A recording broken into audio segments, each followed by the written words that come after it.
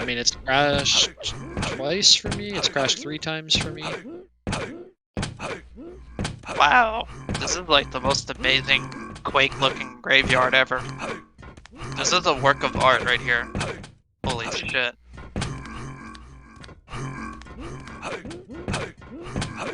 Oh, Butterscotch's grave. Nice.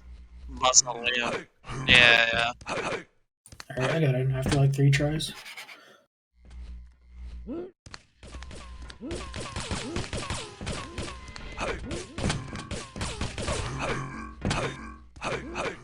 Yeah, I know. Yeah, I just noticed. Yeah. I don't know. I've crashed 4 times. Oh shoot, Butterscotch is not on the iceberg. Did you try to restart Quake? I don't know. Might be worth it. Alright, well let me add him. He wasn't part of the list.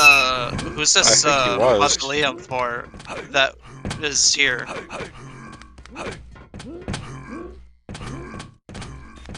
Maybe I'ma get that for show or something. Am I about to spend this entire funeral telling Quake Live to not enable safe mode and continually crashing?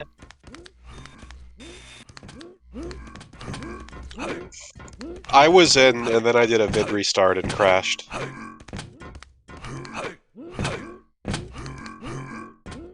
Oh, I'm back in. I'm good. I'm back. We're just spawning a zillion flags. Look in the console. Don't you have to like pole vault TDM this map or something? Vote now. Vote passed.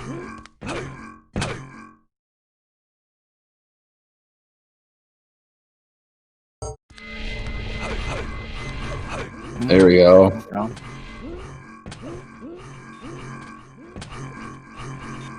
Still crash. Yep, still crashing for me.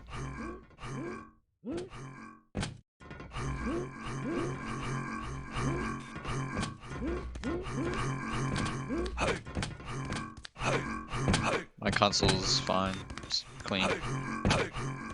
Other than it says a light grid mismatch, and yeah, that's it. Alright, I don't know what the hell I just did, but I launched the game in safe mode. Let's see if that works.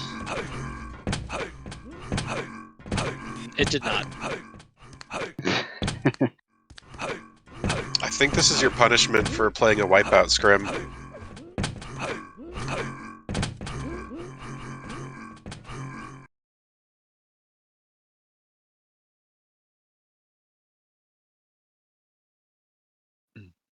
What's up, Joe? Yeah, just crashes my game. Even if I tried loading the map in localhost, it crashed my game. Yeah, my game's crashing too.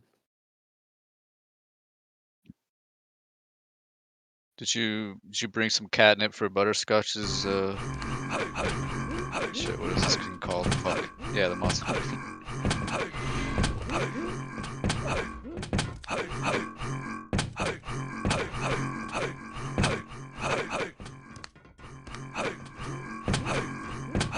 Hello. Do you have your... This is Someone where we who's find out getting in ball can- hacks. Can someone He's who's the only getting one having in... problems. Can someone who's getting in send me their config? What? Try with like someone else's config or something, if it's like a config setting.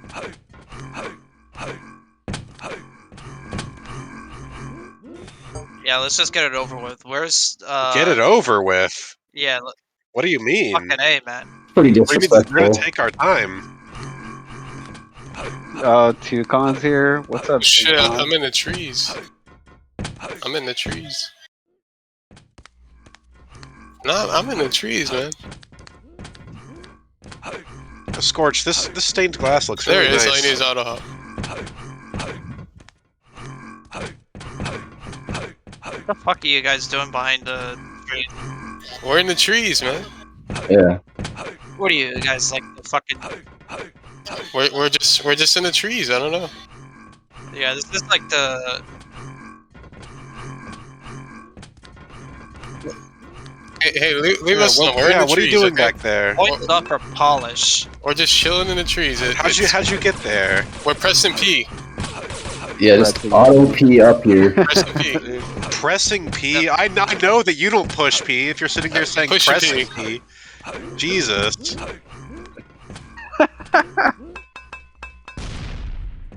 Points off for polish. Like JDB's like hiding in the trees, like he's the trees from Mortal Kombat. JDB has never pushed P. Holy shit. I'm He's pushing doing P. some Wizard of Oz shit.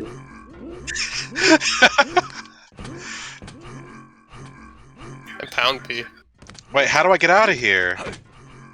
Need auto hop. Choose auto hop. CG can. auto hop 1. Just auto hop out. You're like fucking On the murdering edge. roads. Yeah, all that, yeah. Well, This guy's mad broken. I don't know. I'm gonna try.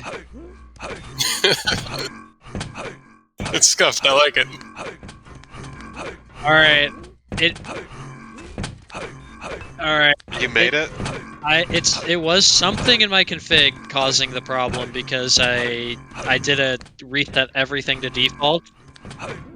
Like I'm now running around with Just in the Technip sky. 0, the machine gun is visible, I have weapon bob on now, this is bullshit. How do I get a default so did your config? config have any hacks like "Oh, you're cool"? I'm sorry. Alright. Who? We'll get to that. Did you? Yeah. Who did you mean? Yeah. I don't want to jump the gun. You're right. I need help fixing my config too. I can't get any other. Just reset to default like Ballin did. How I did _restart in the console to reset all console things to default, and then it let me in, and then I just Yeah. Back up your config. I just exec'd my config after that, and it seems fine now.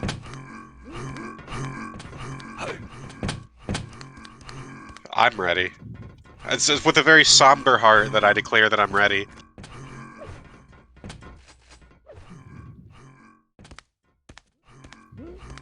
I'll be very emotional throughout this.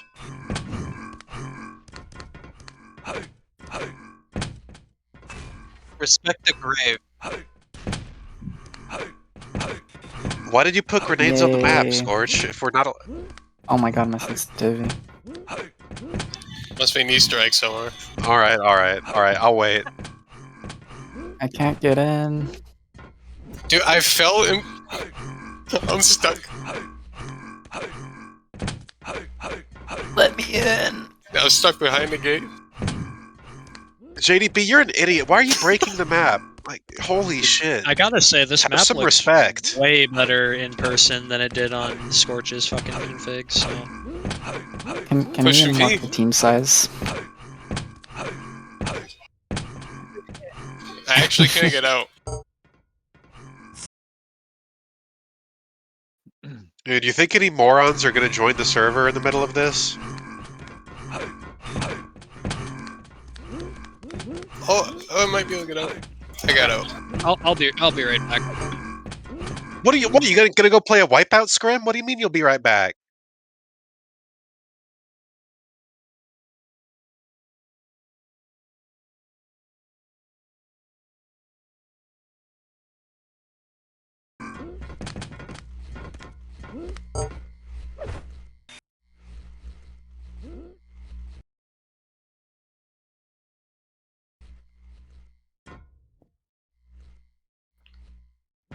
Yeah, I'll go. I thought it would be like Quake Live, but better. I thought it was going to be a brand new take on FPS. Like, there's supposed to be like a co-pilot of this bot. It's going to be awesome. It's like going to be like you act as like a one unit with two people. Something new. Yeah.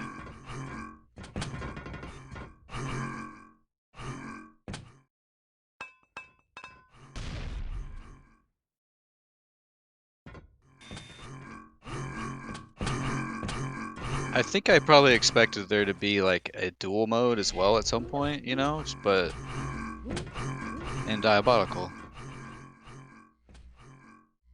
I'm saying I'm saying way back in like, geez, like 2014 or something, 15, when he was like playing the very first builds and like he still had the idea it was gonna be like a 2-player thing. Like, You mean back when it was going to be called Reborn? yeah. Yeah, Reborn. Yeah, 10 years ago, like he announced it on ES Reality.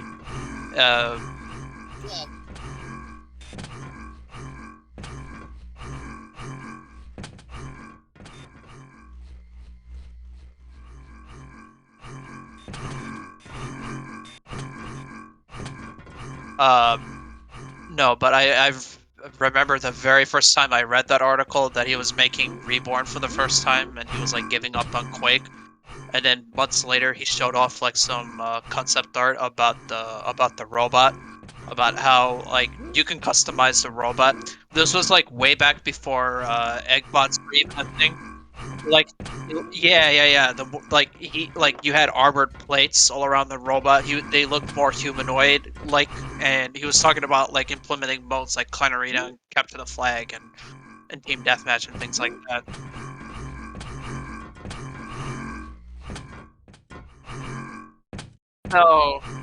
No, the reflex robot. No, the reflex robots were very different than the ones that were like the prototype ones. Like the prototypes were like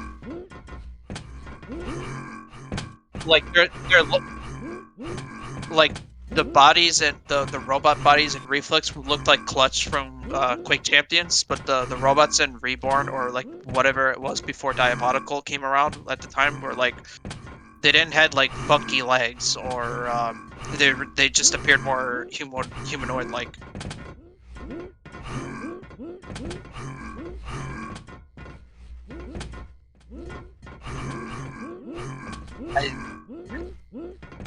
Yeah, it was a long time.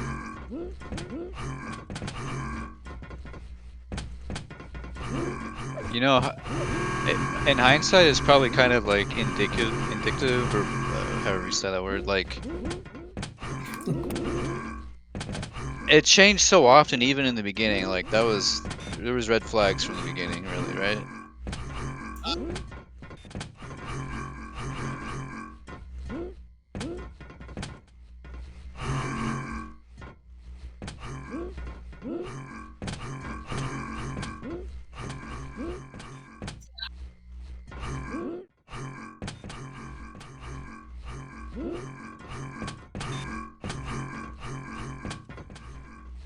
That's so dumb. I don't. It's hard to. It's like hard to accept that. I don't know. It's so dumb. Yeah, it's weird. Isn't that so dumb? I'm gonna put that in this game. I'm like trying to like have like be a huge successful game. It's hard to accept that. I don't know. I think he probably actually believed like deep down that like for whatever reason it was like a cool new. Yeah, I don't know. Cause it's like Jesus, I can't say words tonight. Androgynous, and all that, whatever. Any tall boys, prof.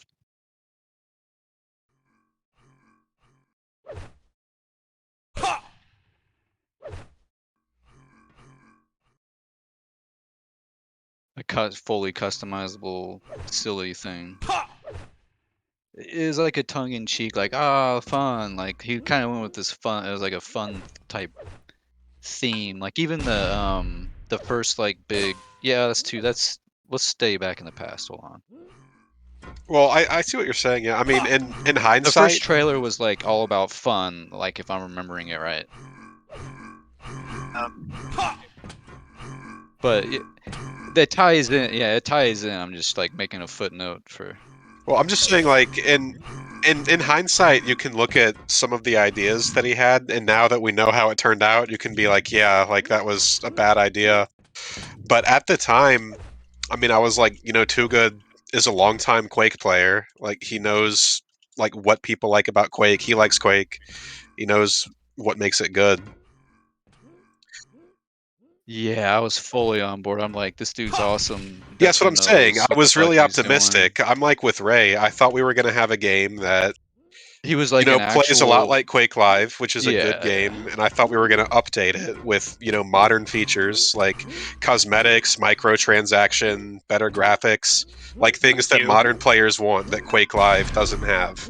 I Yeah, thought they that's had what we were going to get. even talks about the tournament system, right? Which you can do like in game.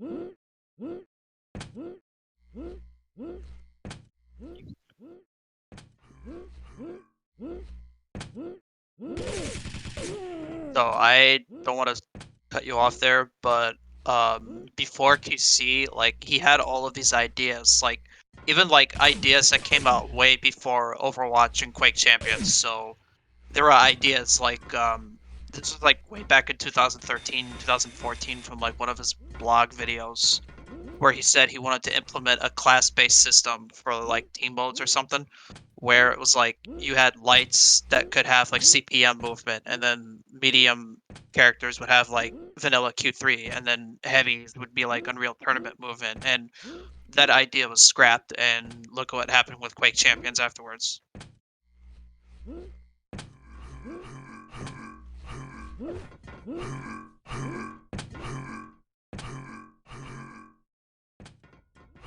I think the Quake Champions example was actually like it kind of helps too good. Like it, it was probably good that he scrapped it. Yeah, Quake Champions is a whole different can of worms. Which I mean, we'll get to that later. But it's kind of funny how we were like nothing can be like.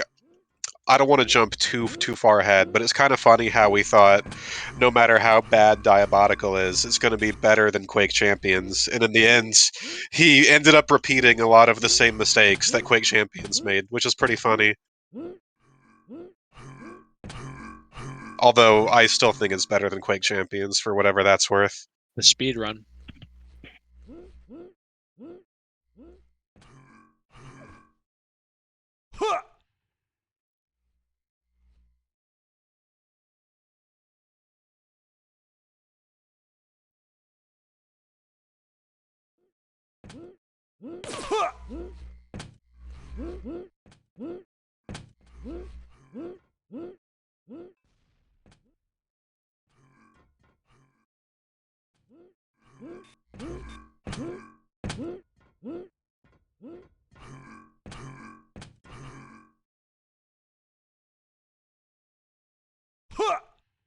Yeah, which is fine. Like I'm fine Yeah. with a game that isn't QL all over again. I mean, in fact, something different than QL would be nice because I've been playing this game for like over 10 years at this point. So, like I don't mind somebody coming in with like a fresh idea. Like I know that's one thing that a lot of the people who are still defending Diabotical will be really critical of people like us who are not happy with the game, and they'll say, "Oh, you're just unhappy because it's not a Quake Live clone." And I just feel like that's a scapegoat. That's not really the case. Like I'm fine with a game that is different than Quake Live. This is just different in all the wrong ways.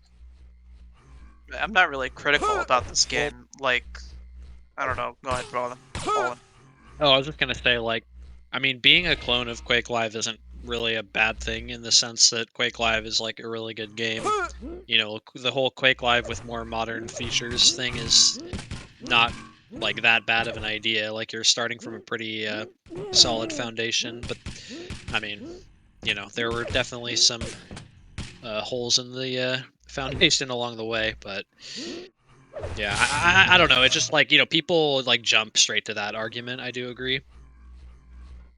Also want to like point out back in 2012 when this game was like announced, like they brought out like the first prototypes or whatever, like the very first prototypes that had like no weapon design or whatever, and it was just a level editor. And I guess like people could just defrag around the maps and just do whatever the hell they wanted with them. But that's what I remembered at the time.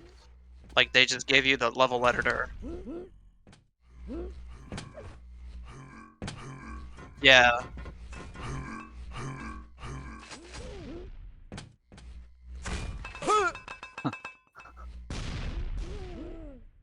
But I mean, it's at that point with the level editor, it gave out like a good example of what you could do with it, other than like I mean, I'm still fairly impressed with the level editor, to be honest. Like, I actually enjoyed it at the time.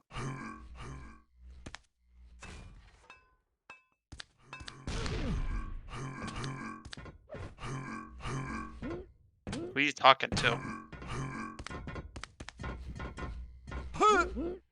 We saw inside the castle. Yeah, it's like the number one rule: stop shooting grenades. Do you remember that pilot? Like there would be a pilot, and then somebody was a gunner. That idea. I just okay. Nobody does. Yeah, what I just the hell wanna, are you does saying, anybody Prof? What are remember you that? talking about? How many That tall was boys have my you had? first. This was when it was just a level editor too. So this is like pre 2014.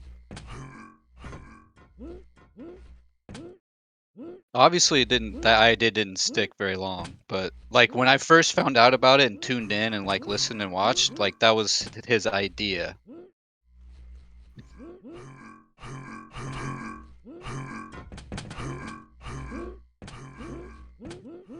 So that was probably even before the classes idea.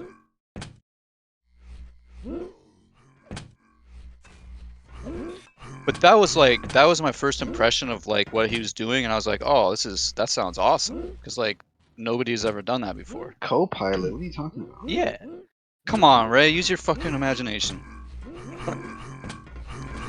Like slosh your brain around a little bit, maybe it'll help.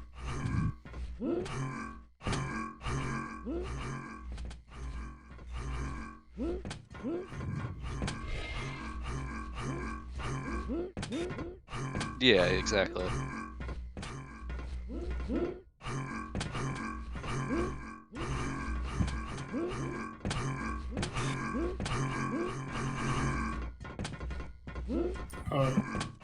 And then the coach could like ping for the player. What the fuck?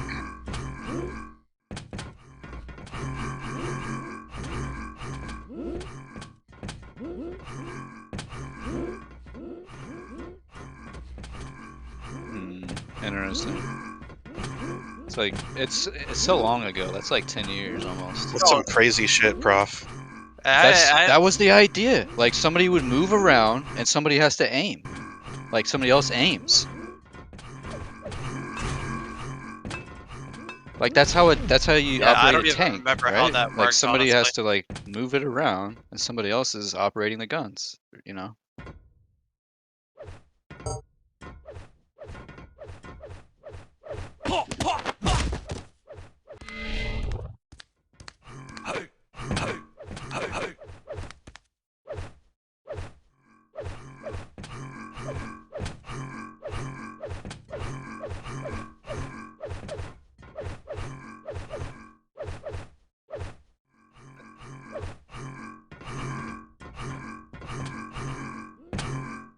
It was it was intriguing, you know? Like I didn't necessarily think it was like going to be an amazing thing that worked, but like it'd be cool to it'd be cool to see if it does work. Sounds really bad.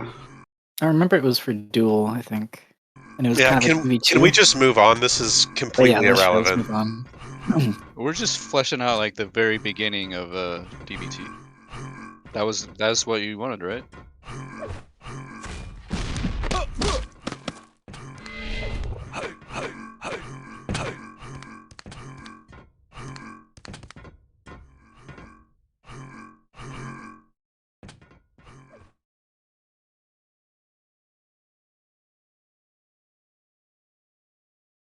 Yeah, that failed on day one.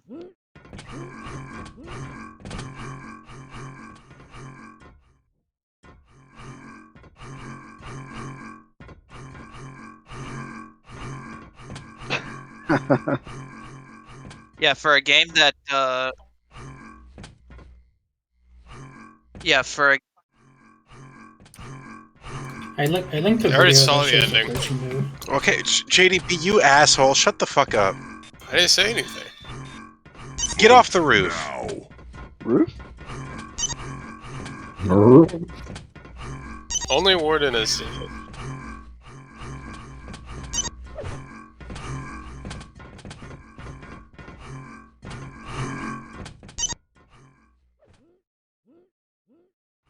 Did he?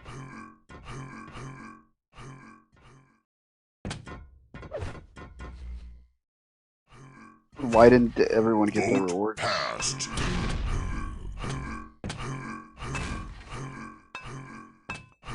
Okay, hold on. I don't mean to cut you off here. 168,000 is like in English pounds. If you convert that in US dollars, that's like 227,000 right there. That's it? Yeah, Man. that's how much he got out of Diabotical when he did the Kickstart.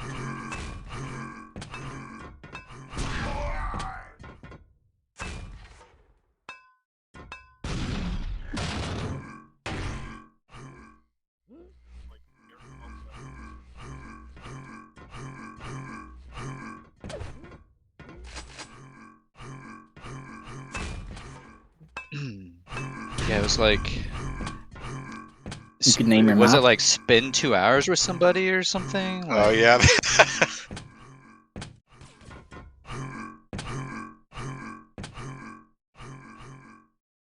DJ Wheat.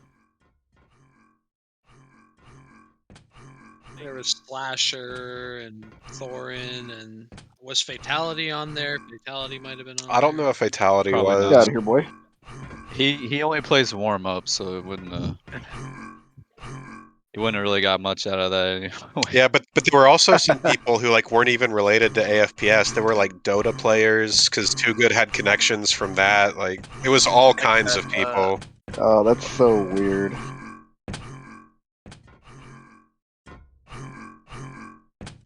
Yeah, but why would you want to play this kind of game with a Dota player? Like, what?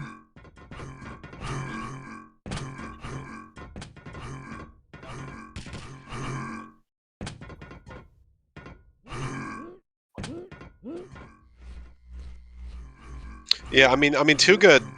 Like, I mean, now he's just washed up in all regards, but he was like very famous in the Dota scene. Like, I don't know if you realize that because you've only been in AFPS. I don't realize that.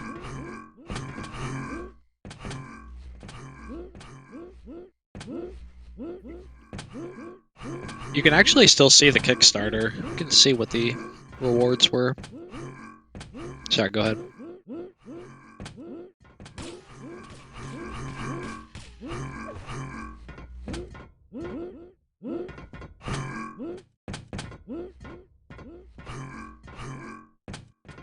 Well, he was known as like being an ass because of that Shanghai incident. But yeah. But Yeah, yeah, I mean, I would say like just for reference, most people who know who Too Good is probably know him from Dota, as opposed to like Quake and Diabotical.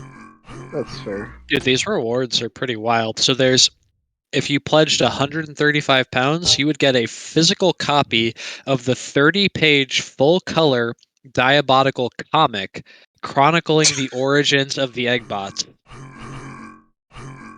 Yeah, also a physical copy of the Making of Diabotical book detailing our trials and tribulations, Hang on, featuring Vaughn. plenty of concept art and other visuals from the game, written and signed by Yames and the team.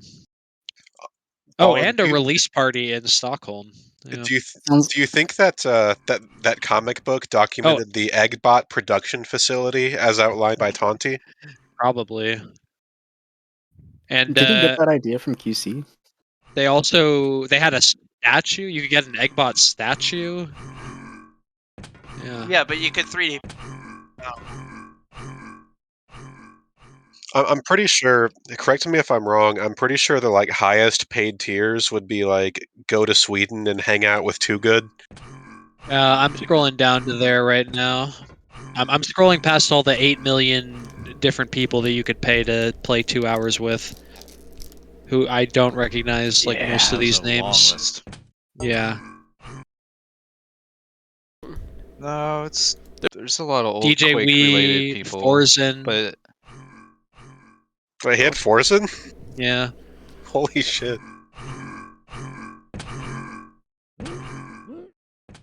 what's Machiavelli one? Joe Miller. Yeah, I remember that. Oh yeah, I remember that. Oh, dude, you could get the entire Rogue Overwatch team with wins and Make everything. some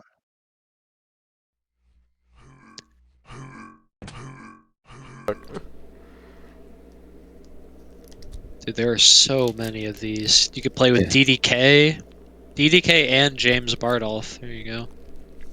Yeah, just pick them and then go play Super People with them. Some of these are like Counter-Strike teams too, I think. I mean, I don't know. Oh yeah, here's the Dota 2 team. Alright,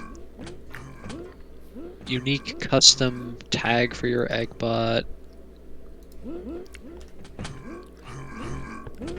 Assist in writing a personality voice chip for your eggbot if you spend 1,500 pounds. Did anyone purchase that?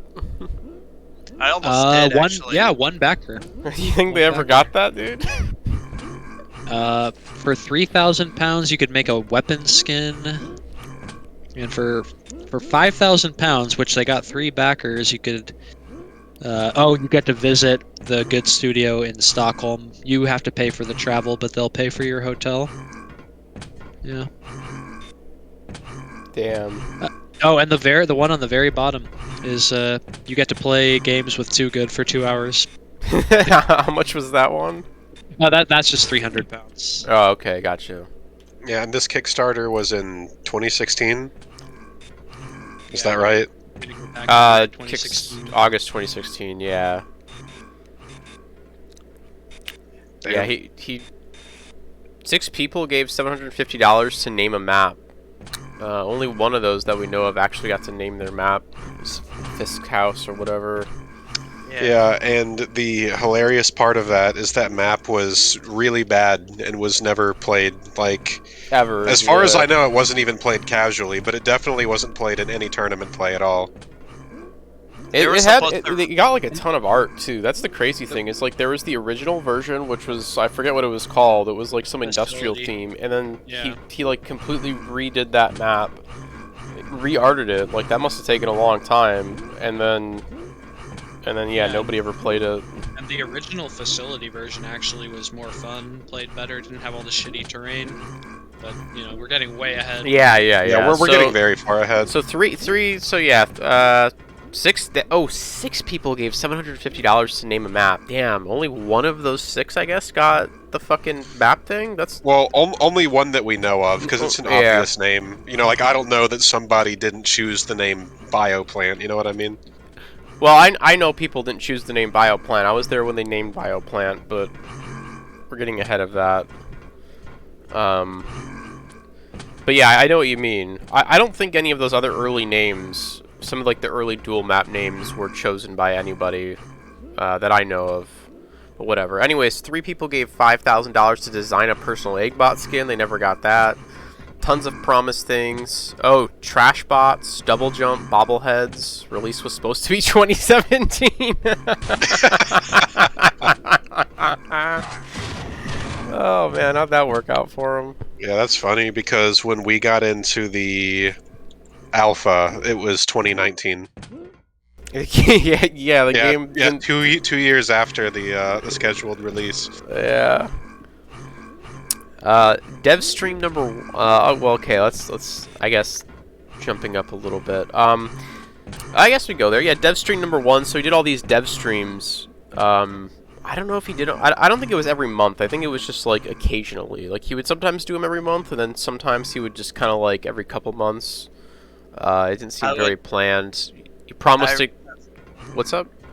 So for every time he did a dev stream, someone from ES Reality would just publish it. Like he would just they would just publish what was going on in the updates, and then when they announced what the final name of Reborn was going to be, everyone like flipped out, like what the hell like Diabotical meant, and they made jokes about it, like Diabotical, you know, like diabetes with robots or whatever. And yeah, like as far as like that was concerned, that's where I caught most of it at the time.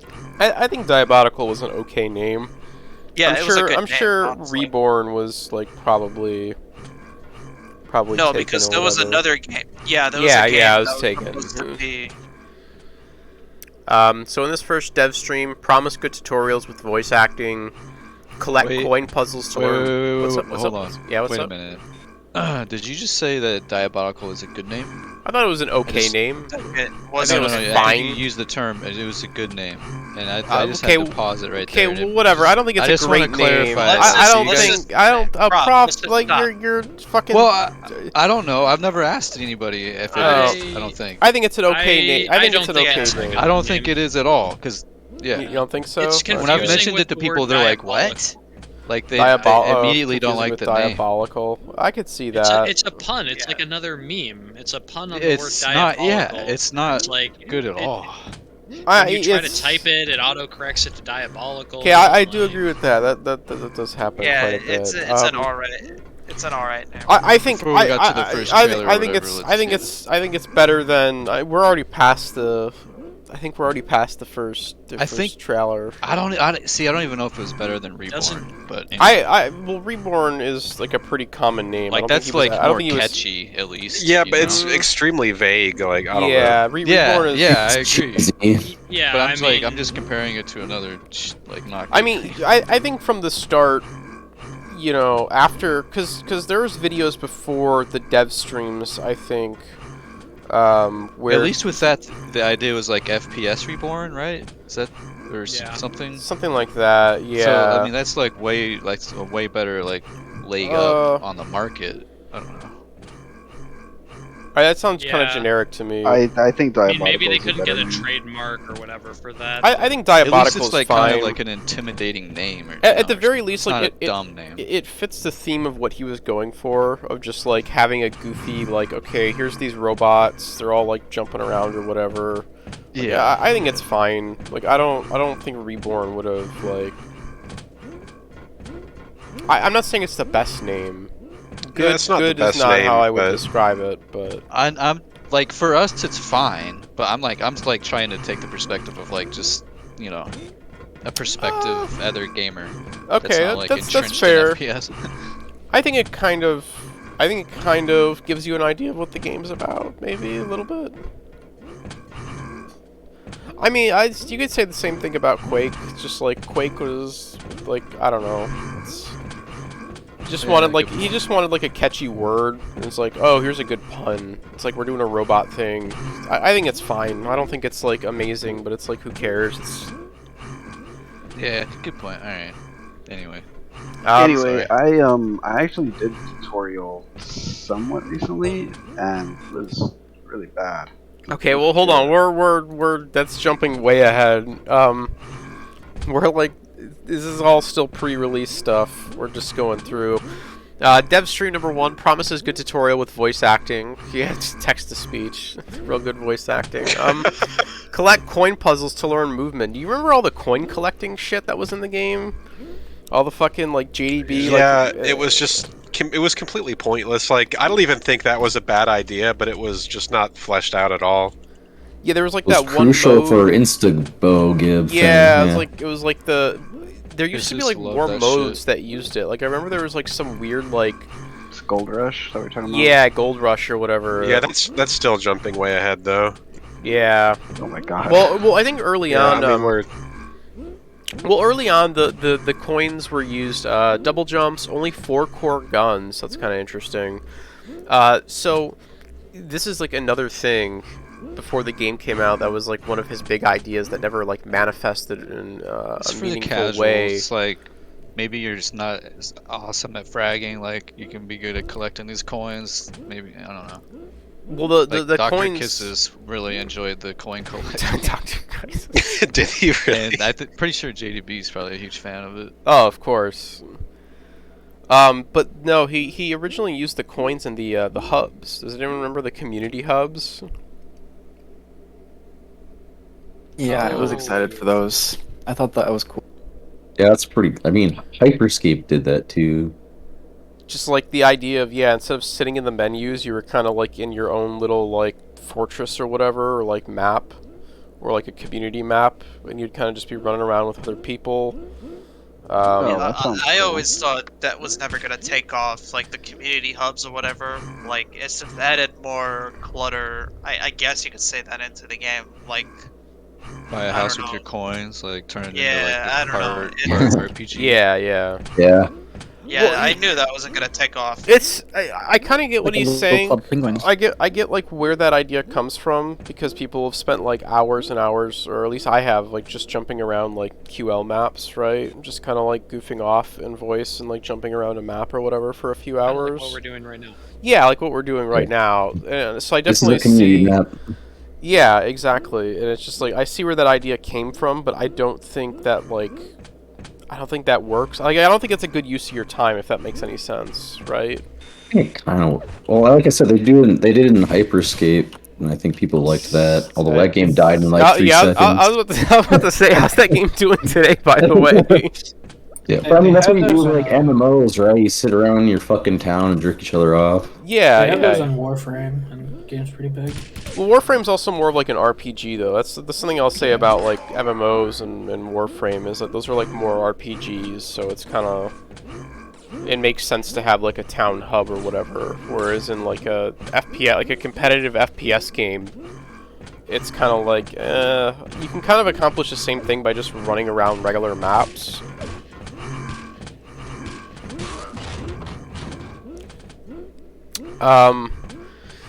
So yeah, co-op survival mode was another thing. I remember him showing like early tests of the co-op survival mode. I thought that was like one of his only early ideas that made a lot of sense, was the co-op survival. Just the idea that you could like use the movement, the physics, and like the weapons in like a non like PvP way to kind of like learn them.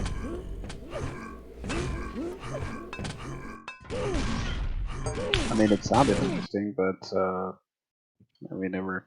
Well, survival. I mean, do we really want to talk about survival yet? No, I'm just talking about survival as like an idea that he presented early on. I'm not talking about the mode that it would eventually become. Just kind of more. No, I want to know, Scorch. When did it? Like, do you know the exact time frame that you got access to the game? Oh, we're jumping ahead, but why? What's You're up? jumping ahead, Vibration. I don't think it's that far ahead, but whatever. I can save it. Let's keep moving here. So yeah, so that's what his like I guess first dev stream was all about, and his following dev streams, from what I remember, from what I recall, was just kind of similar things. Just like talking about the guns more, just showing off like goofy shit. Doesn't want programming help.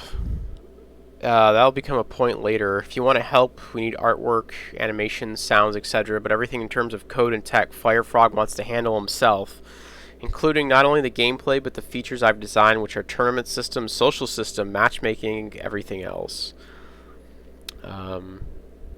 He was really ambitious early on with like the amount of stuff he wanted in the game in terms of like the tournament systems.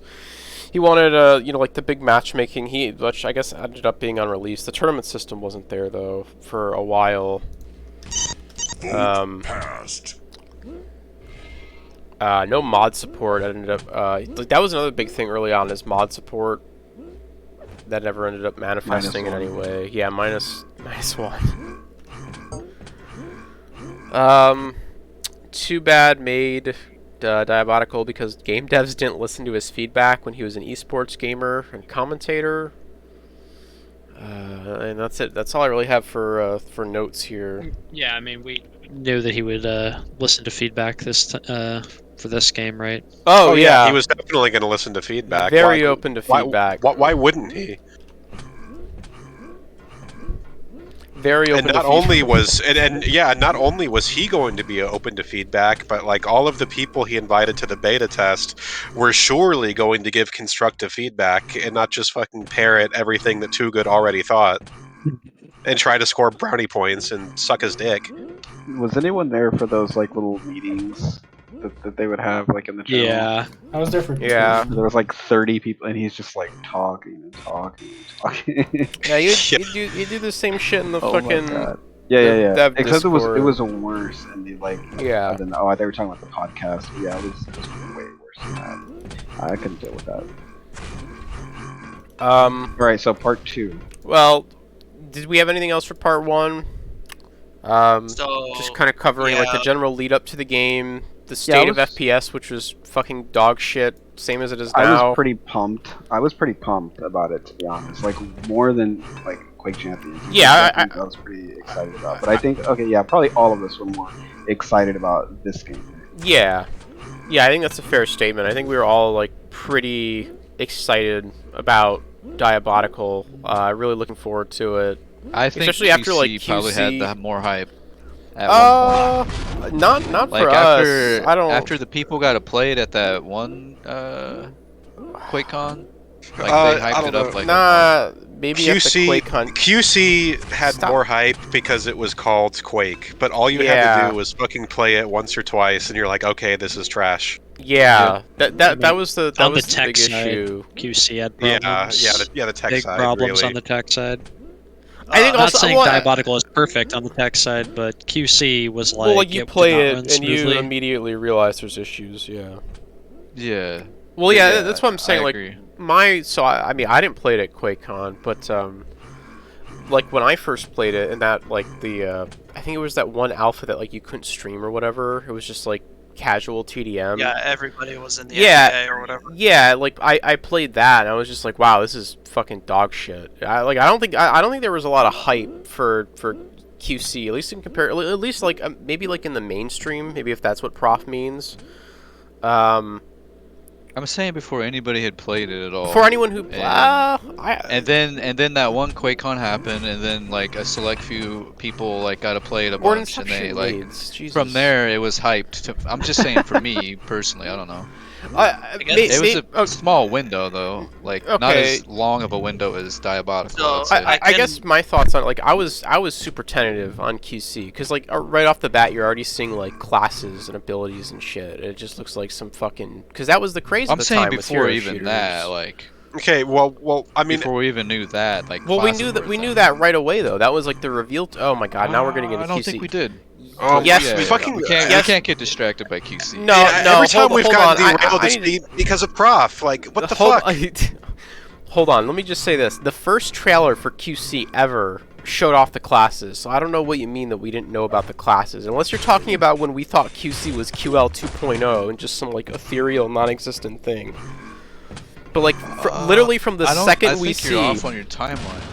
Like I know there was a moment in time where we didn't know there was going to be classes. What time was that? And they were working on the game, and we still didn't know. We could have an entire another 3-hour discussion about QC. I'm not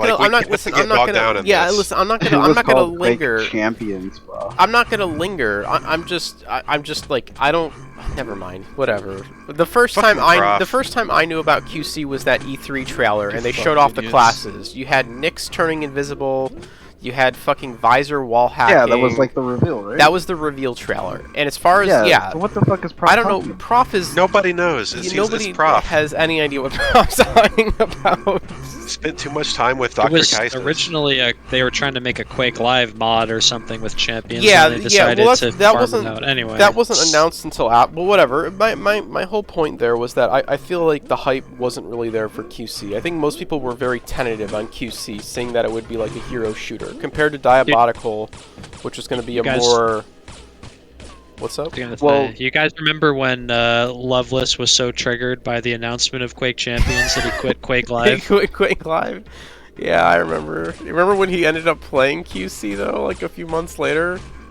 Yeah, I do remember that. I don't know. The implication was there for, like, if there was going to be, like, a traditional... I don't remember.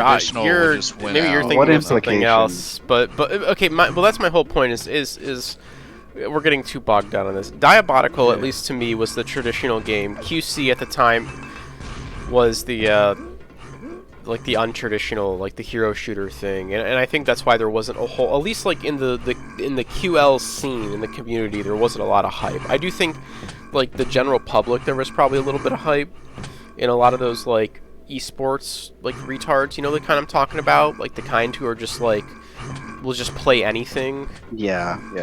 Well, the yes men. The QC I think retards. I agree that like maybe mainstream there was more hype for QC, but again that's because it was called Quake. Like everybody who was invested in AFPS, like everybody already knew that Tim Willits was a meme. Sponge is a meme. sync a lot of errors, people didn't like. yeah. I mean, I personally don't have a problem with sync, but I know I a lot don't- of people yeah, I think do. it's Like, fine. Yeah. Yeah, so, I mean, so I'm just saying, like, compared to those people, I had more faith in Too Good to make a better game. I think most of us Personally. did. Yeah, same here. Same here. Any other thoughts here before we move on about the kind of pre-release, the lead up to the game? Anyone else? No, go for it. No? All right, let's move along then. Let's move along to the alpha, the beta, initial impressions. I think I got in before all of you. That would have been I want to say early. You guys got in 2019. I got in, I think, early 2019. It was like literally right after Christmas. well, Vibration got in a little bit after us. I think. No, so no, Oh, no, Scorch got in like sometime in early 2019. And then I think all the duelers, so like Ray, Ballin, Jewel Bars, brought in by Zorak. Necro. Yeah, they got brought in by Necro in June of 2019, and then I got packed in by Ballin like a couple days after that. It was not very much longer. I know, I was just messing around. I think we only got in because Necro probably got tired. Yeah. of Well, running around by himself. that's kind of the exact reason. Is there really wasn't like so when I got in, I got in on mapping credentials, and there was basically nobody playing the game. Like maybe every once in a while, some Euros would like finagle with like the weird connect settings or whatever. How you had to like connect to each other, and they would like play a game. But for the most part, nobody was playing Diabotical. Maybe like in the studio they were doing in-house stuff, but like in the Discord, there was nobody like, hey, do you guys want to like duel? Does anyone want to play a game or whatever? It was mostly just people like working on the game and then just kind of idling in that Discord. So yeah, it wasn't really until Necro brought you guys in that more people started to play. Yeah, I don't know. You guys were dueling here and there. We tried a little bit of TDM. Like I think we played that Chateau map about like 20 times, and then it never made it into the game. Oh yeah. Oh yeah, that was something. Yeah, I remember, by the way, just for the record, I was the only person who stuck my neck out to get other people in. Like, everybody else was, like, scared. I just asked Too Good, and he let me bring, like... First, I got Vibration in, but then later on, he let me put, like, 15 people in. Yeah, that whole Discord. Yeah, that was during the big wave of players, Yeah, which was later when he was on. accepting everybody, but, yeah. Yeah. That was, like, a few months later, for sure, but... I'm just saying, nobody else, like, got anybody in. Yeah. Scorch was in that shit for months and never got any of us in, like... Well, I don't know. I was told not to talk about being in. I don't think I even told you guys I was in there. You were the one like, oh guys, I'm playing Diabotical. Well, I think I told you in like Piece of shit. in passing. Also, off-stream. he did mention that you were doing art in one of his updates. He mentioned we have Scorch arting. Then he that put the CTF map that never got. Okay, we're jumping ahead. Yeah, I mean, we knew about it, but we really didn't know any details. Like, you were actually good with the NDA. Oh, there was no end. I didn't sign anything. That's why at the end I told everybody about like the new game that they're making or whatever. I didn't sign shit. So yeah. My initial impressions were like the game was very like. It felt very kind of unfinished, I guess. Like a lot of like animations and stuff weren't quite there yet. Obviously, there was no netcode. That would be a big thing, especially going into release. A lot of the models and stuff did improve by the time you guys got in. Like I think now what is the retarded like the void cannon or whatever. That used to be like the plasma. Yeah, that was plasma gun. It had like no animations, and they changed the shotgun model like 37 times for some reason. They had that. Do you remember that one? They had like that one shotgun model that was like you started with the shotgun and you picked it up again, and like the little sides ejected out. So it became like a super shotgun. Yeah.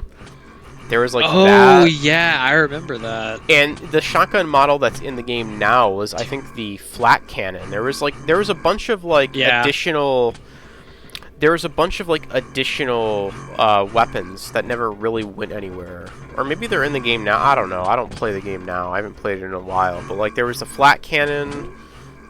There was the laser pen. Does anyone remember the laser pen? Yeah, that was Butcher's favorite gun. The Butcher. Yeah, you don't remember? It was like, the laser pen was like you would shoot it and it would like bounce all around the room and it was like an insta-kill weapon. And it would just. Don't remember that one. Yeah, it was like a little pen and you shot it and the whole thing was like it would send out like a little like hit scan beam and it would bounce all over the place. It would fill up like an entire room with like a laser. Oh yeah, Butcher's gun. Yeah, Butcher's gun, and if you were caught in that, it would kill you, and it would, like, he was saying, like, it would be funny to, like, see people use this in, like, TK teammates or whatever. You remember when Plasma was better than Lightning Gun? Okay, was that in the beta? Or was that at release? Alpha, I think that was in the alpha because I mean there was a lot of stuff that happened in the alpha. That I mean, happened real fast too. They switched the damages on those quite a bit. When we all joined, the starting weapon was either that shotgun or it was the plasma. I think it was the plasma, but it was like a shitty plasma that only did like 8 per hit or something. Yeah, but then you picked up the upgraded plasma, and it was like the best gun in the game. Well, there was a time when there were like 3 plasmas. There was the starting one, and then there was like one that did like, I don't know, 15, and then there was one that shot red balls and did 20. You guys remember that? Yeah, that's the one that was really good. I remember that. Vote now. Was there 3 different spawns? Or, I mean, just depending on the map? Yeah. Okay, I remember how. No, I can explain how it works. So yeah, so too bad was this was like a this was like a beta or an alpha thing. He was really adamant on having the plasma gun be the starting weapon. He really didn't want to have the machine gun. And I think Noctis wanted the machine gun. This was, I guess, we're like jumping a little bit ahead to like later on before release. Noctis really wanted the machine gun because the plasma didn't really work, and Not for long range, of course. Yeah, well, because that was the issue. Is like the plasma, like they just couldn't balance it correctly, and there was like 3 plasma guns. There was like the starting really one. Good for assessing. There was like the mid-tier one, which was like I think the blue one or the purple one, and then there was the red one, and the red one was like its own separate gun that you had to place on the map, like completely. Had nothing to do with the other 2, like the starting one and the Wasn't it part of the super weapons? Yeah, it was part of the the super weapons. That's what I was forgetting. Yeah, there was like a whole line of super weapons. Do you remember the void cannon or whatever? Like the BFG thing? Yeah. I don't know if that even made it into the game. I don't know if it's still in there. But yeah, there was like a BFG gun that shot like a big purple like void thing. Is that like the animation for what they did later in the game? Oh They, no. did the shock rifle shit. No, it wasn't the shock rifle. No. It was like a completely different gun. Did the BFG make it to the release version of the game? I don't know if it did. No. Yeah, I don't. Neither did the chain gun. The chain gun. That's another one I forgot about. Thank you. They might still be like hidden in there somewhere if you like know the right console commands or something, but they're definitely not in. Not like, on any maps. Yeah. Yeah, I remember when the BFG was on. I think it was on Chateau and it was on Alchemy. I remember we had to like agree to not use it. Yeah, well, on Chateau, the only way you could get it was to like rocket jump up to the rafters. Yeah. I don't remember where it was on Alchemy, but it was like in the middle, like that big middle area with like the now it has like that orange like window you can see like down to like where the quad or lightning gun or whatever it ended up being. Yeah, I remember. It's like up top, like the highest floor. Yeah. So yeah, we got in, we were playing the alpha build, and I was like, you know, it was about what I expected out of an alpha. Like, it was obviously unfinished. Yeah. Like, the netcode was not in place yet. The balance was all off. But, at least to me, like, the engine felt pretty good. Like, I definitely had faith that it was going to be, like, a good game at the time. Yeah, it ran pretty smoothly and, like, yeah, I mean, it was, you know, new thing where it was fun to, like, run around shoot around and stuff. I mean, you know, it's like, okay, there's clearly a lot of stuff that still needs to be worked on, but it's like, you know, decent start. I mean, yeah, it was all 100% client-side netcode, right? So that was the biggest thing that people were noticing if they were like really trying to play. But yeah, I mean, it's like for an alpha, it was all right as long as it continued getting better from there. Yeah, I will say, like the like alpha, like when it was just a few of us in before the big wave of invites, that was the only time where I felt. I mean, I don't know about you guys. That was the only time where I felt that my feedback was like actually listened to even a little bit. Like I was talking to Raven, and he was like asking me questions about what I thought and stuff. Like later on, like when the big wave of invites came a couple months later, it seems like no feedback was considered like at all ever, at least from my perspective. Yeah, I had too much to do at this point too. I couldn't take anymore. I mean, well, that was one of the problems with that. To like, I guess, jump ahead a little bit, but with that big wave, was that was basically like an open beta at that point, like a soft launch or something. They invited so like literally any FPS player, any like AFPS player that wanted to get in got in. Yeah, I remember that. Pretty much, like all the fucking QC yes men got in, like all like the QC retards, like just everyone got. It was like the floodgates open. Before that though. There's one other thing about the state of the game at the time, and like how we were reacting to it, which was like the maps weren't really that good.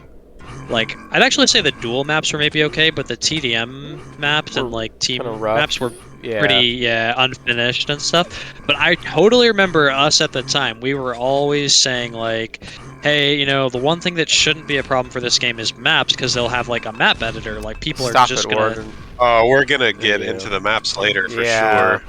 People are just gonna make maps for them, right? Like it's okay if their like alpha maps aren't that good or that polished. Like there'll be a map editor. Yeah, it's nothing to worry about. And how was the state of the map editor back then? Like, I mean, they definitely never had the multiplayer map editing, which I know a lot of people wanted, but was it decent back then, or was there a lot of stuff missing? So yeah, the multiplayer map editing did exist. You had to like put in some weird console commands, but you couldn't make it work back then. I think they eventually like turned it off or something. I don't know what the state of it is now, but it did sort of work back then. There were a few people who did like multiplayer map editing. Like 1 or 2 people tried it out. The state of the actual editor, I think, was like okay. There were some things that were broken, like the whole like little tablet thing you would bring up was sort of like busted and didn't work properly. Like it wouldn't show you like there wasn't like a list of like models or like there was it didn't show you like little like nowadays if you were to open it up and like look into a category like the Japanese category or whatever, you would see like nice pictures for all like the different props. It did not have that back then. But for the most part, I think it was alright. It wasn't like spectacular, but I mean it worked. You could make maps with it. The map editor definitely had like its limitations, but I thought those were fine. The map editor didn't really change a whole lot, though, is one thing I'll say. I think they got it to a point where they were happy with it, and then made like little adjustments, and I don't think they really changed a whole lot from like the beta to the release. I don't know what it's like now, though, so...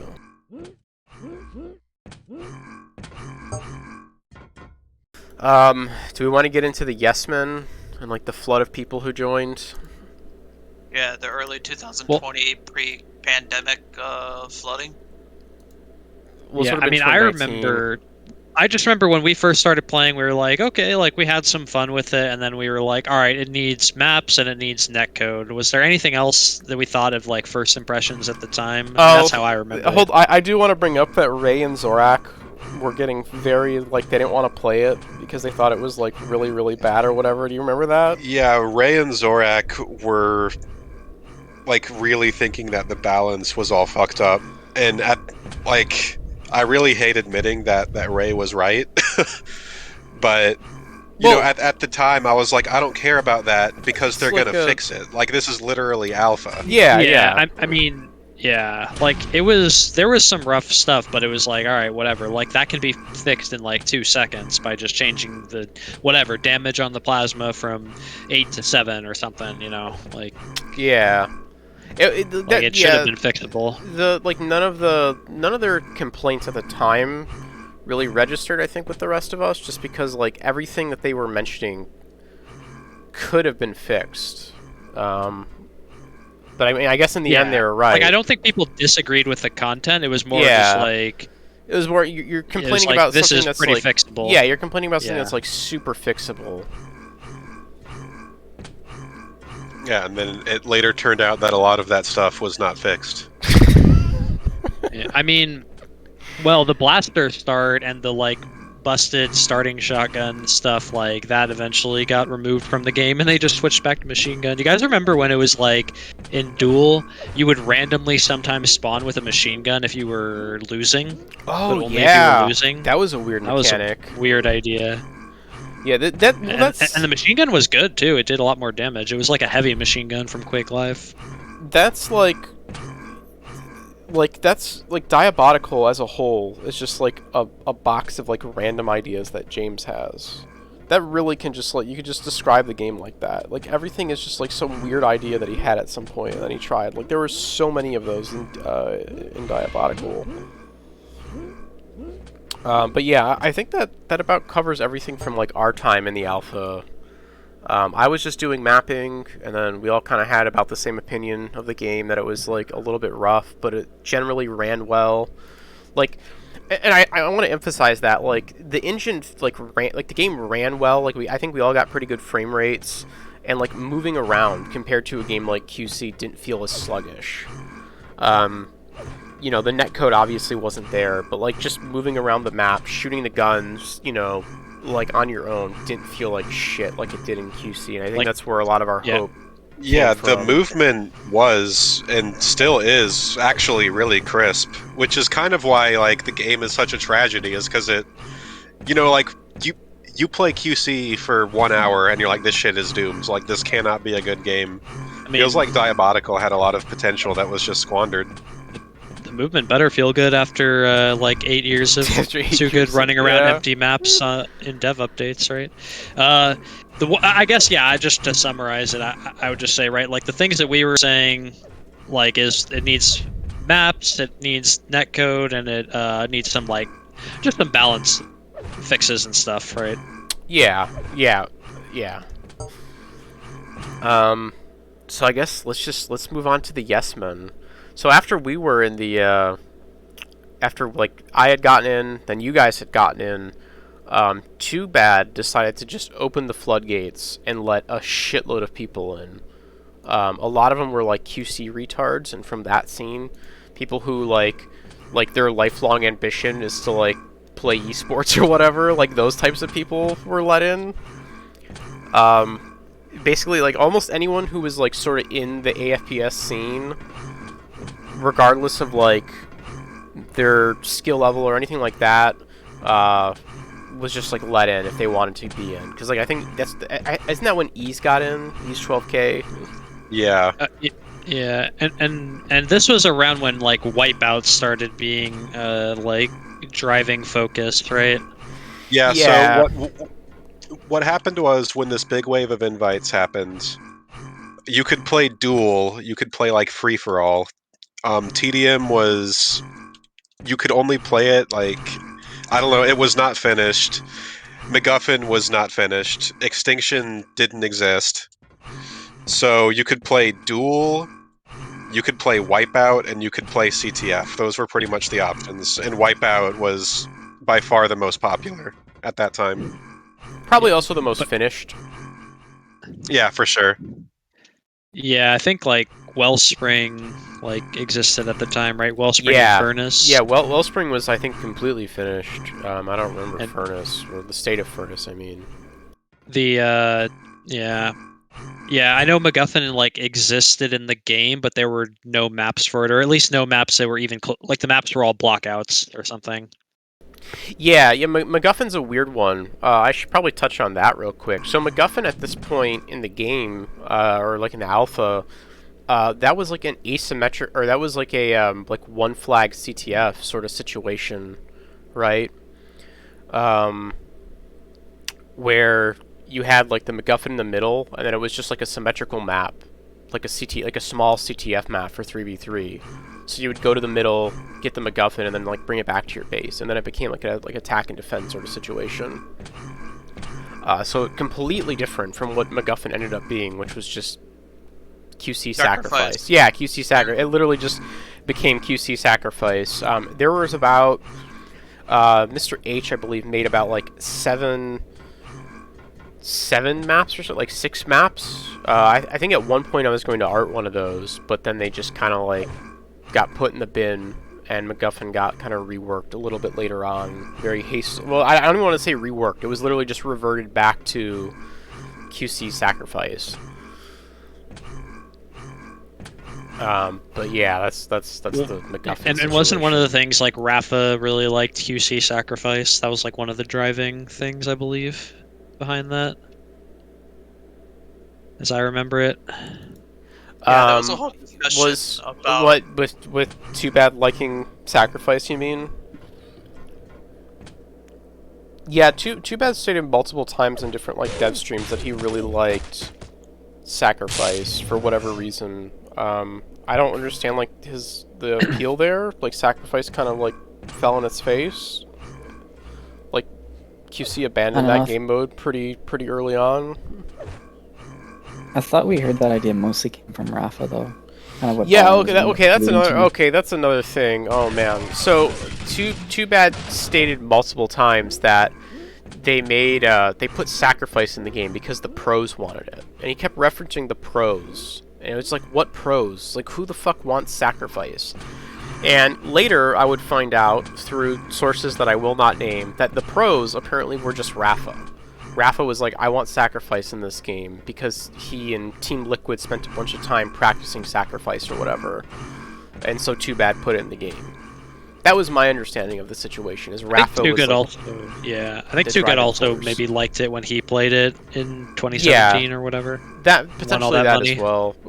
Yeah, that's a recurring theme in my opinion. This is kind of the start of it, which is that Too Good was so focused on trying to make an esport that he forgot step one is making a good game. Like it's like he was only thinking about the competitive aspect of it. Which even if you're looking at it like that, it's really weird because it's like sacrifice was dropped by QC. They didn't stick with it. They moved on to like fucking was like 2v2 or whatever, or like round-based duel or some shit. Validated QC retard here.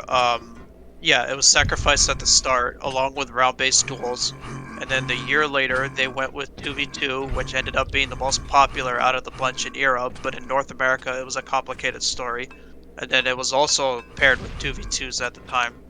And then a year later, they dropped 2v2 in favor of time limit duel, and then brought along the QPL. And then they're still doing it to this day. So that's why I think it's weird that like Too Bad was so adamant on putting like some version of sacrifice in his game. It's like it didn't seem that successful. Like I don't know, like I guess besides like him, I don't know like who else really liked that game mode. Or I guess him and Rafa. And then I guess it didn't seem that popular. Rumors, and I don't want to bring up QC anymore, but after this, after CTF was announced that it was coming out to QC, like many people were suspicious of what maps were coming out exactly, and they were saying like they had a bunch of maps being made, and it turned out it was just like that one CTF map only, which was like a remake of Stonekeep. And then like they played it for like 1 month on the PTS, and then everyone just like dropped it completely because it sucked. Like there wasn't like anything. Yeah, the asymmetrical CTF map. I remember that. Yeah. Like the asymmetrical shit CTF map was like the worst idea I think they could have came up with for QC. Like, let's be real. All right, let's not. This isn't the Quake Champions funeral. Yeah, Quake Champions wasn't notable enough to even have a funeral. That's the state of that game. But no, go ahead. But I'm just like bringing up a point because like they came up with those game modes, wasted resources and time just to see what people wanted to play, and then like they bashed them completely, and then they just stuck with like duel for like the most part because that's what people wanted to play. Okay, so that's actually an interesting point. Is like Too Bad didn't learn from QC or their mistakes, or he didn't learn from like the mistakes that they made in game modes. Like he you know, he could have looked at like Sacrifice and be like, well, Sacrifice didn't end up being that popular. It was kind of dropped, and people like there wasn't like a huge outcry to like play more Sacrifice. So maybe you don't focus on fucking having Sacrifice be like one of your main game modes or whatever. Right. Yeah, that is a good point. But it was also the viewership count for Sacrifice that like made them drop it completely. Because like for every time like a LAN took place, people didn't want to watch Sacrifice. They wanted to watch Duel. Yeah. Yeah, we'll get to that later, but James had like some weird like disdain for Duel. And I kind of understand his like logic a little bit, but at the same time, it's just like, I mean, it is a really good like competitive mode. But whatever, we'll get there. Let's get back to the QC retards flooding in to the beta. So you have all these Yesmen flooding in. They're all playing Wipe Ass 24/7. What was? Wait, did they play Wipe Ass first, or did they play CTF first? I forget. It was. I'm pretty sure we played CTF first, and then people moved on to Wipeout after. What kind of CTF were they playing? Vibration? I can go on an entire side rant about CTF, but I don't know how detailed we want to get. But no, go as detailed as you want to. This is the time. They were playing CTF. They started playing 5v5. Why 5v5? Because that's just kind of what James defaulted to, because 5v5 is what they play in Euro pickups.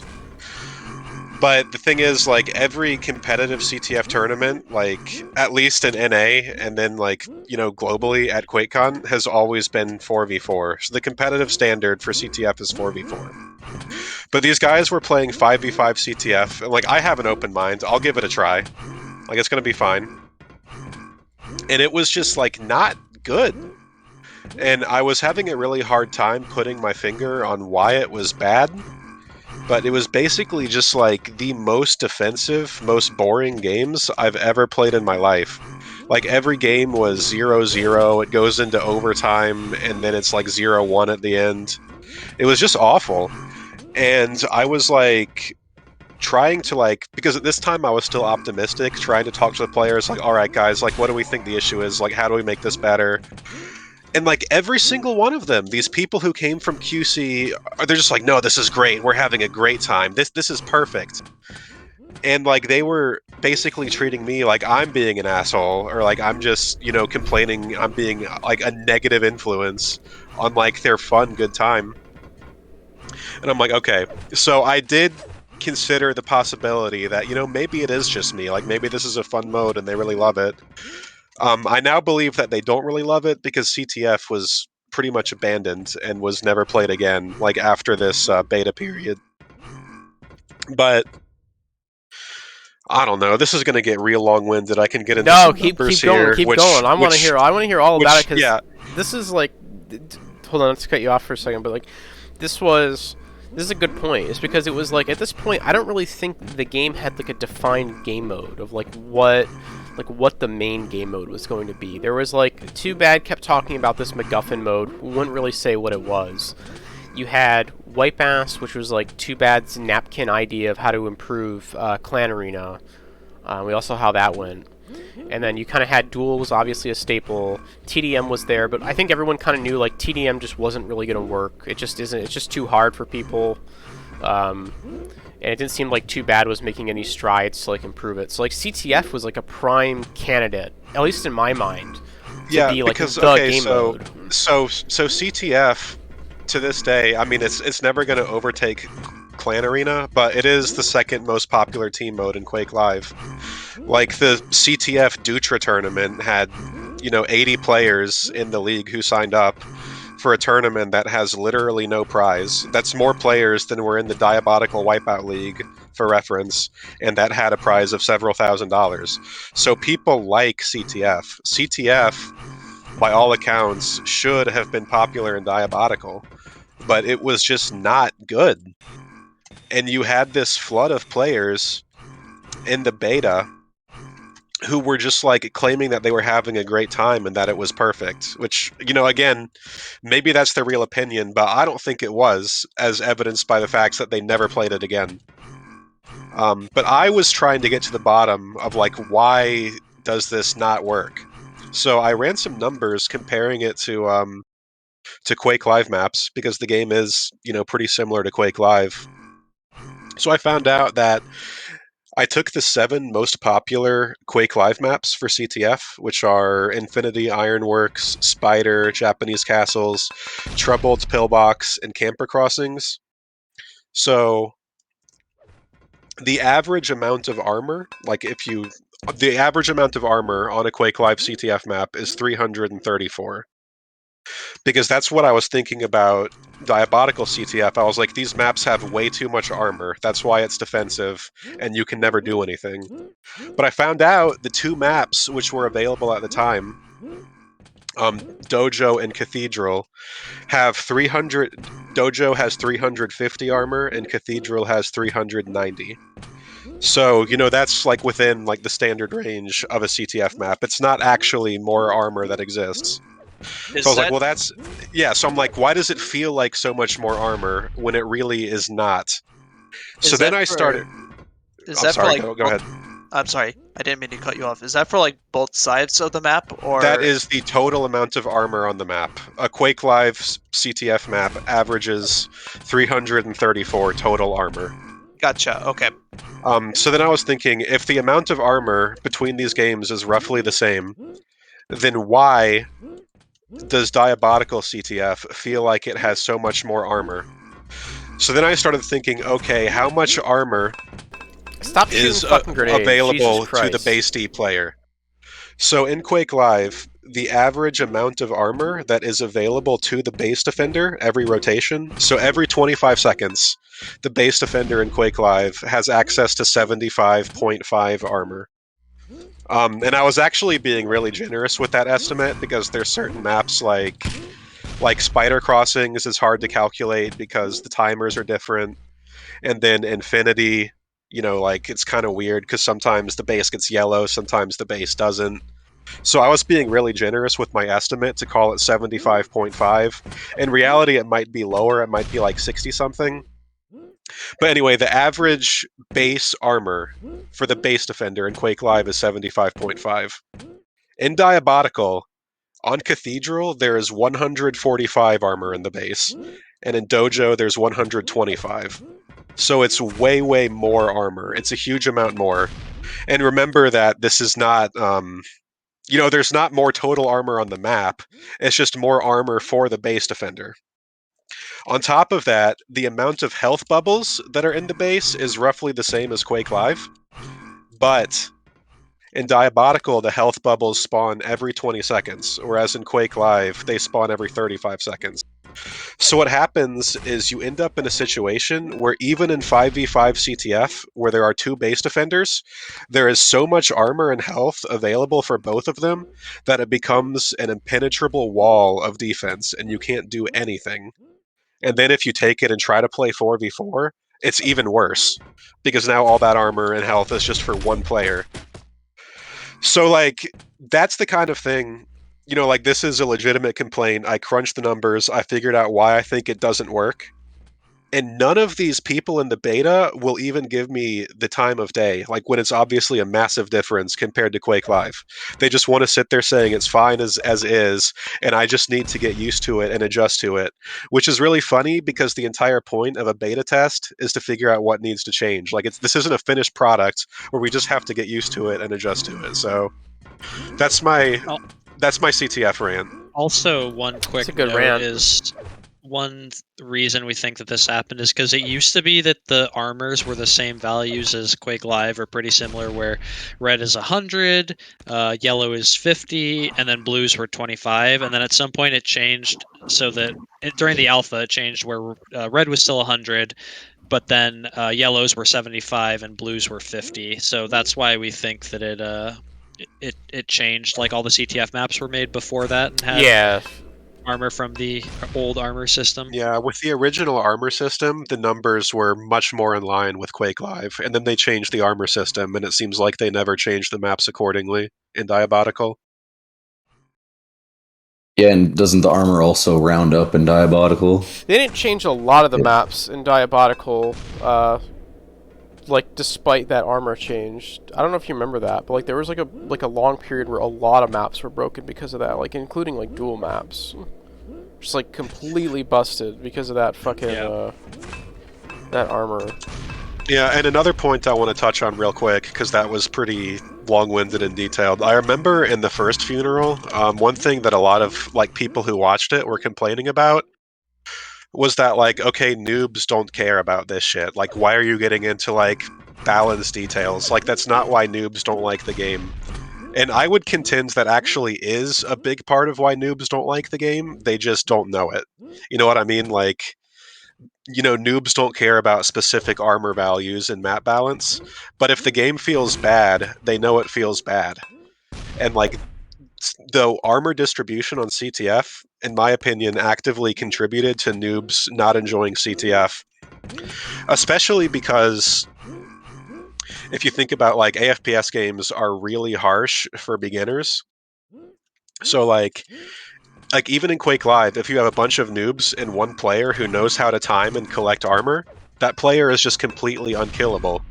And in Diabotical CTF, that problem is exacerbated because the good player now has access to like, you know, almost double the armor he would in Quake Live. It's ridiculous. Yeah. Yeah, like especially CTF is kind of a more noob-friendly mode because you can just run at the flag and have fun, but if you're not ever like getting to the flag because you just die to someone who has like 200 armor constantly. Huge stack, yeah.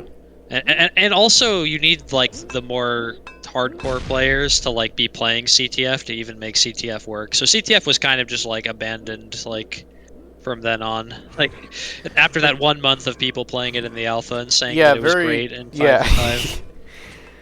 But I mean, my rant was specifically about CTF because that's what I was most excited for. You know, I'm a CTF player in Quake Live, but the issue of the yes men persisted across all modes. Just these people who wanted to suck too good off, I guess. They offered no negative feedback whatsoever. All they did was get into the beta and say that the game was perfect, this is great, we love it, ship it. And then a lot of those people just never played again. Like, I don't know what their end goal was with that. Yeah, that's kind of the thing I don't get about the yes men or rather like it's almost like a two-way sort of thing, right? It's like the yes men obviously aren't giving good feedback. They're just kind of saying, "Oh, this is great, this is wonderful," but I think the burden there is also somewhat on James to be like, these people aren't giving good feedback.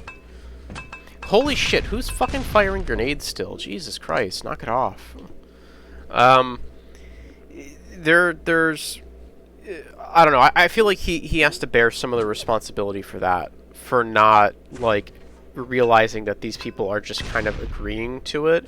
I also think though that like at least with CTF is that I don't think James ever wanted CTF to be the main thing, even though I think it could have. I think he was kind of just, I think he was just kind of whatever about the game mode. Then why spend time making the mode? Why make the maps? Like, there's all those maps. Yeah, again, I don't have answers to any of that, but that's at least my line of thinking. I don't really understand, like, I don't know. It's weird that he chooses, like, 5v5, which really isn't the CTF format. I guess it isn't, like, in Europe, but, like, CTF's never been big in Europe anyways. And then, yeah, it's also, I don't know. It's a weird situation.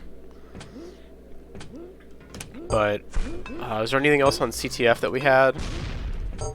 I don't know. I was just waiting to get all that out. No, that was good. That was good. The Weebles? I think the Weebles were interesting in CTF.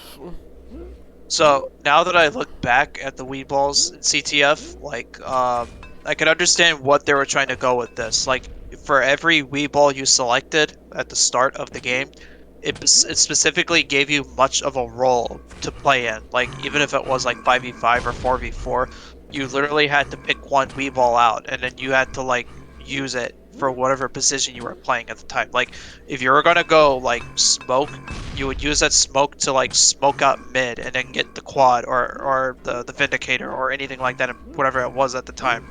Or you could just like, which most people use to exploit the smoke weeballs, smoke the flag room out, steal the flag, and then like make your way out, even though like the flag D is like caught off guard with the smoke weeball. And then like you had all these like other weeballs like knockback implosion that you could use for offensive play, or implosions and slow weeballs and stuff. Like all of them had like an interesting take on the mode. It was just that they were like poorly executed in this particular CTF. One of the big issues was that, like, I think I know what he was going for, is that like you select a weeble before you start playing, but there was no UI or anything for that. So instead you just had the weebles. Seriously, stop shooting fucking grenades. You're gonna ruin the goddamn ending to this thing. Like, Jesus Christ. Like, go to another server or whatever if you gotta shoot grenades. The weebles were... how do I phrase it? Yeah, they were just like sitting there on the ground, and you just like grabbed one right off the start, which was kind of awkward. Like if you went to a map like, let's say Dojo for example, and if you were playing a 4v4 game, and everyone picked up all of their weeballs at the start of the game from like now to finish, then there would be like that one remaining weeball left, and that I think it was like 2 smokes, 1 slow, like one of everything but 2 smokes was the addition on there. And that was like kind of what threw me off about the CTF in this game mode, was because of the weeballs and everything. Alright, I think we're going way too deep on CTF. No, like, I'm fine with this it. was like a 1 month thing. No, I think that... Well, I think we're talking about CTF just sort of in general, and I feel like this is a good place to put it, because CTF, after this, and not to jump ahead, but CTF wasn't, like, touched again. Nobody did anything, they didn't do anything with CTF after this. They spent all that time on the art, and the map, like, the art on the maps and whatnot, and they never used it. None of these that's what I'm saying, like, used. CTF, I mean, I know I already said this, but CTF, theoretically, should have been one of the most popular game modes, compared to how popular it is in Quake Live. Yeah. Like, all those, like, they had all those space maps as well, like, the one that looked like, oh, the space CTF stuff. Yeah, I know what you're talking Gold about. Rush maps. Those they were became Gold Rush maps. I mean, yeah, none of that shit was there. It was like just so much wasted like assets and time, I think is my point. And I think this is a good spot for CTF, because like again, after this they never did anything with it. Yeah, and the real tragedy of it is like that whole rant I went on, those problems that I described were just entirely related to the maps. It could have been so easily fixable with different maps, or even just changing the existing maps accordingly. Yeah. But, you know, like, the problem is, like, I don't know, it really does to me come back to all the yes men saying that it was perfect and, you know, playing it 8 hours a day. Because, you know, like, if you're too good and you're listening to this feedback and everybody's playing your game and saying it's great, you know, maybe you think you don't have to change it. That's why it bothered me so much that they would just say it was great when it clearly was not. No, it was pretty bad. That 5v5 CTF was like very clearly awful, and they just kind of like let it be, and then just like let CTF fucking sink into the swamp, and it was never seen again. They just they dug a hole. One of these graves here should be marked Diabotical CTF. Because they put that mode in the fucking ground. And yeah, it is a shame, because I think it could have been cool with the Weebles. I think the Weebles actually added something to CTF. And gave you like a little bit of a role, but not to like the extent of like being a class-based thing or whatever. Yeah.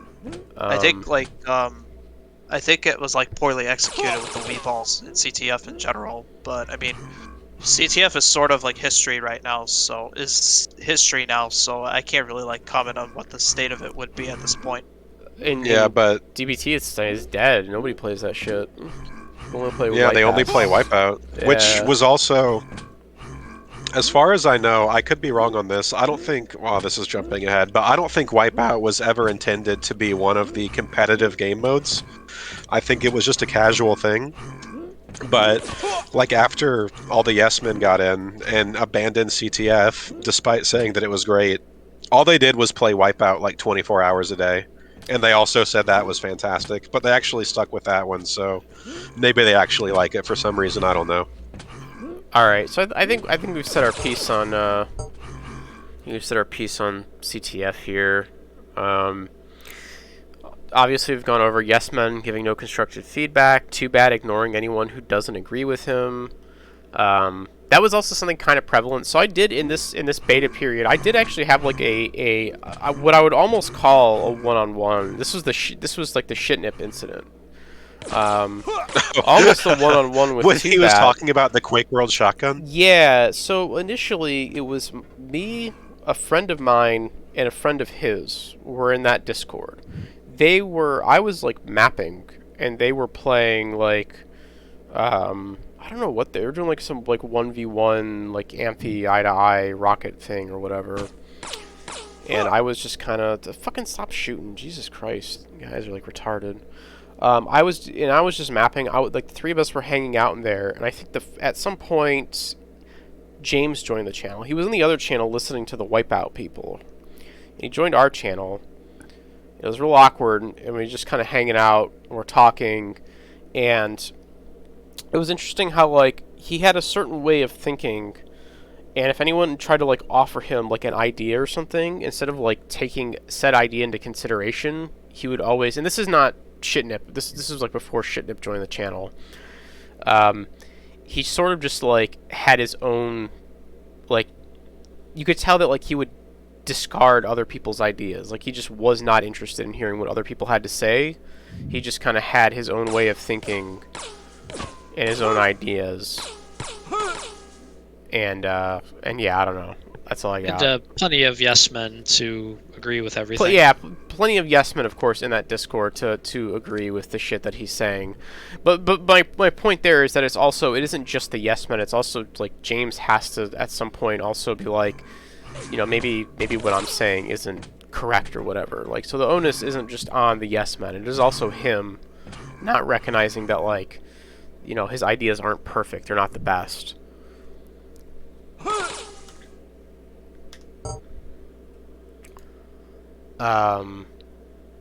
Anyways, no, that situation was just like my friend, I think, was offering up some idea about the plasma gun and how, like, it should, like, the projectile should be slightly different. Because I think he was still trying to, like, figure out what the main weapon should be. And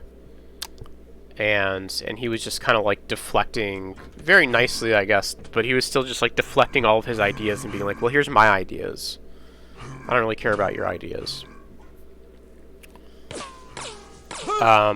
What else do we got for the White Pass? Anyone else have anything? The White Pass, Not yes, really. man. No. I do remember, because I think this is funny. It was I do fun. remember Press OK saying that White Bass is objectively better than Clan Arena, not a matter of opinion, which is pretty funny. To be honest, Also, the aim arena that was in the game is actually pretty fun with the one respawn and the rotating map each round. Like, Yeah, essentially- Aim Arena is actually probably the funnest mode in Diabotical, which is funny because it's just like in Quake Live, I hate the no item modes. in general, I think Clan. Well, it doesn't give you, like, really a chance. Well, it doesn't have, like, the same failings, I think, as Clan Arena.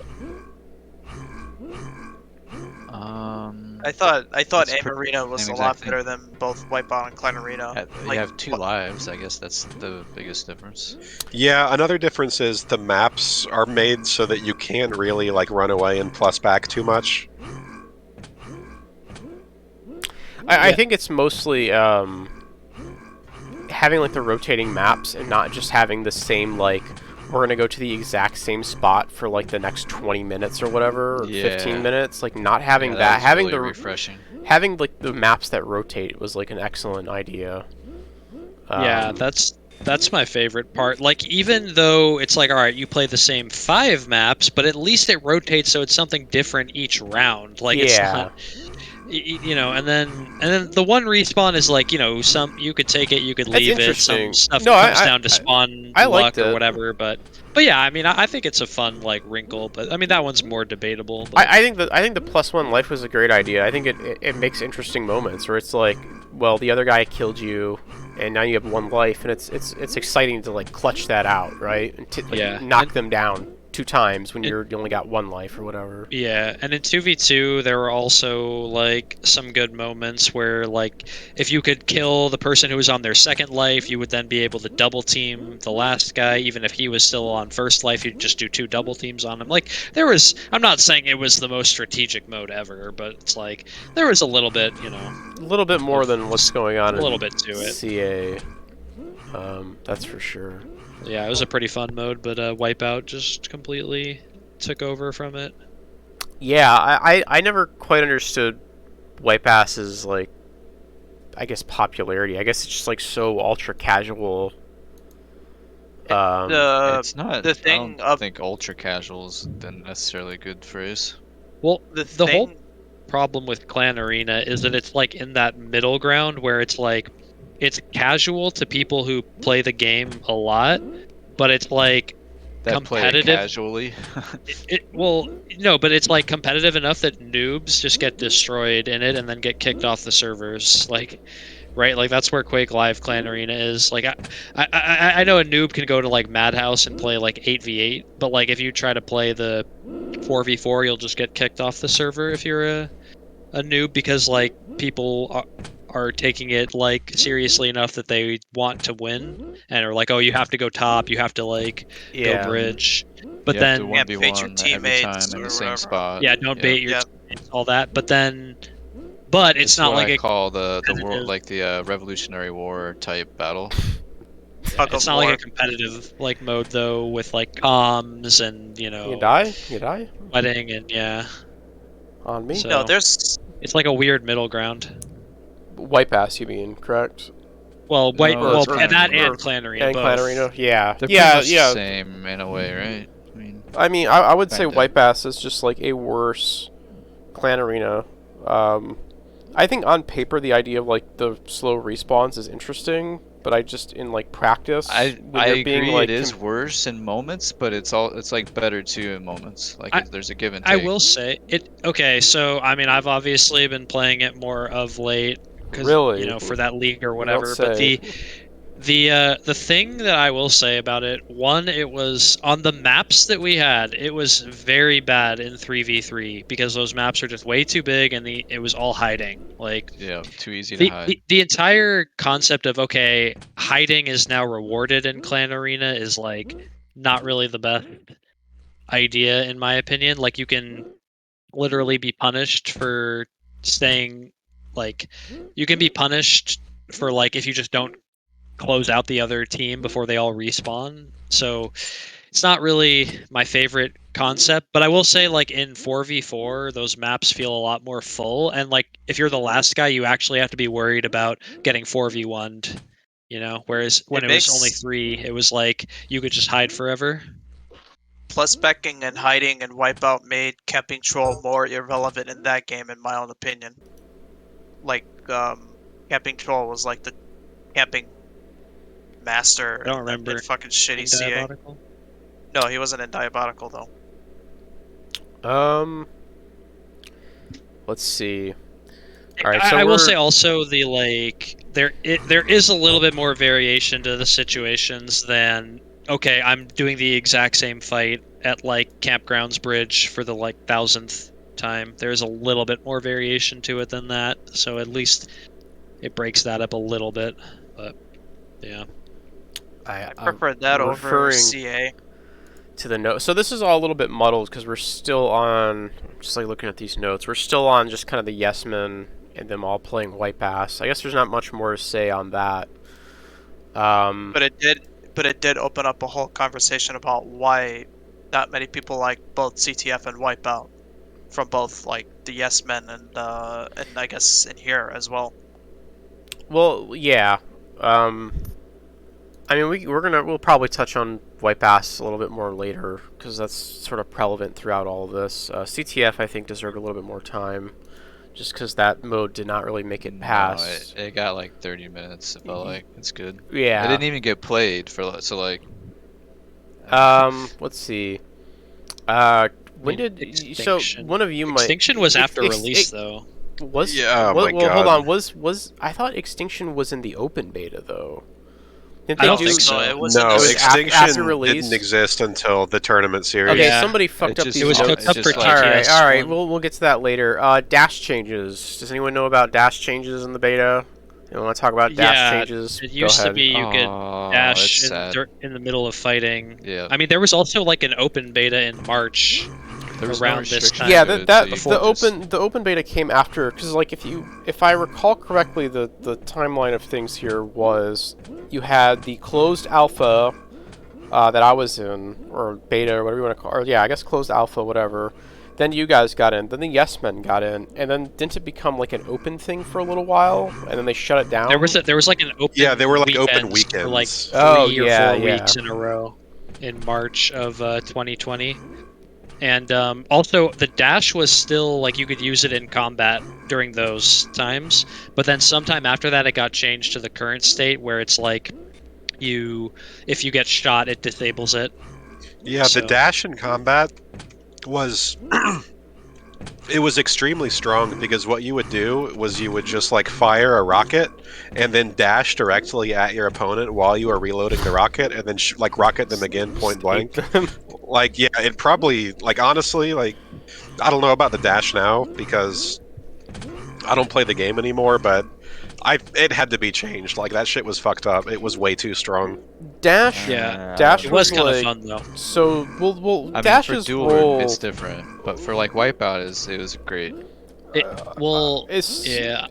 Dash has like a weird undefined role in Diabotical, Yeah. and I think that's ultimately the problem with it. Is because it's like, it's one of those things where, and we're gonna go back to this a bunch, but it's like, okay, so if you're deciding to not make your weird like wingman mode 2v2 duel thing or whatever, and you're just gonna make straight Quake Live, like what does like Dash really add to, like it's just you're just injecting things that don't need to be there, I guess.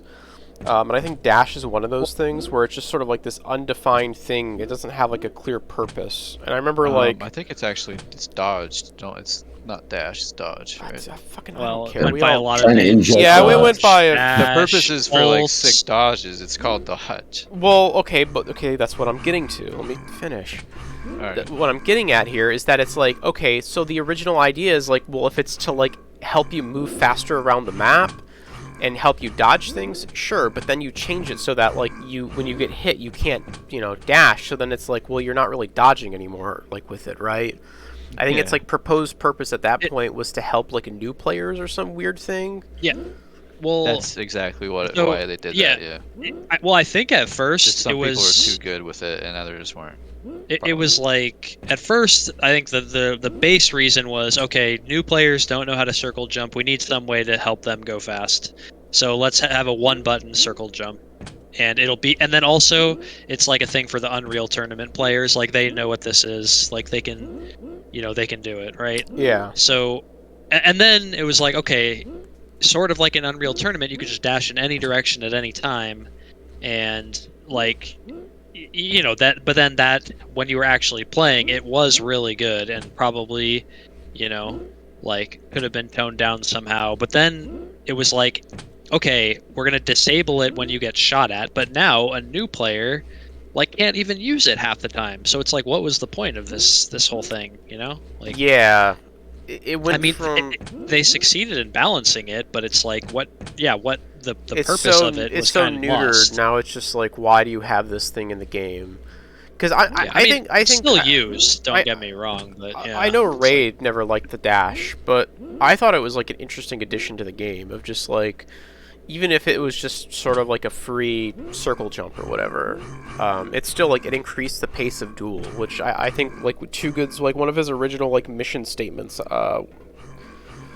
Early on was like it wasn't early on, this was a little bit later, but he was like, I wanted to do something that was faster than like QL duel, a little bit more like I guess combat focused, and I feel like Dash was helping to achieve that, but then by like neutering it, it was just like why are you bothering with this shit anymore?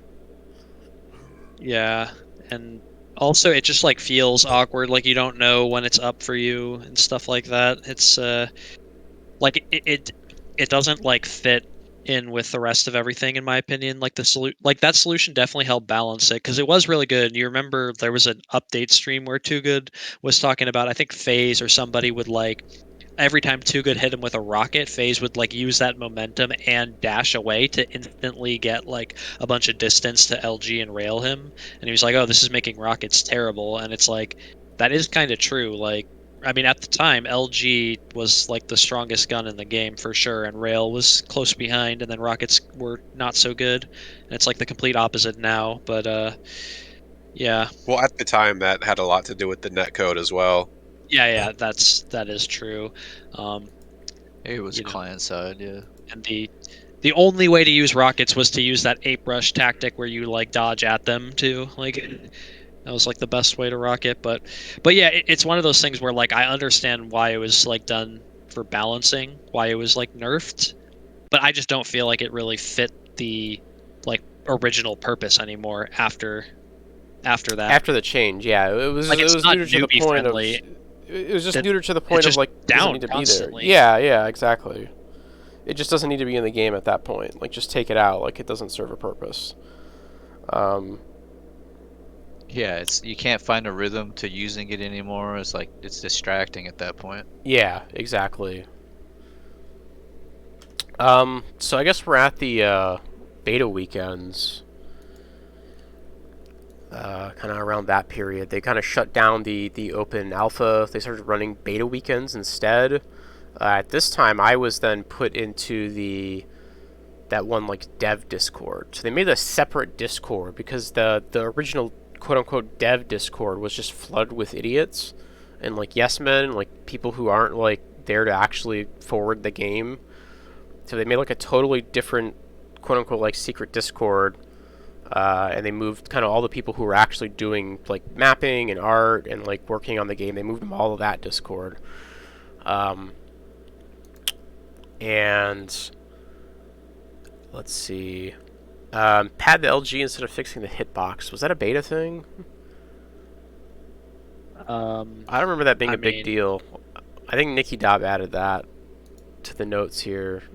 Yeah, I don't know. I don't remember. Like, I remember discussion deal. about the Yeah, padding. yeah. It was literally like if Wins had a good game, we need to decrease the padding. Like, yeah. Wins hit 50% LG, decrease the padding, and then Wins hit 30% LG. Okay, increase the padding. It was like. Yeah, it was in that second dev Discord where Wins was apparently deciding whether or not, depending on if he had a good game or a bad game, like whether like things changed or not. Leg animations. This is I guess like we kind of passed over this, but like the idea of egg bots in general, not having legs and kind of floating is very awkward, and the design of them isn't like particularly great. I don't really know where to put the egg bot discussion in, but I know at this point in the second dev Discord there was somebody, I don't remember who, one of the devs had made a version of egg bots that did have legs.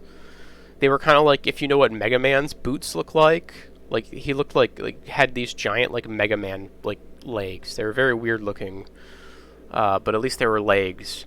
I think overall like having the egg bots float was a mistake.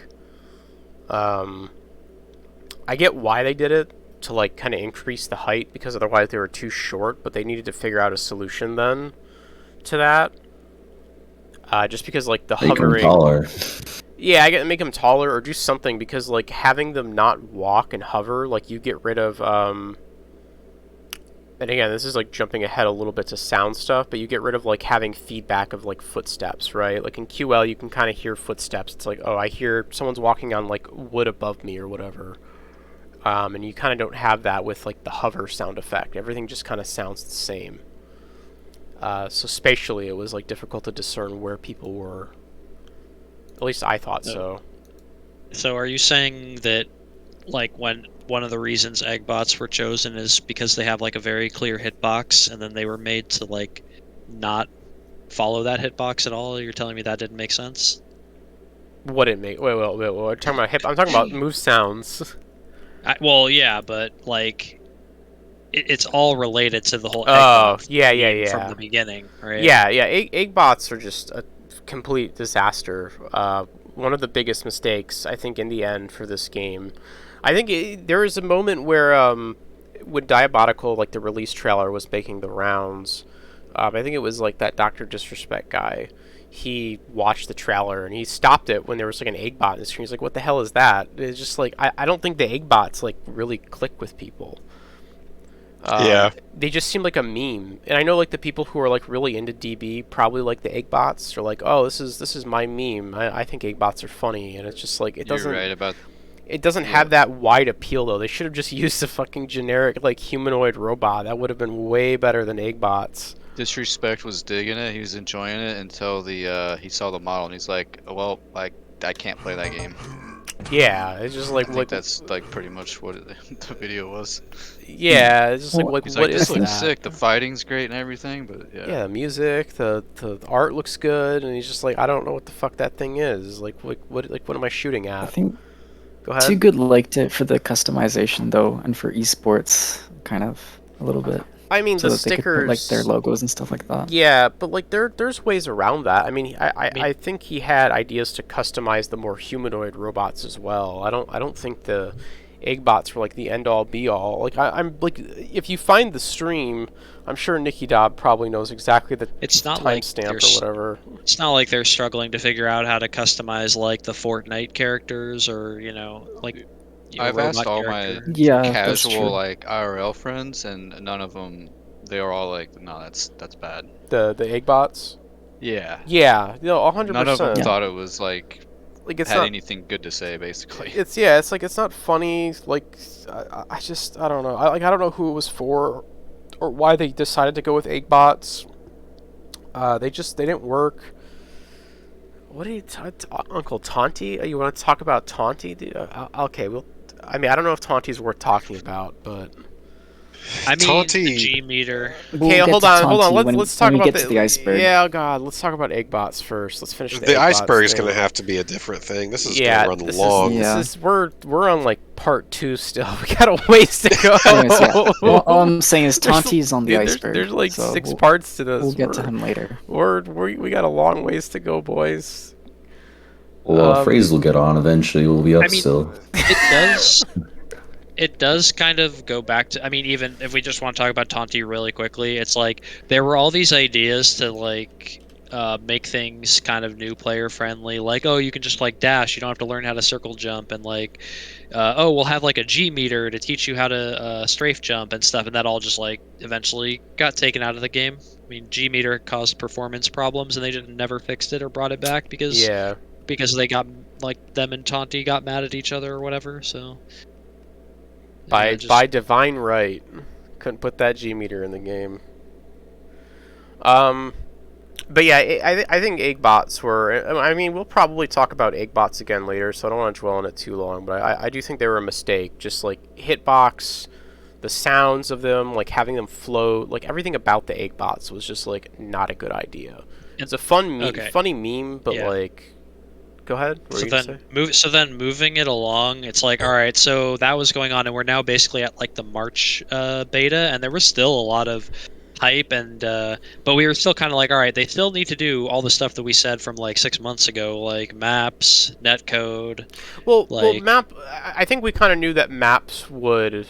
Like that was like going to be a community thing. You're gonna have to like let the mappers come in, see that there's interest in the game, and then make maps. But netcode's the big one, though. Go ahead. Yeah, the reason I'm bringing it up is because the whole thing where later on we're going to talk about how there wasn't a map server for the longest time. It's like you knew for the longest time that like, all right, we're going to let people make maps. Like, why there was no map server on release? Like, people have made like interesting, fun, weird maps, like those like meme maps and whack-a-mole and all that stuff. But it's like none of that was accessible because there was no map server. I guess while we're still on the topic of beta, this would be a pretty good time to bring this up. But like, Diabotical wasn't always on the Epic Games Store. It was originally on Steam. Were you guys in the Steam beta? Were you in that? Yeah, I still have it in my Steam library actually as a souvenir. Same here, dude. We all had it on Steam, and I think it wasn't until the Yes Men started joining that they moved over to EGS. And that was a money thing, though. Well, no, it was a money thing, but it was a big concern at the time was with the Epic Game Store. There's no how do I say it? Oh, workshop, Steam workshop. There's no workshop, yeah. So it's like one of the huge concerns. It's so my thoughts on the Epic Game Store move were, oh, this is pretty good. They're getting funding by Epic. Epic has a shit zillion dollars. Like, that's like, I don't see an issue. It's like, okay, who cares if I don't care what platform the game's on. It's whatever. You know, people play Fortnite on that platform, but their store kind of sucks and their platform sucks and there's no workshop. It's like, how are you going to handle that?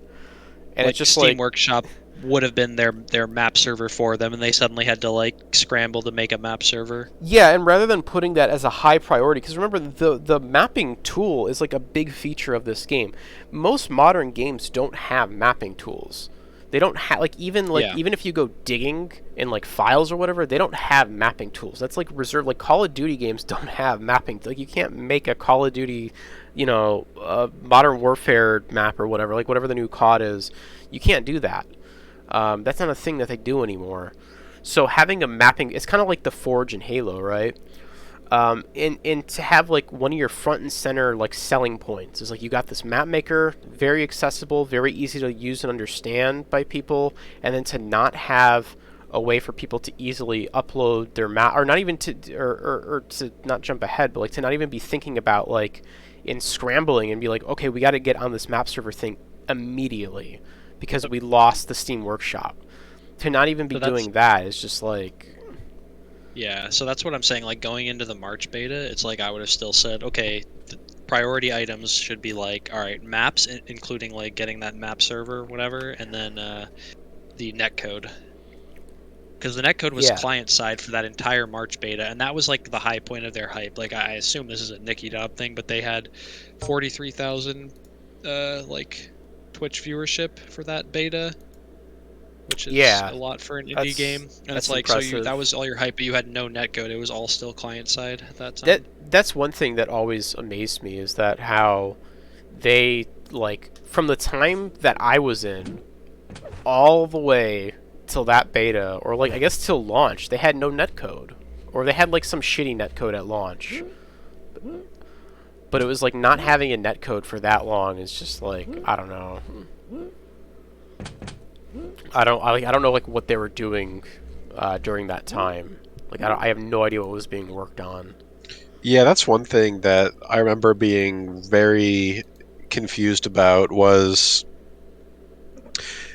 after they had the big wave of beta invites, kind of everybody got kicked out, and then the game was only available on beta weekends, except to people like you who were like in the other like secret dev server.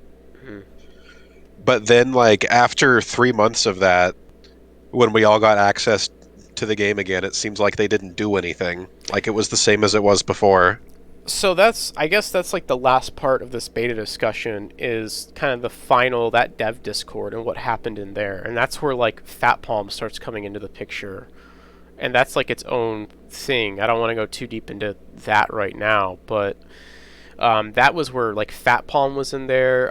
Who was that idiot who said that like he could beat Ray, and who called like Ray trash or whatever? I totally forgot the guy's name. Death? Who? We'll talk at the same time. I was thinking of Death. Death, yeah, that idiot. The guy who's like, oh, this is gonna be an even playing ground, and then got beat up or whatever in Duel. Did Ray fall asleep? Are you still here, Ray? Yeah, I think he's in a tombstone coma. Oh, what's up, dude? Fuck off, vibration. Talking about Death, yeah. So Death was in there. It's Tuesday, dude. Death was in there as like a big influence, which I don't understand. Like Death's not a good player. He's not, as far as I know, he's not like for we give Fat Palm a lot of shit, but it's like whatever. Like at least like you've purported to like have made maps and like you're interested in like creating content for the game. So it's like it makes sense. But like why is Death opinion? Like he's like a nobody. He's like he's getting beat up by Ray. It's just like I don't know, whatever. He was in there giving like opinions on shit. In that Discord is when Extinction became a thing. It's where MacGuffin became a thing. The initial MacGuffin test. They were also testing maps for MacGuffin at the time too. everyone was kind of, you had all these mappers. I don't know, I was playing WoW or something at the time, but you had all these mappers who were like making MacGuffin maps, and they were like doing daily playtests in there, like very small form playtests. And they would all be in voice, and somebody would be streaming them, and I would occasionally watch those playtests, and they would give feedback. That's also where they changed the machine gun thing. They changed the starting weapon to a machine gun from the plasma gun. Is too bad finally just like broke down and admitted like the plasma gun start wasn't going to work. That happened in that server. They didn't make changes, but I see what you're saying. They didn't make like big technical changes that they needed to make, like fixing the netcode. They were making like very little like weird minute changes, like, you know, we're testing these MacGuffin maps, and to quote like Mr. H, they were like over testing a lot of this stuff, and a lot of the changes were, a lot of the feedback wasn't coming from like designers or whatever, it was coming from gamers. So the feedback wasn't particularly great either. I think this is when, yeah, this was also Extinction. Do we want to talk about Extinction now, or do we want to save that until like the test tournament stuff? Yeah, I think it's like in between the stress testing weekends, because the first 2 weekends were all about people playing TDM and MacGuffin. Oh, yeah. Maps at the time. Yeah. And I don't know if you want to jump into this conversation now, but I mean, I kind of pretty much know where we're going with this. Like, I can remember everything from those 4 weekends. Yeah, see, my memory's spotty here because I was literally just playing World of Warcraft the whole time, but yeah, I didn't really care about the betas because I just had full-time access to the game, so I didn't give 2 fucks. But yeah, so I do remember that the first beta that they played TDM, because this was like a talking point, I think at the last funeral, or we brought it up over the year or whatever, is that they played TDM, they like super play tested it or whatever over that weekend, and then the next weekend, didn't they come back with Extinction? That was how it went, if I'm correct. Or maybe it was 2 weekends. During the beta weekends, or was it like I thought that was TDM, like at release or something, but I could be. I remember off. TDM being one of the beta weekends. Vidge is right on that. So okay, so there are like 2 things I remember from the weekend, from the stress testing weekends. One was that TDM had 25-second respawn times. 25 was like an odd number as opposed to like 30 seconds at the time, but it was something that we were all mostly playing with at the start of the first weekend. And then TDM came back the second weekend, but Wipeout was being introduced, and then Davis, who at the time was like so hyped up for the game, like he had a 2-hour-long conversation with Too Good about what should be changed, what kind of stuff needed to be changed for TDM, and that entire conversation was what Extinction turned out to be. Oh god, so Extinction's Davis's fault? Are you blaming Davis for Extinction? Jesus Christ. Oh man, Davis is not having a good year, is he? No, fuck you, Scorch. I'm not blaming anybody. I'm just like pointing out the shit that I remember. You're just pointing out the facts. Alright, I'll blame Davis then. I mean, Extinction was like this half-baked idea to make TDM easier because we'll do 5-second weapon respawns, and then I've told this story. But it's another mode with hiding. I've told this story. I was there for that. So I wasn't there for all of these. Again, to make clear, what this Discord was a bunch of, you had the people at the Good Studio, you had some people who were helping with the game, like myself or whatever, and then you had a bunch of like random people like Wins and fucking like idiots like Death or whatever who were like play testing. And they would do these daily play tests, and I wasn't there for all of them, but I would pop in. I was there when they decided to change TDM over to Extinction. So the next thing I wanted to point out was that weekend number 3. This was right after Extinction was added into the. So Nicky Dab is saying that Extinction was added right. in number 2. Okay, he's continue. Exactly right. So I remember having to wake up before the morning for weekend number 3, and then like catching what's going on. So they added CTF weekend number 3, and then on his dev stream, because he was like talking about what was happening at weekend number 3, he pointed out what the esports modes were going to be, and his reasoning was that he wanted to add MacGuffin, Wipeout, and then Extinction as the 3 main team esports modes, and then they had to drop TDM because like they thought it was hard or like not many people were Okay, so no, I know where you're going here. He had this really weird explanation. So it's like, yeah, you had MacGuffin, which was currently being play tested, like behind the scenes. TDM was, but eventually was dropped, and he had this whole thing with what was it? He had like this whole explanation, which didn't make any sense because he didn't say this at all, like behind the scenes, which was like, we're gonna give you Extinction first, and then when everyone learns to play Extinction, then we'll give you like actual TDM. And what? That's so weird. Yeah, no, you can go back and I don't know if the dev streams are anywhere. You remember that though, right? Yes, yeah, I do. I would remember like being there pissed off because like they took out TDM in favor of Extinction because of mediocre players. Well, there were people who were like Wipeout players, and they wanted to get those people to play in tournaments, I guess. And they were like, "Oh, TDM's going to be too hard for them. They're just going to be like really shit at it. Let's make like a mode where they can just ape rush as ghosts." Like you have to remember, they had people like Lex hyping up the game, and then he was gonna like actually partake in some of these like tournaments or whatever. He never did. He whined about having to play Extinction. Okay, well that's. Go ahead. I know, but that's just the point. Yeah, I guess what I was just saying is that like he had this weird explanation for Extinction, which was like, we're gonna train everybody up to TDM. It's like, dude, that's not gonna happen. What the fuck are you talking about? And the people who were gonna play tournaments, like, they would have just scrimmed TDM until they learned it. Like, the problem with Extinction is none of the like casual players ever played it. Like, nobody plays it now. Nobody ever played it outside of scrimming for those tournaments. Like, at least there are some people out there who are trying to get like MacGuffin games going. There are people who are still playing Wipeout. Like, nobody has like launched an Extinction game since. Yeah, it's just not a good. It's like a mode that he thought up in like 10 seconds. It's not a good mode. It's the problem. It's like TDM, but you just add hiding. Like you have one guy who hides in a corner while the other two people get to run around the map, like because their death, like don't matter.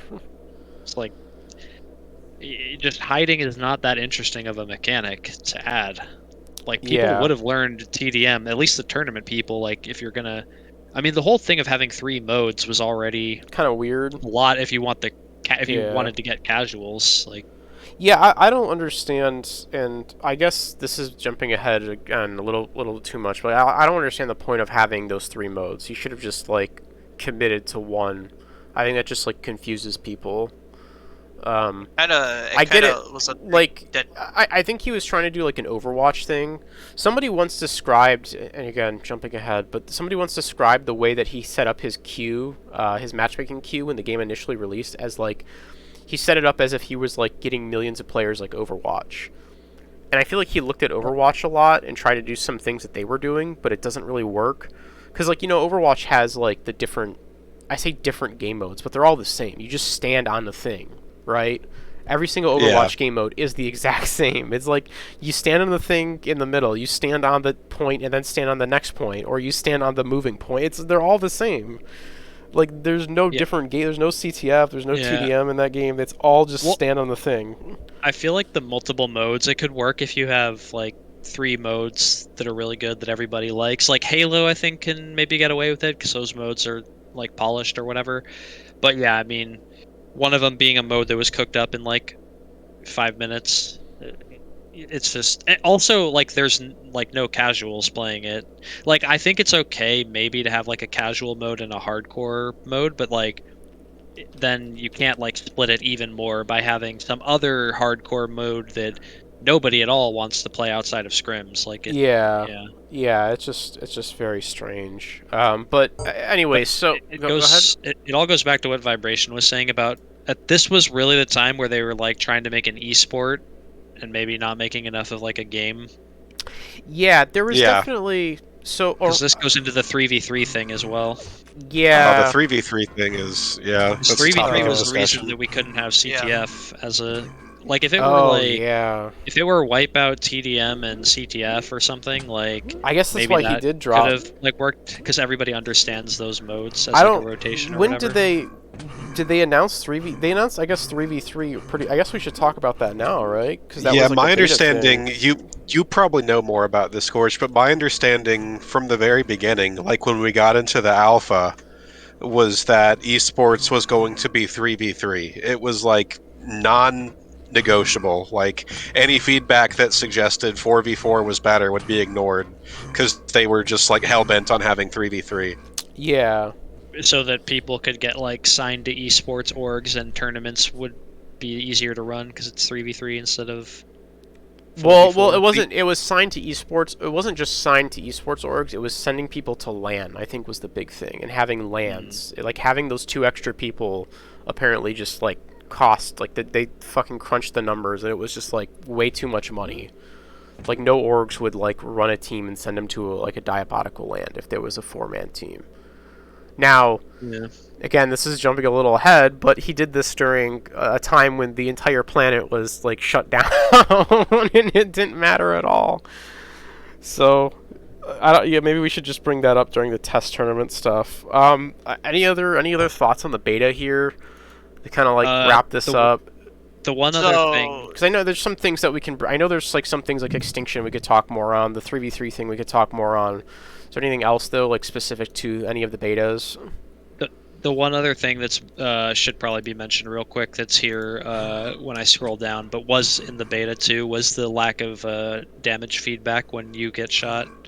It's it's like those little polish things that kind of just like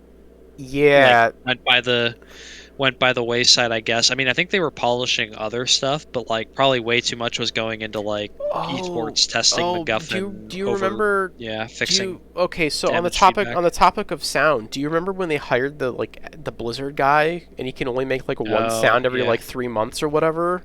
Yeah. So yeah, it's like. Okay, well, let me start with the damage feedback thing, because that's like these are 2 different topics almost. The damage feedback thing was weird, because like at all times you never felt like you had like an accurate idea of like how much damage you were receiving. In a game like QL, you kind of at all times know like, am I getting fucked up? Like if somebody hits me with like a rocket and like a rail and they just combo, like you just know like you're getting super fucked up. But in Diabotical, you had like no context.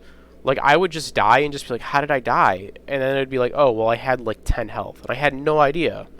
Or I had, you know, like, 50 health or whatever. And I think we can point to a couple things with that. I mean, one, in QL, when you get shot, your character is constantly doing those pain noises. So that's one thing.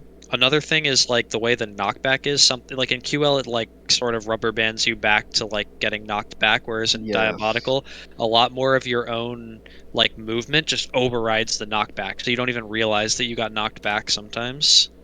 And then one other this is a random thing that I haven't brought up before, but it's like the rail trail time is just really, really short. Whereas in QL, I have it set pretty long, so I can see like, oh, I got railed from like over here, you know, but it just disappears super fast in Diabotical, so you don't have time to see where you got railed from unless you were like already looking there. I think the biggest thing is the self pain sounds. Yeah, though. the self pain sounds are your really guys bad. Like, they did have self pain sounds, but they weren't like distinct. They're just like some generic robot noise or whatever. Well, they also don't trigger enough. They like trigger only when you get low or something. It's really random. It feels like it's 20 or like it's set at like 20 or 30% of the time. Yeah, and just to respond to the person in chat, yeah, I mean, I'm just bringing it up because this was a problem in beta, and I mean, we in the alpha and beta, and it was one of those things like, oh, you know, this will be polished up, like, nope. Okay, yeah, I just thought, you know, that's a thing that I just wanted to bring it up now because it's like it persisted from the alpha and beta, so like, yeah, that is like a theme going through here. Is just this I guess was already mentioned earlier, but it's just like things that could have been fixed and couldn't have been an issue, but were just like left as is and not fixed, and it was just what, like it's just, and it's like little things, but they all just add up. They all just accumulate. I mean, netcode at least is a hard problem. Netcode's a big conceptually. Problem. Whereas let's talk about that on release. Self feedback is like, that doesn't seem like a hard problem. Like, look, I'm not in the engine or whatever, but that seems very solvable. Whereas netcode is like, all right, I get it. That's like a complicated thing. I see what you're saying. Never mind. I thought you were saying something else. But no, I see what you're saying. Yeah, it doesn't seem like it's just like changing out the pain sounds or changing like when they trigger or whatever. Yeah, that seems very easy. But I just want to say one more thing about that. That's pretty much the reason why you see all these players with the HUDs with numbers like the health like right on the crosshair, and it looks so ugly. There's so many numbers on the screen. If you just tune in and watch, it's not even like appealing from a spectator standpoint if you're looking at somebody's head, because there's just so many numbers everywhere. If I can only imagine if you're just some new player and you look at that, you're like, what the fuck does all of this mean? You know? Yeah. It's just so ugly.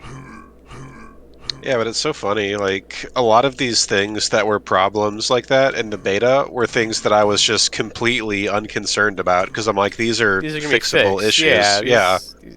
Yeah. We all know how that turned out. So yeah, I think that kind of wraps up, I guess, the beta portion of this. Is kind of, we have this private dev beta. We're doing beta weekends. They're kind of nailing down the esports modes here. This is where they kind of locked in MacGuffin. That's where those beta weekends, I think, is where they showed off MacGuffin for the first time, like the new version of MacGuffin that wasn't like the mirrored maps. I don't think something interesting about the mirrored maps real fast is that like those were never like played by anybody. I still to this day think the mirrored maps would have been better than like the weird like DM6 style just like deathmatch maps. Where like you have these asymmetrical like bases or whatever. But Too Good played one game on them, I guess, and said they were bad, so now we all just have to accept that they're bad or something like that. So yeah, I guess this moves us into the release of the game. Does anyone want to start off with anything? Oh, we started netcode. We were just talking about netcode. So netcode's like, again, it was one of those things that as we played the alpha, there was like no netcode. It was all client side or whatever, and we're just like, well, they have how many more months until release? They're probably working on it. And the betas keep going and going and going, and nothing really improved in the netcode. Nothing really changed at all. It didn't seem like they were doing any work from like the time that you guys got in like the middle of 2019 all the way up until the was it the 2020 release. There was it felt the exact same. Yeah, it was just like there was no changes. Well, and I mean, I think we all knew they weren't changing the netcode, and it was one of those things where we were kind of like looking at it like, okay, it's still several months away. Like, okay, they'll work on it, and then they just like, oh, they still haven't worked on it. They still haven't worked on it, and I think it's like the whole Firefrog is like a bottleneck because he's the only person who can do so many things. Like there are so many things that only Firefrog can do. Netcode, everything with the like visual effects in the engine, changing the like way the eggbots lean when they move, all that stuff was like all Firefrog, right? Yeah. Yeah, I mean, that's a problem we'll touch on later is the Firefrog issue, but yeah, I feel like netcode should have been like a super high priority. I think at one point somebody may have stated this, but maybe somebody else may mention this theory, but this is kind of what I've always held to, is that like I think it kind of ignored netcode as an issue because they are all like Euros, and they have way better internet over there, and they're all very close together. So like netcode isn't that big of an issue when you're all on like 20 ping or whatever, compared to the States where like people are playing on like 50 ping or whatever. Or 60. That definitely could have something to do with it. I mean, also like they probably were doing a lot of like internal testing in the office, so netcode doesn't really matter there. I feel like that was like such an oversight for them to just not, like, how are you going to like release a game and ignore the netcode? It'd just be like, no, it's fine. It's just client side or whatever. It's cool. Don't worry about it. We'll figure it out later. It's like, no, dude, your game's releasing. Like, what do you mean? And remember, Too Good was always saying you only get one launch. Oh, fuck. And it's like you'd think that would be one of the things like that. Like that's something that takes a lot of tuning, right? With the netcode, like everybody complains about the netcode in like every game, so that you'd think that'd be one of the things you want to be done and like be getting tested by the alpha testers and the beta testers in advance for a long time, so you could like tweak it and tune it and all of that stuff. But it was like, oh no, well let's just do it like 1 month before the release. We'll just add it into the game. Yeah, it's kind of oh man. So yeah, the whole I don't want to jump around too much, but yeah, the netcode thing. I'm just amazed that they never like tried to do anything with it earlier on compared to now, or I'm just not now, but like compared to release. It was just like it's like you were saying. People often like complain about netcode in like every game. You have that like Battle Nonsense guy doing like netcode breakdowns of every game, and it's just like you would think that that's like a big like you want to have good netcode. Doesn't have to be like amazing or whatever, but you want your netcode to be pretty solid. Yeah, you would think so. That is just, I don't know, amazing. On the topic of launches, that's another thing. So this game really shouldn't have launched when it did, and I'm pretty sure I think it was, I forget who's mentioned it, but it's been mentioned a few times that they were forced to launch by Epic at this point. Yeah, I think I heard that too. They gave him like a hard deadline or something. Yeah, they gave him like a very hard deadline that they have to launch on this date, and the game like was not ready at all.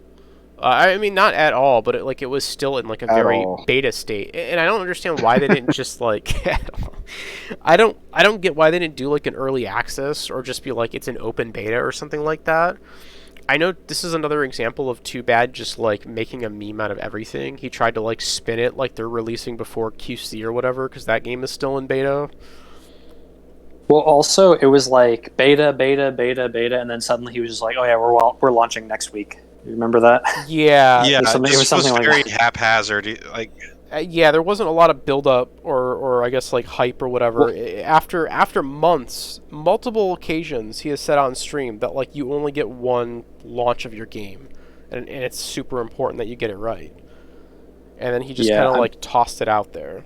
I mean, it also goes to like one of those things like, you know, this was being worked on and off for years and years and years, and it was like still so many things were kind of last minute that should have, you know, been incorporated from the start. It seems like, you know. Yeah, there's a lot of like, okay, we're releasing. Yeah, there was a lot of like at the launch. There's a lot of things that were just oversights, and I guess like you could again attribute that to like having Epic having them like forcing them to launch this game when they did. But it's just also like, why weren't you working on this stuff before? Like, what was taking up your time? I just never understood that. And then yeah, to just like throw your game out there with like little to no hype, it felt like they just kind of like really like all of a sudden like here it is. Was just a big mistake. Let's see, 5v5 to 4v4 to 3v3, so that works better to lane. I think we already covered the 3v3 thing. Yeah, we did. Wanna... I guess we were gonna touch back on that with the tournaments, netcode. The one thing I was gonna. Oh, go ahead. I don't know if you can you hear me still? Yeah, I can hear you. Yep. All right. Yeah, sorry, I was taking out my my trash. The one thing I was gonna say in terms of like the hype and releasing is like it's definitely one of those like it probably could have benefited from like they were doing betas and it was getting a decent amount of like attention and hype or whatever. But then just the whole and we're releasing next week, like you needed to just increase the hype by having another build up, and they needed more time to fix stuff. So it could really have benefited from like another couple months or something of like another couple months in the burner. And then, you know, this is going to go into the whole 100 patches in 100 days where it's when you're doing those 100 patches, you're fixing a ton of small things, but there was never any time to work on a big thing like netcode or whatever. So then like, and you're supporting a live game with people constantly on the servers now. So some of your time is getting taken up by that. So it's like, you know, if they could have just delayed the game like another few months to like work on big things, you know, while still keeping that hype, maybe have the occasional beta weekend or whatever, and then like, you know, build up some more hype. Be like, okay, we're releasing on this day that's 2 months from now, and then like, you know, tweeting, Well- like tweeting about it or whatever, build up the release. Instead, it was just like, oh, we've been having these beta weekends and we're releasing next week. Like, yeah, Nikita brings up an interesting point here. So the beta was like at its most popular. Like, if you're going to like after the beta in February, March, so it's like, yeah, they should have released it either when like people were most hyped about it, if you were just gonna release it anyways, or you might as well just delay it and fix all the shit. There was no reason to release it when they did. It felt like the hype was down, and it felt like there was a lot of problems. It was like the worst possible way to release this game. Directly after saying that you only get one launch and your release is like your most important thing.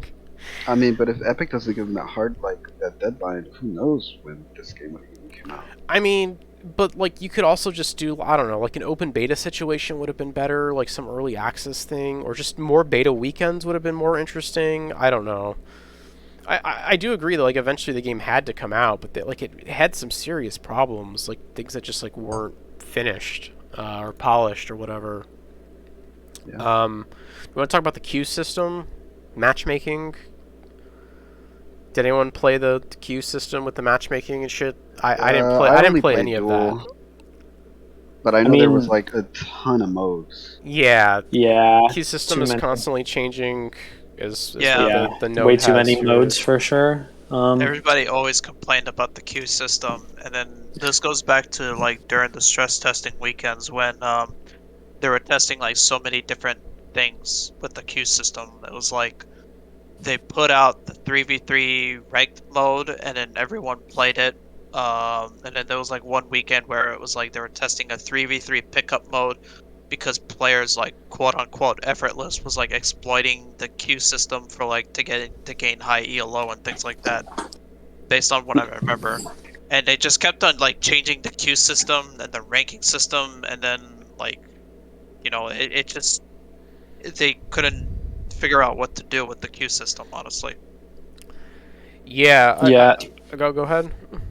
I was gonna say the whole idea of a dual queue is like really good. You only need one other freaking person. Like team queues, I understand why those are like complicated, but a dual queue is definitely like a really good idea. But to me at least, like, and we did use it for a while, at least a couple of months. Like we would be dual queuing in the dual queue, but like, and I know this is a like high skill problem only, but like eventually like you would just get to a high enough skill rating that like you just could not get a game. We would have hour-long queues in the dual queue, like even though there were people online at lower skills, just like it really needed to just be like, look, if you're in the queue for 15 minutes, just match it up with anybody. Like sure, that person's gonna get stomped, but I mean, whatever. I think that problem in particular isn't exclusive to Diabotical. I think a lot of games run into that issue. It's like when you get to like a really high rank or whatever, the game just like the queue times. Yeah, but those are team games. Like dual, you need one other person. I know there's at least one other person in this damn queue. Yeah, I get that. I'm just saying, the random random shitter person can like play one game against a good player to at least give them something to do rather than sit in queue for an hour. Yeah, I don't know. Yeah, Anyway. I just feel like you need a game with more players to implement a queue system like that. Yeah.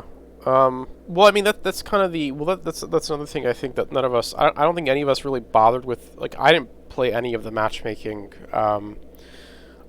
But like there was like a shit zillion queues. I remember that being like the #1 complaint from people. It's just like how many actual queues there were. Like there was literally queues for like every game mode. So yeah, so I have the list from that Why Diabotical is Shit video. At the time that video was made, which is November of 2020, there was FFA Instagib, Weibo Instagib, 1v1 AIM Arena, 2v2 AIM Arena, Rocket Arena, Shaft Arena, 3v3 MacGuffin, 3v3 Extinction, 4v4 MacGuffin, 4v4 Wipeout, and Duel, which ridiculous. is way too many. Yeah, and that was after it was changed several times too. I can't imagine that helps. I mentioned this earlier, but again, like somebody somewhere at some point mentioned that like James with his queue system acted like he was launching like Overwatch or something. With like all these. I mean, even queues. Overwatch doesn't have that many fucking queues. Well, no, right? he acted in terms of just like he thought he had that player base, if that makes any sense, right? Like, he didn't understand that, like, if a smaller player base, you have to kind of, like, funnel everyone into, like, one or two things. Yeah. You can't just be like, well, here's, like, 1,000 queues, just queue up to whatever, because a lot of them are just going to be, like, dead. And it's just, like, redundant and confusing to new players as to, like, what people are, actually playing. Yeah. I mean, like... I mean, duel is a good one for a queue, and then I guess you want to have team just because you have team, but that's like, you know. I'm just saying, like, duel, having a queue is nicer than, oh, I'm going to just go wait on a server. Yeah, for sure. So that was one of the things I was excited for as a duel player. It's like, oh, you can, like, just hit the queue button. You don't have to just, like, sit on a server and wait. You could, like, do that, but warm-up mode, which was like a good idea. And remember when like everybody was playing warm-up? Oh yeah, warm-up was actually like not a bad idea. That was like one of the few little like gold nuggets in Diabotical. Yeah, I mean this I guess is on the document here about how a lot of people just hate duel, like, or a lot of people like Mojo, Too Good, etc. just like hate duel and they never put any like effort into it. We'll circle back around to duel. I want to talk about because we have a bunch of stuff here. We haven't even gotten to like the 100 days of patches and shit. But do you guys want to talk about the test tournament series? Yeah. You want to start getting into that? Yeah, I mean, you mean running the exact same tournament 3 times and not actually testing anything? Yeah, the idea, the theoretical idea of the test tournament series, like the reason why it was called the test tournament series is because it was supposed to like test the viability of esports and see what works and see what doesn't work. And they did exactly one thing. Like Ballin said, they did it 3 times and that was it. Yeah, it's to not like take advantage of something that's called a test tournament series and not change anything. I'm surprised that they never attempted to change the player size. Team size of these tournaments. Because as mentioned earlier, so esports was 3v3 because of like esports orgs and stuff. Well, all this stuff is happening during like that first kind of round of COVID. And everything is shut down. There are no LANs to go to. I think there are LANs now, but I don't think there were LANs like really last year a whole lot either. And there definitely weren't any LANs in 2020. So it was kind of pointless to do 3v3 in the first place. If there weren't going to be any LANs to send anybody to. So I found that kind of, I don't know, I found that funny that they like never like tested that 4v4, never tested any other game modes. Yeah, like if there was any time to try and see if 4v4 would be viable, that was it. And they didn't do it. And now it's like whatever, remnants of team player left in Diabotical is all 4v4. Yeah, and then Too Bad created that random mode, Extinction. Yeah, I mean, I think we kind of covered Extinction a little bit earlier. Extinction just really didn't need to exist. I don't understand like why. I guess we like talk about esports in a greater sense here too while we're talking about the test tournament series. Like, I don't understand why he didn't just go all in on one mode. I don't really get the purpose of having the 3 like different modes. I don't really know what that accomplishes. Like, I don't think MacGuffin was particularly great, but like I feel like he should have just went all in on that. Like, nobody liked Extinction. I think Wipe Ass was a little too casual, but MacGuffin seemed to sort of be like the right mix, I guess, out of the 3.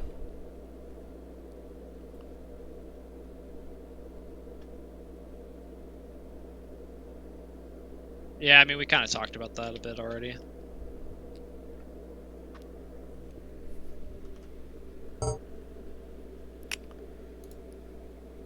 Do we need to talk about the seating? Oh yeah. Oh yeah. Why don't you, who wants to talk about the seating? I wasn't part of that. One of you talk about it. It was surprising, when it first came out. I thought, sometimes what happens with these tournaments is like, we look at the brackets and we just refresh. It's like a refresh game, right? Because we're like, okay, is this final? Is this final? Is this final? And it was like, yeah, this is final. We talked to him and he was like, yeah, this is final. And it's just like very confusing that why they wouldn't just go off leaderboards when everyone had been grinding, the game and queuing up and earning their rank and being proud of it or whatever. It's like it meant nothing. Yeah, we've been putting Mojo on blast about the seeds, like, pretty much ever since the first dual tournament happened.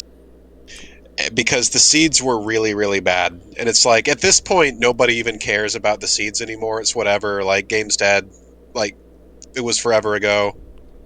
But it's just shocking because the seeds were objectively really bad. The final results were not even close to what the seeds were. And, like, Mojo, to this day, like, every time this is brought up, he refuses to acknowledge that the seeds were bad. He's just like, oh, I did the best I could with the data I had available. It's like, I don't understand it. Well, he could have. He didn't use the like leaderboards at all, right? He was just kind of like going off of people. Like he put Civ at like number 1 or something like that, right? Wasn't Civ like the first seed? Yeah, that's what it was. Is that the leaderboards were objectively closer to the final results of the tournament than his seeds were. That he was just like, doing, I guess, from his head. So if he had used the leaderboards, it would have been better seeding. And he just claims up and down that his seeding was fine and he did the best he could. Which is like, it's like, whatever, I don't care about the bad seeds, but it's like, you can admit that it was bad. I don't understand why he won't. It's just like, it's so strange to me. Yeah, Cib's a QC Pro. Well, and it's like how, like, it would have also given people a reason to grind the leaderboard. It's like, oh, you're going to get a better seed if you do. And, like, it would have been, Yeah, why have the leaderboard? It would have been very easy to just go check everybody's, you had everyone's in-game name, just go check where they were on the leaderboard. Like, it's that easy for the seeds. Like, you should be able to just get a spreadsheet of the leaderboard. Zorak was seated, what did this say? Zorak was seated 15th. Jesus Christ. Yeah, and I mean, had he not heard of Zorak, or? Well, and probably like, not. He was up there on the leaderboard, right? Like, Cody 27 was like 20th on the global leaderboard, and then was seated like 100th in an NA tournament. Like, yeah, that's very. I mean, he did strange. fuck up the God bracket in the tournament, but I'm just saying, like, that was an egregious seeding. Yeah, and another thing that Mojo was saying, like, I don't remember the exact quote, but it was literally something along the lines of, oh, it would have been a lot of work to seed off the leaderboard. It would have taken a long time. And I'm like, is this not literally your full-time job to work on these tournaments? Like, just do it. Yeah, also, like, I think there's just a weird thing where it's like, oh, that would be a lot of work. It's like, it really wouldn't be that much work. You would probably, if you actually went and tried to look up every single person's standing on the leaderboard manually, it probably would have taken like an hour. Like, you know what I mean? Like, compared to like whatever that's he not did. That's not an unbelievable amount of time to do seeding. I mean, it would have been much faster if you could have just gotten whoever is running the leaderboard server to just give you like an Excel, spreadsheet dump of everybody's rating. Like, that would have been even faster. But like, even if you for some reason, despite working there, had to do it manually, it still wouldn't have taken that long. We're talking about a tournament with 100 people, not like 10,000. Well, even if you just seed kind of like, I don't know, even if you just did like half of like the people, right? Even if you just like looked at the top like the 50, top 100 on the leaderboard or something. Yeah, right? and then just kind of like did like half, because then it's like, well, if somebody isn't even on like the top 100, you could probably, it's pretty safe to seed them low. But if you see somebody who's like literally like 20th or whatever, or like, where was Zorak number 1 at that time? Where was he on the leaderboard? I forget if he was already number like probably top 5, but, I would say. Yeah, but yeah, I mean, he was very high up. He was there. obviously high up on it. I don't remember if he was number 1 because he still had the thing with his bad video card. He had played a bunch. Yeah. Or whatever, but He might have been number 1 though already. I don't remember. My ultimate point is that like when he's like top 5, to seed him number 15 is just like BTP was who Nicky Dub points out in the chat. BTP was like number maybe 15 on the global leaderboard, something in the top 20, and then he was seated 100 and whatever 30th, like 136th apparently. Oh, that's it's like, yeah. It's just no like effort was made. It taken like 2 seconds. Yeah. I think he looked at what like QC, I guess QC placements for some of those guys, and then the rest were must have been completely random. Yeah, I have to assume that he given his QC background, just looked at QC and then just gave everybody else a number and just said whatever, which is kind of weird considering that's his job. Yeah, but I mean, this isn't even like a QC or versus QL thing. It's literally like just look at the leaderboards in your own game. Yeah, I don't know. Dude's a strange guy. I don't have anything to say. I wasn't part of this, so I think it's funny though. I did not think it was funny at the time. Yeah, there was also the whole thing with patching the game, the 100 patches. Okay, hold on. The game would get patched 5 minutes before every NA tournament. All right, let's just keep moving down the list here. Let's hold on. Let's slow down. So on the topic of Duel, we already mentioned this, but like, it seemed like the but like it seemed like Too Good didn't like Duel and really didn't want Duel to become like the main mode for Diabotical. The Duel tournaments consistently, didn't they have like lower payouts than the team tournaments? Yep. By like a pretty fair margin. Yeah, they had lower payouts, but significantly higher viewership. Viewers, yeah. So it's like, at some point it doesn't matter like what your personal conviction is. If you're trying to make a successful game, you just have to like follow, what's working. I mean, I think the problem that in the situation that he's in, and I think we briefly touched on this earlier, is that Duel works great from a spectator standpoint. It works great from an esports standpoint. People like watching Duel, but people don't really like playing Duel a whole lot. So you're like, if you're trying to make a successful game, I don't know if Duel is the way to go, if that makes any sense. So to some degree, I understand his like position. I don't know like a solution there. It's just like, if people don't like, they don't really care about your dumb team modes. His whole thing was an esports game. I mean, that's true. Yeah, I guess if he's coming at it from that angle, then I don't know why he just wouldn't go for Duel. But if you're just trying to make a more general successful game, I get why he would go for team modes, because Duel just isn't something that appeals to a wider audience. I mean, going back to the whole LAN thing, one of the reasons Duel and Quake Live lasted for so long at LANs is it's like the cheapest thing to run compared to team games. Yeah, well, and I think again, I'm not trying to like defend the guy, but I understand like his positioning. I understand that like he wanted to not just be a Duel game, because that's not good like long term. It's just like it doesn't really work. It's just like the same people who, you'll get a few new people, but it's a lot of the times it's just like the same QL crowd over and over. Yeah, it's very difficult. He wanted a team thing with like a wider audience, because like a mode like MacGuffin or whatever, something that's kind of simple, kind of casual, but then can be played competitively, that's going to bring in like a way bigger crowd. But obviously the viewership just wasn't there for it, for the team test tournaments. Yeah, and not only that, but like, did it bring in a wider crowd? I mean, I don't think so. Everyone you see is playing Duel, or like, maybe like Wipeout or whatever. But I mean, even a lot of the Wipeout people are like players from Quake Live. I think that comes back down to the too many views the again. ones who you see that are like very new, a lot of them are like Weibo, Duel, like. Oh, okay. Like, well, I mean, like the people who are like still playing the game now. Yeah, okay. The people who are still playing the game now who didn't play an arena FPS before, a lot of them that I know. I mean, obviously I'm biased because I'm a Duel player, but it's like they're Duel players. Yeah. Duel is like a cool idea. It's the easiest thing to get right. Just probably should have put a little bit more there. Yeah, I don't disagree with that. I see like his position, I guess, is what I'm just saying. I understand like he wanted his game to not just be the QL, because I mean that's kind of QL's only focus for like basically like the second half of its life was just Duel. I mean, you had the Trimasters or whatever, but it was like, I don't know, maybe he would have been better off trying to like, and this is jumping way ahead, but like trying to integrate duel into like the team mode somehow or something. I don't know. I guess like his original idea was like the 2v2 coach duel thing mode. But yeah, go ahead. At the end, it kind of just came down still to the too many modes thing.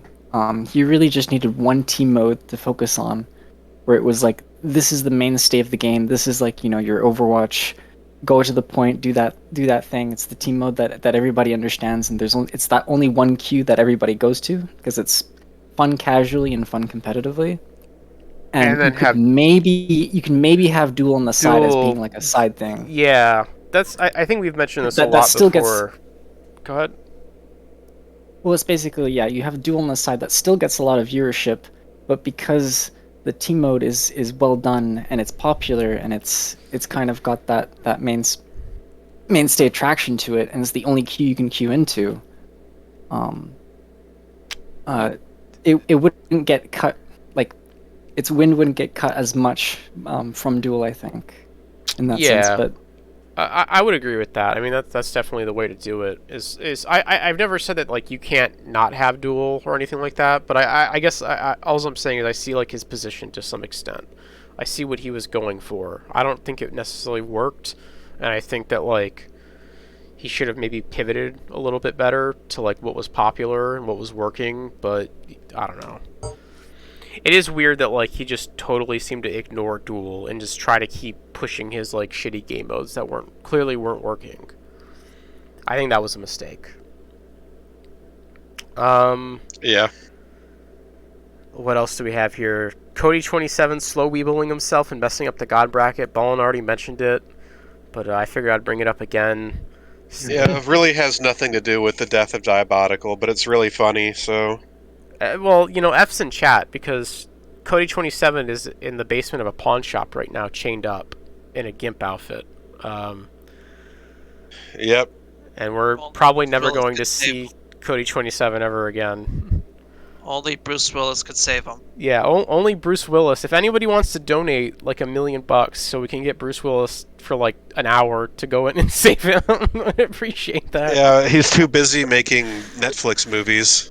Yeah, he's too busy appearing in Netflix movies for like 5 minutes, and then they put his face on the cover and tried to sell the movie on him being in it. Who did he lose to in the God bracket? Was it DDK? It was Arabucks. Oh. Yep. Yeah. Arabucks is the person he slow weebled himself against. Oh, that's rough. That's right. DDK, I guess, must have beaten Arabucks from that point. I forget. Oh, go ahead. Yeah, I forget who else. He must have lost to 2 people, so I don't remember who think he else. lost to Maybe it was Sib, Joel too. Bars or something. No, he lost to Sib. Did he lose to Sib in that tournament? Really? He lost to Sib? Goddamn. That's rough. So looking at the notes here, we got Too Bad winning his own tournament. Is this notable? Does anyone care? Yeah, I remember that one. So, anyone remember a kid named Faye? Yeah, I don't know if that. I mean, that guy was just very. That kid was like. Who? No, Faye? that kid was like. So he was like an AIM Arena CA Kovacs autistic game player who raged at Too Good so hard one day because like he took in to play for Claws, and then he went on like all the Discords, went berserk, and then dropped N-bombs at everybody because of how like he was like heavily against the game and how he was against Too Good winning in his own tournament or whatever. Yeah. I know what you're talking about. I remember this now. And I guess they banned him permanently because of all of that. But it also had to do something with like some cheating accusation or something. I don't fucking know the details. Like I just know that he was banned and he went like on a whole nuclear post about. I know. Yeah. I don't really think it matters. Speaking of speaking of people who were banned permanently from Diabotical, do we know anybody else who that applies to, by chance? Well, we could get into that discussion later. Yeah, we talk about that later.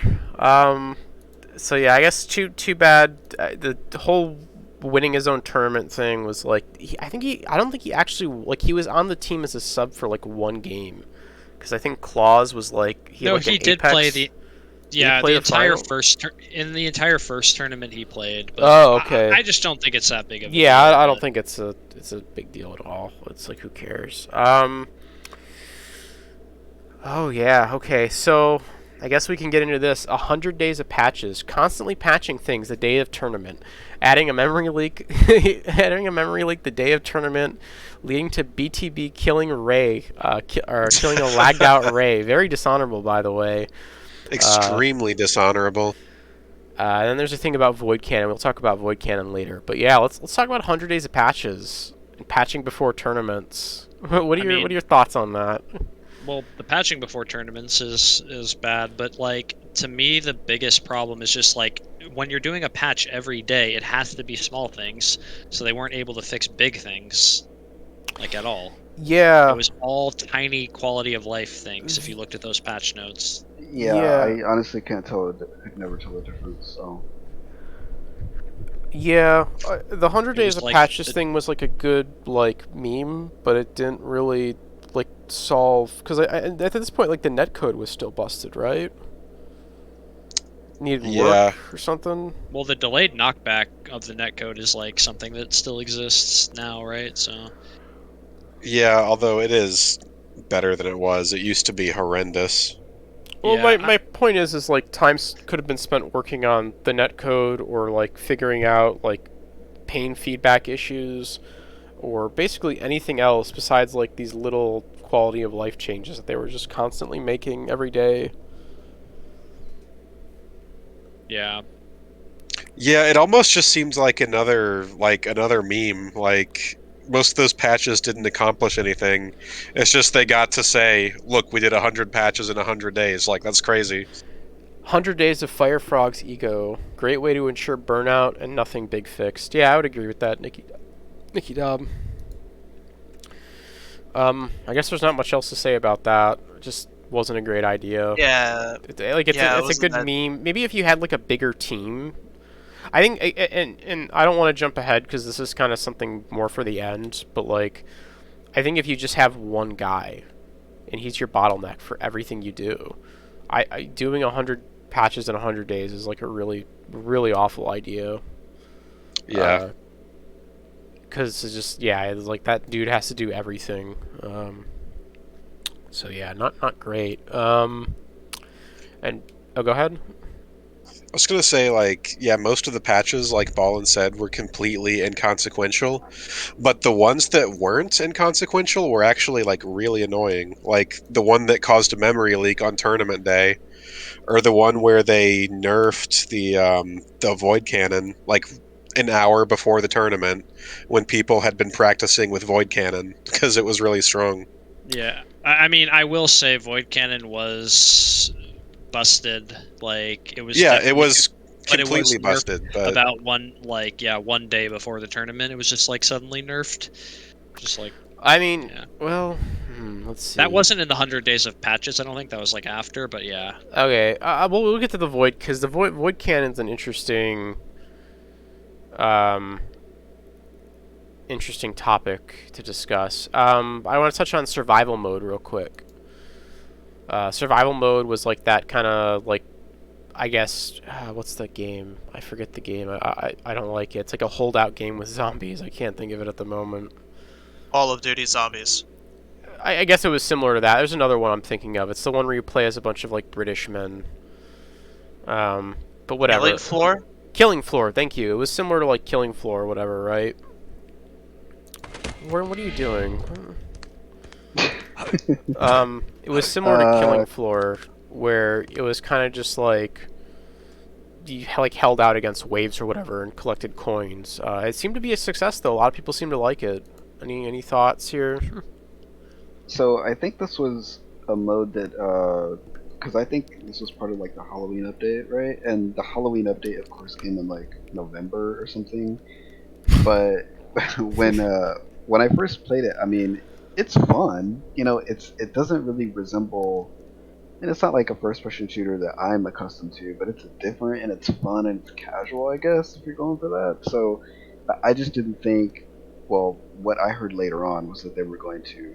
I think they had like took it down or something, and they were just going to make a game off that based off of like a few days of data or something, which I thought was a bad idea, but whatever.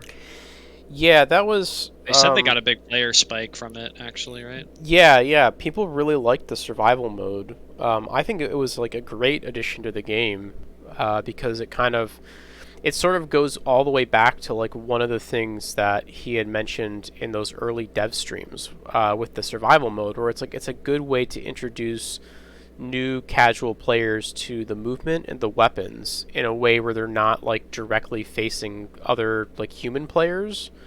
So you can kind of get used to like how rockets work, how lightning gun works, how railgun works, et cetera, without, it's like, oh man, these people are all like trying to kill me or whatever, or like some better player is just like kicking my ass.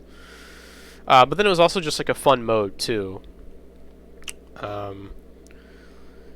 So yeah, I don't know. Taking that down was kind of interesting, and not just like they should have just incorporated it into the game. Kind of what, like if you're familiar, like with Fortnite, right? Fortnite used to be like a survival-based game or whatever, kind of like that. Where you like built like bases and killed like zombies or something, and then they put the battle royale shit in there, and that thing blew up. So yeah, I think it was a huge missed opportunity on their part to not do anything with that. Yeah, I mean, it definitely wasn't very fleshed out, like, when they released it, but it definitely had some potential for sure. Well, like, also, I played a bunch of it, and it was the most Diabotical I played in, like, quite a while when it came out. I mean, have you guys seen there's like a mapper who is making tons of new survival maps constantly? Like, I mean, there's definitely people who like it. I mean, who knows, maybe that's their new game, though, so Well, I don't it's know. like too late for that. But I mean, just in terms of like, you have this game, it's not extremely popular, but you have this game mode that people really like and that can attract casual players or whatever, and they're just like, nah, forget that, just throw it in the bin. It's like, okay, whatever. Oh yeah, I was gonna bring up real quick because Ray brought it up. Why do they always do those fucking holiday patches after the holiday. Like, what the fuck is wrong with them? Why can't they just put the patch out like a week before the holiday or like 2 weeks? Like they always do the Christmas ones after Christmas. They do Halloween ones after Halloween. Like I never understood that. I think it's just being late. Like, they can't do anything on time. Well, That's how I've always interpreted it. they're just bad at their job. Okay, I don't disagree. Yeah. We got all the map assets late, so nobody could make new maps, like Halloween maps and stuff. Well, you don't need to like. I understand where you're coming from with that. You don't need to have like, the community making Halloween maps, but just like you can't get like one official like Halloween map in there before Halloween.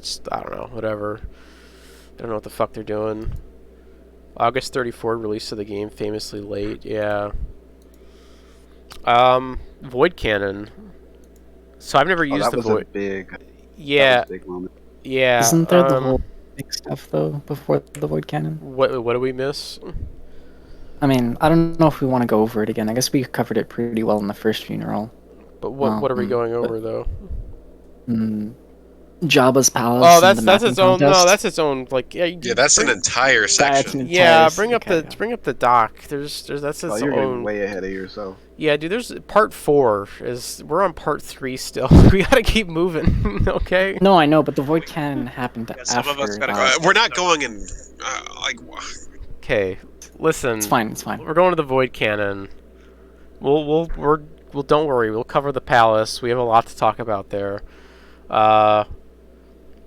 So yeah, Void Cannon. Thoughts? I never used it, so I stopped playing the game at that point. Ray, Ballin. When it came out, I was immediately annoyed because, I mean, just aside from the VOD, like, not the VOD, his preview video, right, or stream, immediately, like, afterward, I played this one UT guy who only used the Void Cannon. Super annoying. In duel. Yeah, it was really good when it first came out too. Like, it was, you could fire it like 1 inch away from you and still have time to detonate it. The explosion was huge. It did more damage than it does now at a bigger radius. Like, it was really good. I mean, at the time, and I'm like glad it was nerfed, I guess. But although not 5 minutes before the tournament, or well, I think it was like a day before the tournament. But yeah, I guess my issue with the Void Cannon, again, I stopped playing at that point, but just like, what is its purpose? Like, why is it in the game?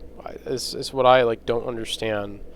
It's like a railgun with like an explosive. Like, I just like, what purpose does it? Like, what is it trying to do that like I mean, the I existing think the weapons biggest don't thing is it's already trying do? to pander to people who like Unreal Tournament, right? Yeah, obviously. But in terms of like how does it work with the other guns that are more Quake-like? I mean, the biggest difference is that it like totally changes high ground. If they can void spam it, it's like you're at risk of taking 125 damage potentially, like from just them spamming it, either around a corner or up at you on high ground. Whereas in Quake, it's like high ground is really good. It's like hard to hit somebody up there unless you're really really good with LG or grenades or something like rail. Yeah.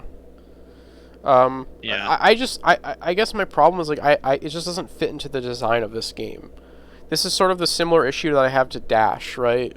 And we're going to talk about this more later, but it's like you have this game and you're like, at first I want to make something new, and then you realize that you can't or aren't able to do that. So then you kind of pivot and are like, well, I'm just going to make QL but with quality of life stuff and like, silly graphics to appeal to like a newer audience. Was this the real quick? Was this the update with like all the secondary fire or? Yes. Oh, okay, so yeah. This I hated this fucking. If we want to talk about the other secondary fires, it's like the shotgun one is like kind of, it's not really. What that are the good, secondary so fires? Shotgun has like a flat cannon thing that can bounce off walls. Oh god. And it's not really that good. Like it can be used in some situations, but I mean shotgun is like not that good in this game anyway. So, but the one that actually is, I don't know, it's like inoffensive in my opinion, but the one that's like really big is that rocket launcher also has a grenade launcher built in now, and they took out the grenade launcher as a separate gun to make a bind for void cannon. And I mean, it's just like rockets were already like the best like gun in so many situations, and now it's like, oh, you can spam while also having the best gun for defending rushdowns. Like, like in Quake or whatever, if you have a grenade launcher out, you're very vulnerable to getting rushed down because you have to spend time switching to another gun if they actually get in your face, usually, right? But then, it's like, oh no, I still have rocket launcher out and I can spam. It's like, that's extremely strong. Okay, so go ahead.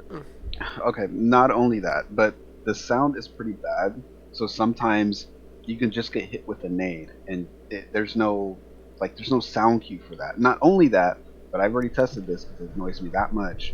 The nades, believe it or not, fire faster than the rockets, so they will hit you before a rocket would. So people can just use nades. Yeah, I mean, I like, I get why they're on the same gun from like I don't know if you would call it lore or like realism sense, but it's like it would have probably made more sense to put the grenades on shotgun because that's like an underutilized weapon anyway, or something. Whereas like now it's like, oh, this gun that was already used all the time just got even better because you can now spam grenades with it. It's just weird, a weird balance.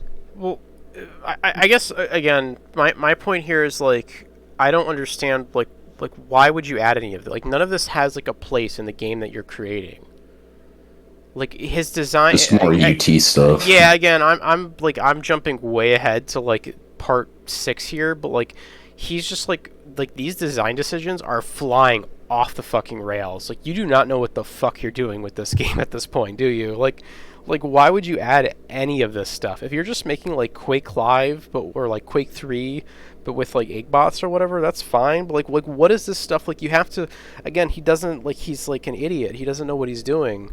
Whatever, let's save that for later. But yeah, it's just like I don't think any of these things like improve the game at all, or like are really, again, he doesn't have any design goals with any of these weapons. I think one of the things about, like, if you look at Quake 3, Quake Live, every weapon is very like deliberate. I think that's one of the things that's... Oh, go ahead. Yeah, sorry. I didn't mean to cut that part off, but just like you could chalk it up to another like memes like, oh, wouldn't it be cool to have Unreal Tournament secondary fires like driving One theory I don't know what he sounded like in the video when he brought it out. One theory that I always thought, like, and I don't think this is true, but I wonder if Epic made them do that. I wonder if they're just like, can you put some UT stuff in this game or whatever? Like, he's just having like a conversation with the people at Epic, and they just think it would be a really cool idea, and James like doesn't want to like piss him off or whatever, so he just kind of rolls with it. Or I don't know, maybe he just generally is an idiot and like thought this would be a good addition, but it's just bad game design. What was that, Ray? I think it's the latter. I mean, another thing too is like all the mappers, they could choose whether to put grenade launcher on their maps, but now it's like, oh, no choice. Like your map will have grenades on it. Yeah, it's just bad design. We'll believe me, we'll come back to the design decisions in this game later. I mean, I think grenades shouldn't exist. I think they're just stupid. Like all the stuff where it's like, someone's shooting grenades, they spam off a corner, they bounce them off 3 walls, and it hits you in the face. I don't really like that. We can talk about grenades all day. Yeah, we're not getting into it. Weren't they a lot faster? It's already 2:30, and we're still on part 3. We gotta keep moving. We can't talk about grenades, dude. We can't talk about grenades. Dude, I blame Prof. Remember all that stupid bullshit he brought up at the start of the night? He got so bogged down. He didn't know what he was talking about. Yeah, it was just kind of like rambling or whatever. It's like, oh, remember when you were a pilot? Yeah. Oh, let's talk about Quake Champions. God damn it, Prof. Yeah, listen, we'll dedicate a whole night to talking about grenades, but my point is that like, regardless of the grenade decision, it's just still like none of the things that were added, like they're not cohesive with the rest of the game design. Anyways, let's move on. Void Cannon, payment delays from TTS, PayPal issues from Too Bad forcing 4% transaction fee to come from winnings. That was funny. The 90 and also days his or whatever. PayPal account got frozen or whatever for. Yeah, because it was like his personal one or something. I don't remember the details, but. Yeah, we had to wait like 3 months, I think, or something like that. Jeez. And then I don't I know we're not going to get into this right now, but I think some people who made some maps or something, or like they had problems getting paid at all because apparently they had like quote unquote forgot to pay them or something. Oh, don't worry, we'll get into that real soon. Yeah, that's gonna come up. Okay. Yeah, that's a long time to wait for that's like the longest I think I played in a few tournaments, sure, but like that's definitely a long time to wait. I mean, to me, the 4% charge is a bigger deal than how long I had to wait to get paid. But, like, again, it's not like not a huge deal, but it's just one of those like, I got $100 on my esports earnings, and I only received like, 95. Like, yeah, that is a little bit strange. I'm just looking at the notes here that we have. I mean, at least he got paid unlike Zorak that other time. Let's not open that can of worms. Nikki Dob is editing this document in real time. Oh, Nikki Dob, you're great. Minimap Debacle is the epitome of Too Bad and Firefrog fuck up. At launch, when the game needs polish and fixes, Firefrog spends 2 weeks building a minimap system. Minimaps are nice, but holy shit, what an awful technical decision to sink the final weeks of pre-launch software development into. Same reason we got tons of customization options. Firefrog likes them, but lots of missing things. Firefrog not interested. Main feature of Stress Test 3 was the minimap. I guess the minimap is like an okay. The problem. It's a nice to have. I mean, nice I agree that it's a nice to have. It's nice, yeah. Not a critical feature. Yeah, if netcode was still broken at that point, that should have taken priority over the fucking minimap. Because the minimap is really only useful like as you're learning the maps. Like it's not. I don't think it's something that you would ever like willingly keep on. It's just like you look at it for like a little bit when you're kind of running around, and then like. I mean, maybe this is just me, but like I like to get as much clutter off my fucking HUD as possible. So I feel like most players would just kind of like disable that after a little while. But yeah, it's nice to have, but it's definitely not critical. So that was just like a quick side note from Nicky Dobb. Too bad announcing the end of esports in the middle of a team tournament. Yeah. And everybody wanting to stop playing, and a shit show in the pro Diabotical Discord. That got chaotic. Where do we start with that one? What about do we want to start with the announcement? Just like the abruptness of it? Yeah. Like, just don't know where it came from. Like, I joke about it, but, you know, saying how, like, it was Zorak's fault. He went on, like, a couple of drunk streams and really bashed Diabotical. And, I mean, at the time, yeah, he was, like, the #1 dueler, I think, so a lot of people listened to him. Yeah, it's interesting that, like, he would choose to announce basically, like, the cancellation of his game like that. I mean, for the record, one of the things I totally remember drunk Zorak complaining about was that he was purposefully de-ranking so that he could actually get a game from the queue. Yeah. So, I mean, you know, Zorak, there were a decent number of gameplay things that Zorak actually liked, you know. So yeah, to be fair, he was drunk, so. Yeah, but you know, I just remember like the queue system thing that I was bitching about earlier was a factor there. Anyway, sorry, go ahead. It was very abrupt, and it was like 5 minutes before the NA team tournament. Yeah, it's weird that he would wait, or that he wouldn't wait until after the tournaments were done. Yeah, just put it like middle of the week. Like all you have to do is just not announce another tournament.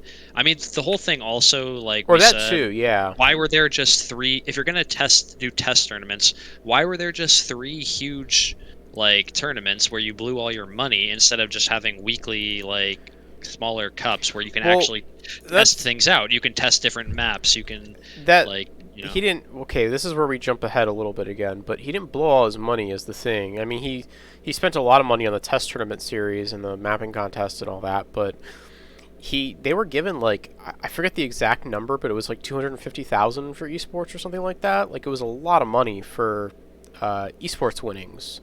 And I think in the announcement that they were shutting the game down, or ceasing development rather, is they basically said that that money would be like reinvested into the studio or something like that. And that, I think, yeah, I don't know. It was just, they said that it was going to be like reinvested. Just awful timing. I mean, just wait a few hours until the tournament's over. Yeah. Do we want to talk about, didn't like Mojo have a big meltdown over this? Well, I think, yeah, because when that was announced, a lot of the team players, you know, they had their own Discord over like the pro, I think, Discord or something, and they were all just in a rage naturally because of the timing. And Mojo, a big voice on that side, you know, kind of was like combating them, so he was kind of having a meltdown. Because I remember like one of the specific comments was like, we're like stopping this, or like stopping the esports and stuff because people like don't want to play the game, or something to that regard. And then like people kind of clap back with like, well, you kind of are just like running the same game modes or whatever over and over that people don't really like. I wasn't really part of any of that. I don't know if any of you guys were playing in this, could talk more about it, or were in that Discord. Yeah, I wasn't playing in the tournament, so I don't really remember the exact quote, but Mojo was definitely like blaming the players. Yeah, and I thought that was like a very again, this guy doesn't seem to be very bright, but that's like a very strange stance to take when it's like, well, it's not really the player's fault that like the game isn't that great. Like if they don't want to play it, well, also that's on you. Like I mean, as soon as you announced the tournaments were over, people were mad. That shows that they at least wanted to play the tournaments. Right? Yeah. Well, yeah, I know part of what he was saying is like, you guys are only playing for the money. You don't care about the game. Like something along those lines, which is probably true, but it's like, I don't know. But it's just like, well, the game isn't like, people didn't really like the game is the problem, and we'll get into that later. But it's just like, how are you gonna like blame the players when it's like, well, just fucking make a better game? Like, what are you doing? Like, like it's not their also, fault. what do you get when you push esports in general? Yeah, that oh god, that's like a whole other. I don't even know. That's somewhere on this list of. We'll talk about that eventually. But yeah, It's just like a really baffling move to just kind of out of nowhere announce that you're basically ceasing development and stopping all tournaments and just shutting everything down and moving on to like some other project, even though your game is like still just half baked and. I mean, that whole argument, just wanting to play for the money, is so ridiculous to even bring up. You guys are the ones who put up all this money, and now it's just so silly. Well, it's like, of course people want to play for the money, though, right? It's like, because otherwise, like, Yeah. why aren't there, like, huge Quake Live tournaments? Because there's no money. It's, people, I don't know, people like the game, people still play it casually, but it's, people aren't going to, because to win these tournaments, you have to invest a lot of time, right? And it's like, these people aren't going to, player isn't going to invest a shitload of time into practicing and scrimming and whatnot if there's no, like, reward.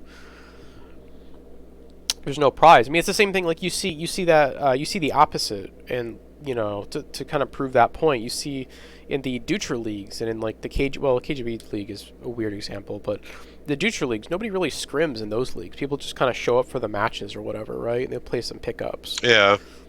And it's because there's no prize. It's just for fun, and it's like that's fine. There's no issue with that. But it's just like if people are going to invest a lot of time into something, they're going to do it for some kind of reward.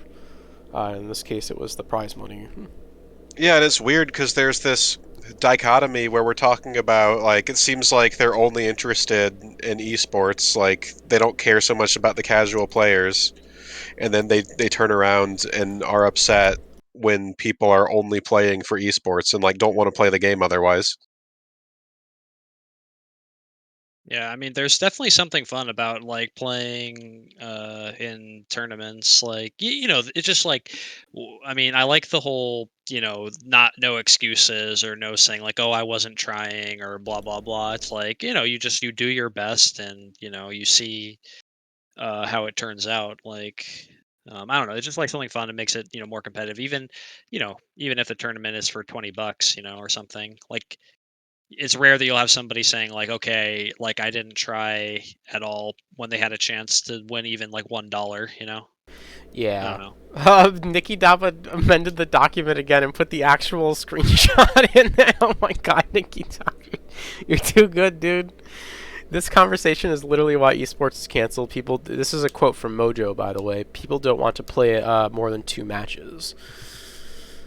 I don't know like the full context of that, but Nikki I put don't. that in the document there. More than 2 matches. So I guess the last thing on this list here regarding the kind of general release of Diabotical was any particular like memories or moments that stand out. The ending of a Wipeout game that Aerobucks was in, where he was shooting at a person that was like frozen. I'm gonna for, like, AFK for like 1 second. But keep going.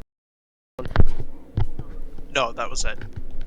But then you reported GG, and everybody called them out, and they had to replay the match, and then Aerobucks' team lost at the end of that.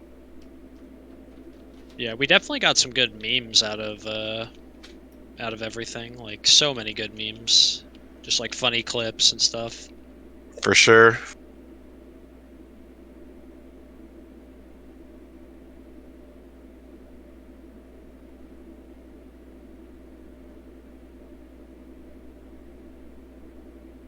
Oh god, the mapping stuff is next. Yeah, it's gonna be exciting. The lagged out kills, yeah. I think Zorak dropped a map to Airbucks and he was like really triggered about that, but it was, because everybody was lagging like crazy. Yeah, I might have to step out at midnight my time to do something, but I'll come back afterwards. I mean, we'll see. But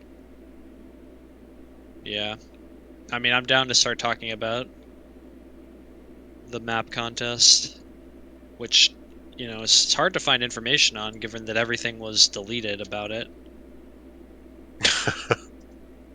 I have a feeling this conversation about part 4, part 5, and then moving forward with what's been happening recently is gonna last another 6 hours up until like 6 in the morning with Scorch. So I might have to head on it like in a few minutes. I have to get up for work early in the morning tomorrow. Yeah. I feel like Scorch went AFK or something, because I assume he would have the most to say about the mapping contest. Yeah, I'll say just to fill the silence here. My personal favorite memory with Diabotical, definitely the most fun I had, was the night where I was really drunk playing 2v2 Arena with Ballin, and we just queued into wins over and over again. How did that go? We probably won like 25 to 30% of the games. It wasn't bad. Would have won Yeah. more if I was sober. My favorite moment was when we were practicing MacGuffin matches and extinction matches against Team Liquid, and we were just beating them. And then like we go into like their VODs, and we would just watch their reactions just to see how they reacted when we beat them, and they all like sat there in silence. Oh, those were Um, good moments. well, I want to share my favorite moment. I think my favorite moment was, I think it was Test Tournament 2, even though I lost. It was watching Zorak and Ved go at it, and just that whole thing. Oh, sorry, Yeah, I don't know who you're Namco, talking about. Namco. Oh, yeah, I know who that is. Yeah, and just like, because even in that stream, there was definitely like two sides, right? Like you had Namco's cheerleaders, and then you had, the Zorak fans or whatever. And yeah, it was just great.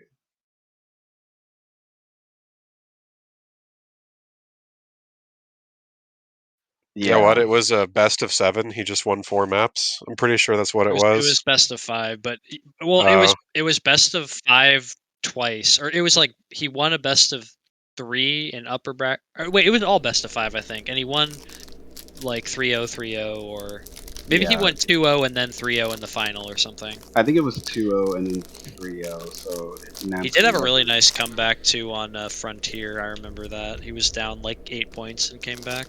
Remember that? Everybody seems to hate Zorak that much that Well, his ego went like completely out of control after that. I'm not saying it didn't exist before, but it went to like insane levels after that. yeah, he's definitely Yeah, an egomaniac, we've I all would seen the say. Doombringer picture.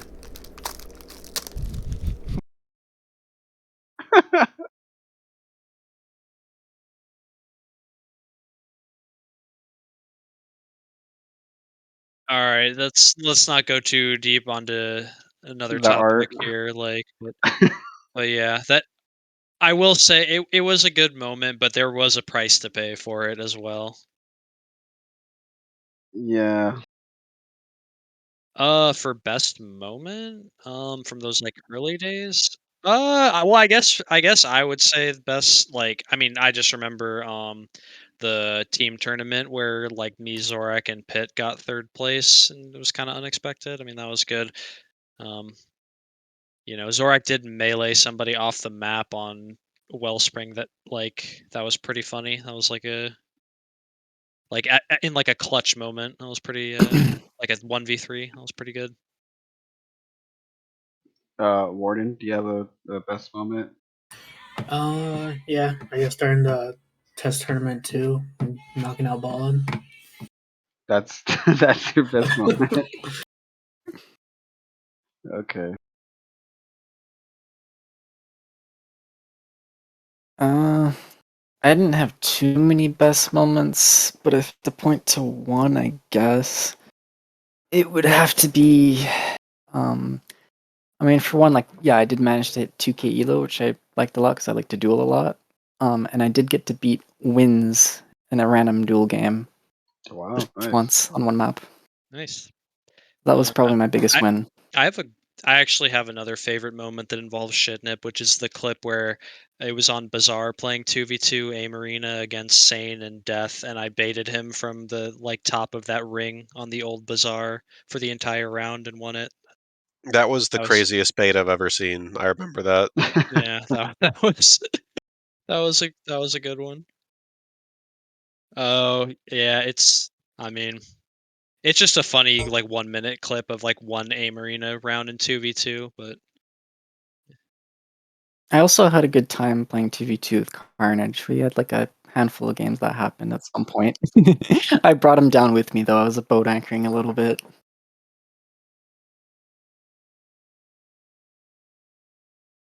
Oh, good time too. no, Well, I actually okay. do have a Do you good mean like clip. actual good times or funny? I mean, there were some good times. Like Carnage is a fun guy. He's like, he's enjoyable to play with. But I will say, like the clip of him raging because I wasn't talking because I had my mic accidentally muted or whatever was that one was pretty funny. Yeah, hold on, I have it here.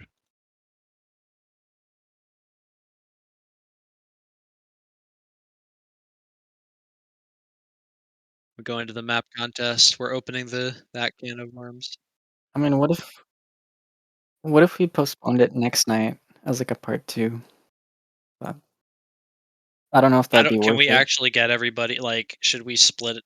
Can we actually get everybody again to do a part 2 of the Yeah, anniversary? I mean, we like gotta this get is Radical gonna. Larry. We gotta get. Yeah, because I pointed We're this only out. halfway through this thing, and it's been like what 2.5 hour or 3 hours Yeah, over here. All right. Well, because this is gonna probably last Yeah, up till part 1 o'clock part in the 4 is morning. going to be a doozy. Yeah.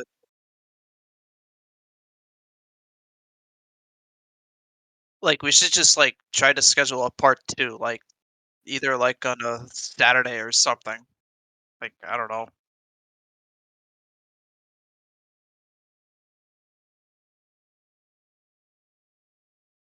But I mean, we have to get up for work early in the morning tomorrow, so that's another big issue.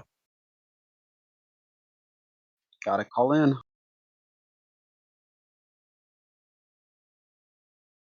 I do have to help somebody with something around in about like 10-15 minutes, but I mean, I'll come Another back after scrim. that. No, I have to like just briefly help Kidding. someone with some technical stuff for but yeah. I mean, what's the other option? Splitting this into like another day or like I vouch to split this in another day, like on a Friday or Thursday or something. Yeah, same here. But we can all blame Prof for bringing up the co-pilot thing. Yeah, it's definitely Prof's fault.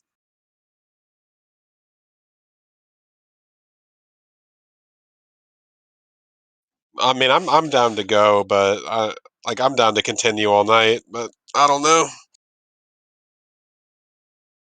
how about you, Ray? Yeah, I have to leave.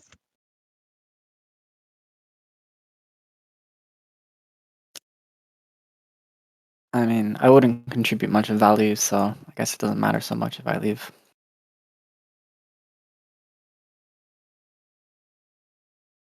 What I about mean, the I iceberg? Alright, okay. all right, fuck it. I'll stick around for a little bit then, just to hear the mapping contest. Yeah, this is the good stuff.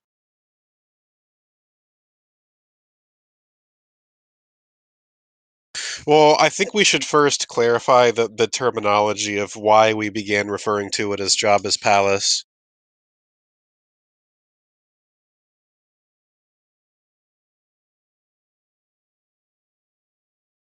Yeah, I think you're a good candidate for the job.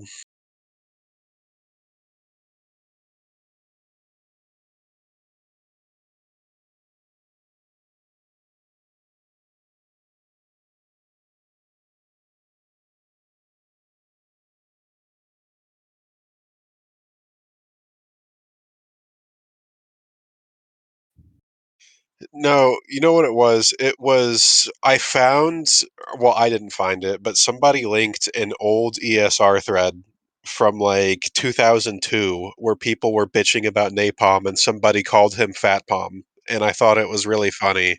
so I started saying it. And then I think somebody added the 4D to it afterwards. It wasn't me. I don't know which one of you guys did that.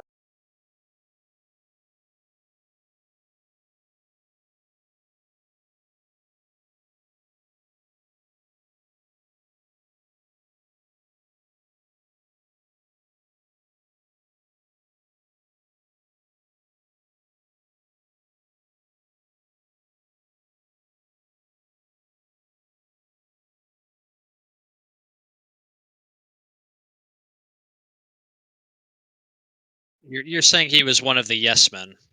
He wanted. Yeah. He kind of. I just want to say something really quick. I thought he was going in as a dueler because he asked me to help him duel, like before Diabotical was released, and it didn't really pan out for him, I guess. So anyway, that's what I thought he was going to be a dueler. He did play. I mean, he did play duels sometimes. I think he was like 2100 elo or something in Diabotical. I have a theory that he was that guy Pump Fake LOL, but who knows who that guy was. But anyway, that's a very deep thing for people who actually queued Diabotical back then. So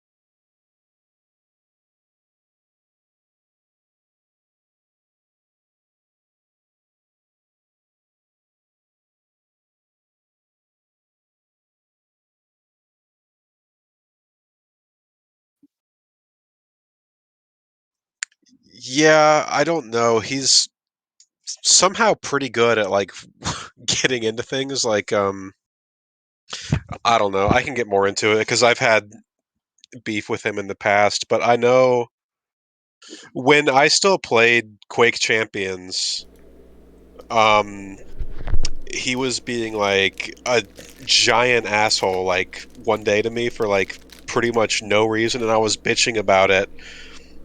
And I was like, why is this dude an admin on the server? Like, he's a fucking dick.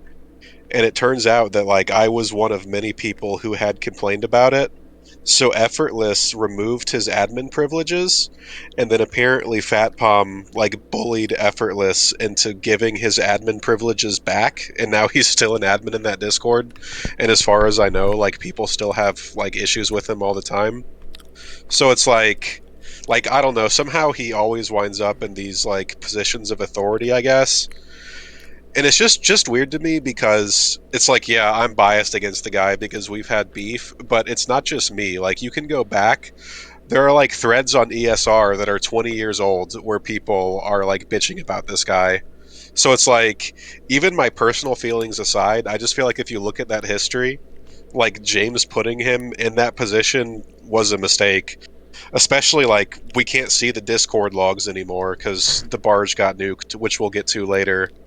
But like, there are a lot of people in the mapping Discord who had problems with him as well, and he was the guy in charge, so not ideal.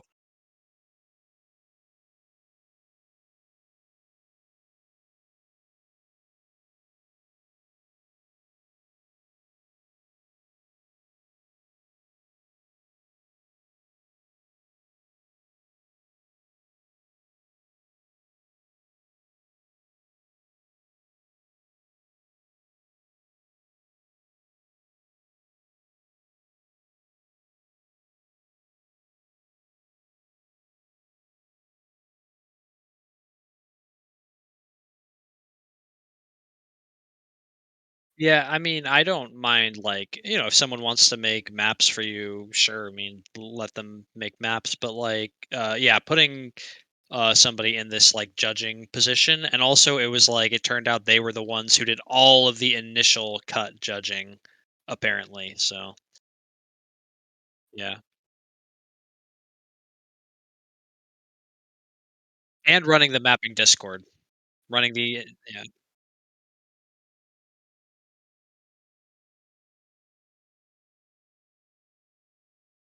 Mm.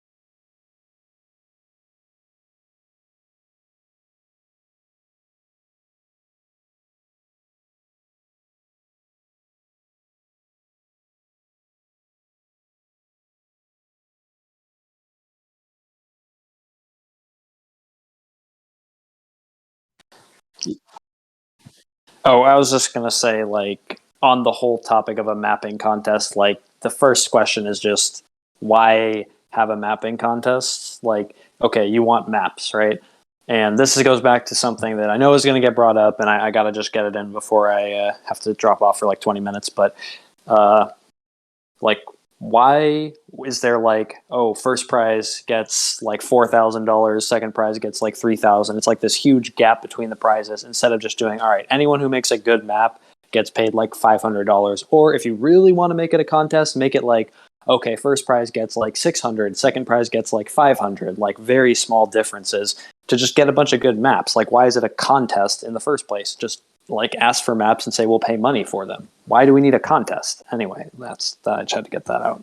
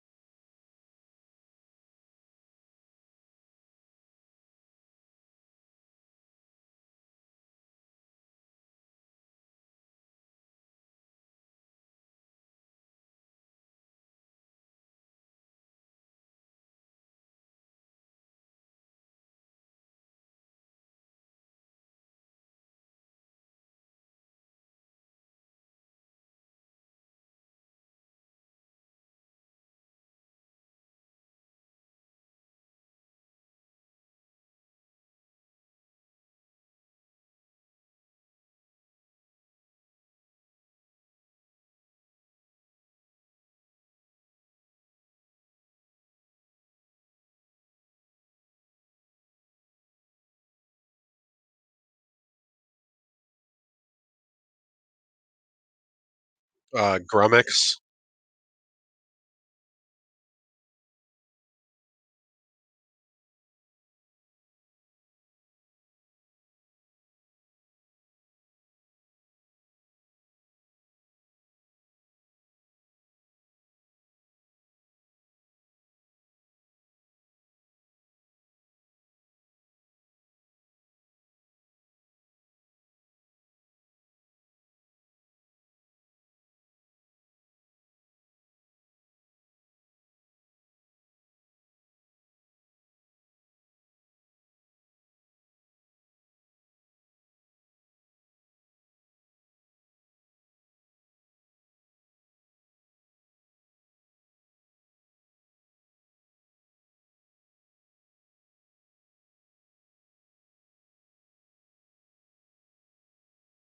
Yeah, part of the thing with the money too, like you said, like first place for the dual map was $4,000.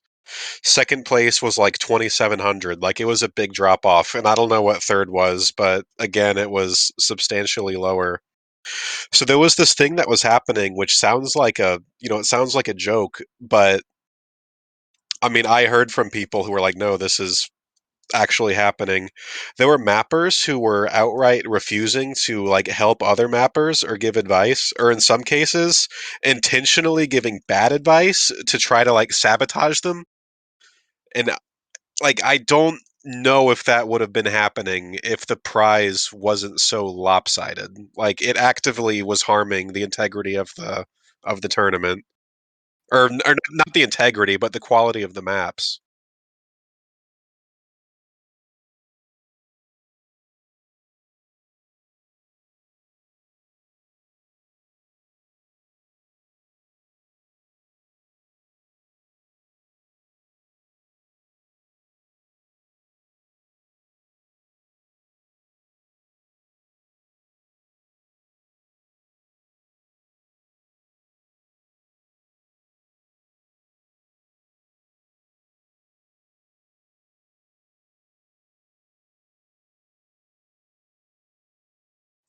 Yeah, I mean, I don't know. It's unavoidable.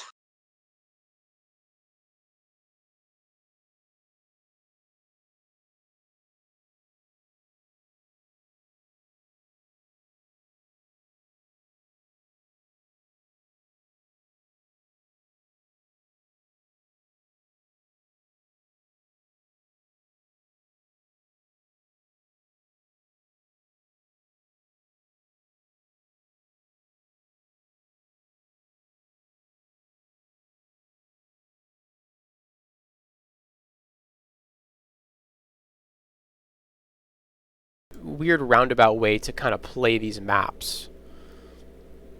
Where you had to like put in some like console commands or whatever to connect, like directly connect to another person. They had to have like the same version as the map as you or whatever.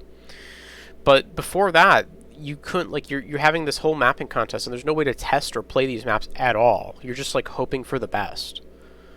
The quote-unquote official way to give feedback was you submitted your map to a I almost can't even stand it. You submitted your map to let's just say an entity called Mappy.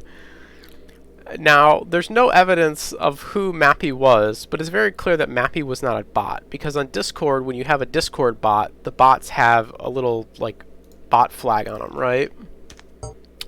So it's very clear that Mappy was not a bot.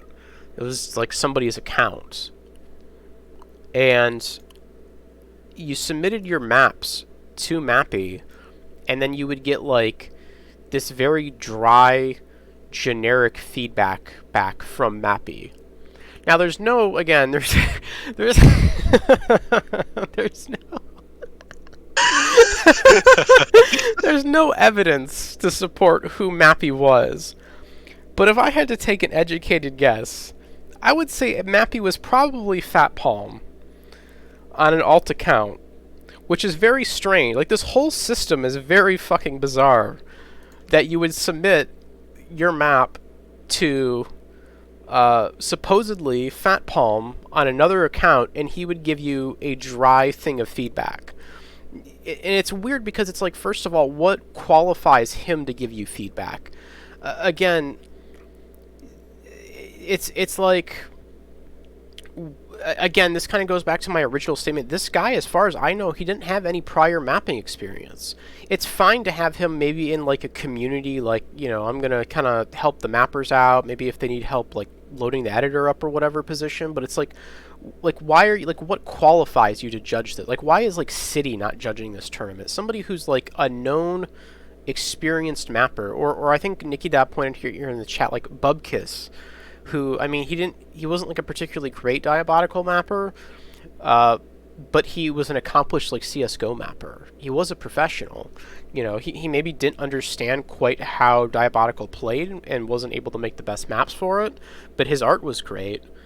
And he clearly has like experience with the whole process of mapping and whatnot. You basically could have picked anyone better to like give feedback and run this whole thing than Fat Palm. But for whatever reason, Fat Palm was picked, and he's giving people advice, not as himself, but like through this bot, which doesn't make any sense. Oh God. Let's check the notes. Yeah, but here. I mean, it wasn't a bot. It was him Or yeah, made to look like a bot. Yeah. It's very bizarre. Yeah, I'm sorry. It was him made to look like. Like he was disguised as a bot. Like, I don't. Yeah, it was very weird.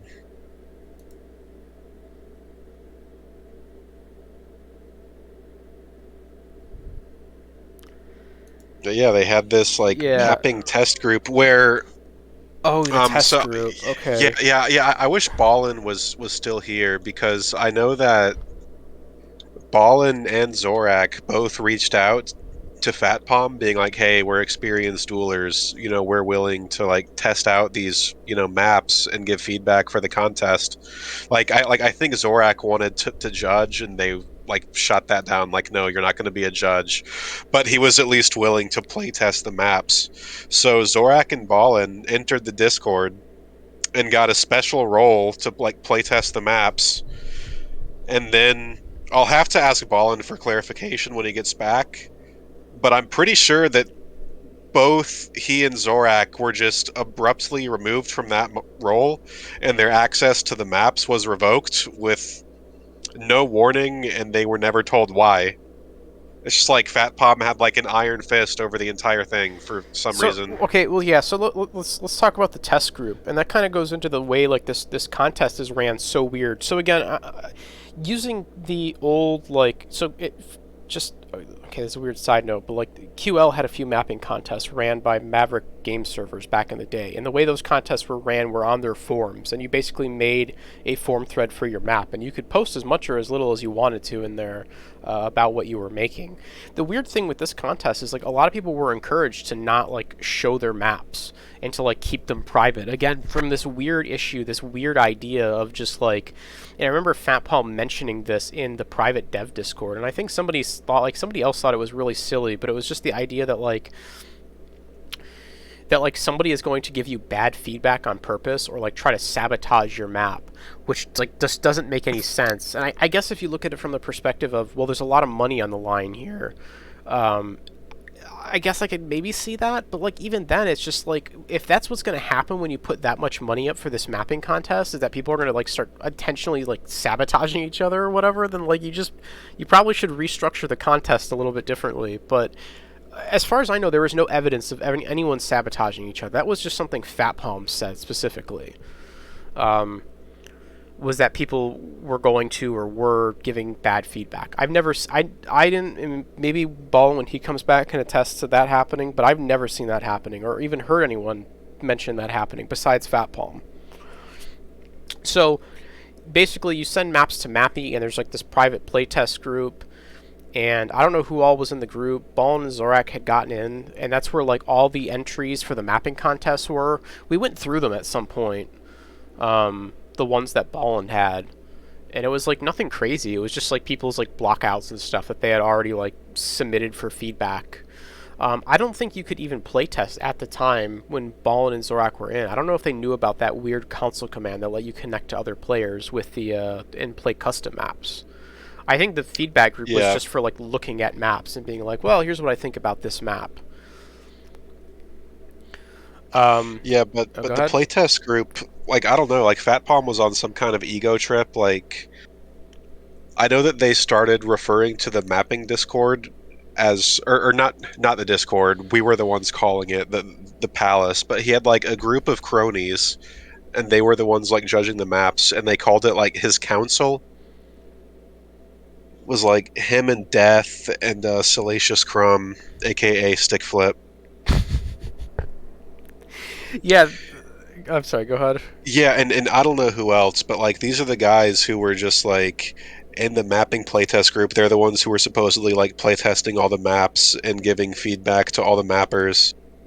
And it's just like, for some reason, I guess Too Good decided that those were the people qualified to do it. Those are the ones that he trusted. I'm not sure that I necessarily agree with that assessment, but it is what it is. The thing that I don't understand, and I'll have to ask Ballin when he gets back, is why they were being so secretive and insular about it, to the point where Ballin and Zorak's access to the maps were just removed. Because you'd think that they would want all the feedback that they could get from good and qualified players, but that appeared to not be the case. Well, the theory that we had was that Ballin, if you remember at a certain point, I never submitted my map to Mappy except for the contest entry, because that was another thing. If you wanted to submit your map to the that's very weird too, is if you wanted to submit your map to the contest, you submitted it to Mappy. And then you also submitted to Mappy for feedback. The whole Mappy thing is retarded. I assume that's fucking Fat Palm's idea. I don't know why he thought that was a good idea. He doesn't have his brain doesn't work or something. Fucking stupid idea. But I assume it's because Zorak and Ballin were on my. This was our theory as to why they got kicked out. I don't know why they got kicked out, and that becomes a point of contention later. Or I'll bring it up in a second, but. They were on my stream, giving me feedback on my map that I was making at the time. Because I didn't care showing my map. I'll send my map to whoever. Because I think the whole idea of being secretive is just dumb. That's not the whole secretive thing doesn't make any sense. It seems like they were doing that for themselves, not for the mappers. I've never seen an instance where people are trying to sabotage or give bad feedback or whatever in some mapping contest. Or even if somebody does give bad feedback, it's as a mapper, you should be able to, if somebody's well, you should just remove all the items from your map. It's well, that's a dumb idea. I'm not going to listen to you. So again, it seems more I guess on retrospect, this whole secretive thing was maybe just a play for power on their part or something. I really don't know. Yeah, which that's what I'm saying.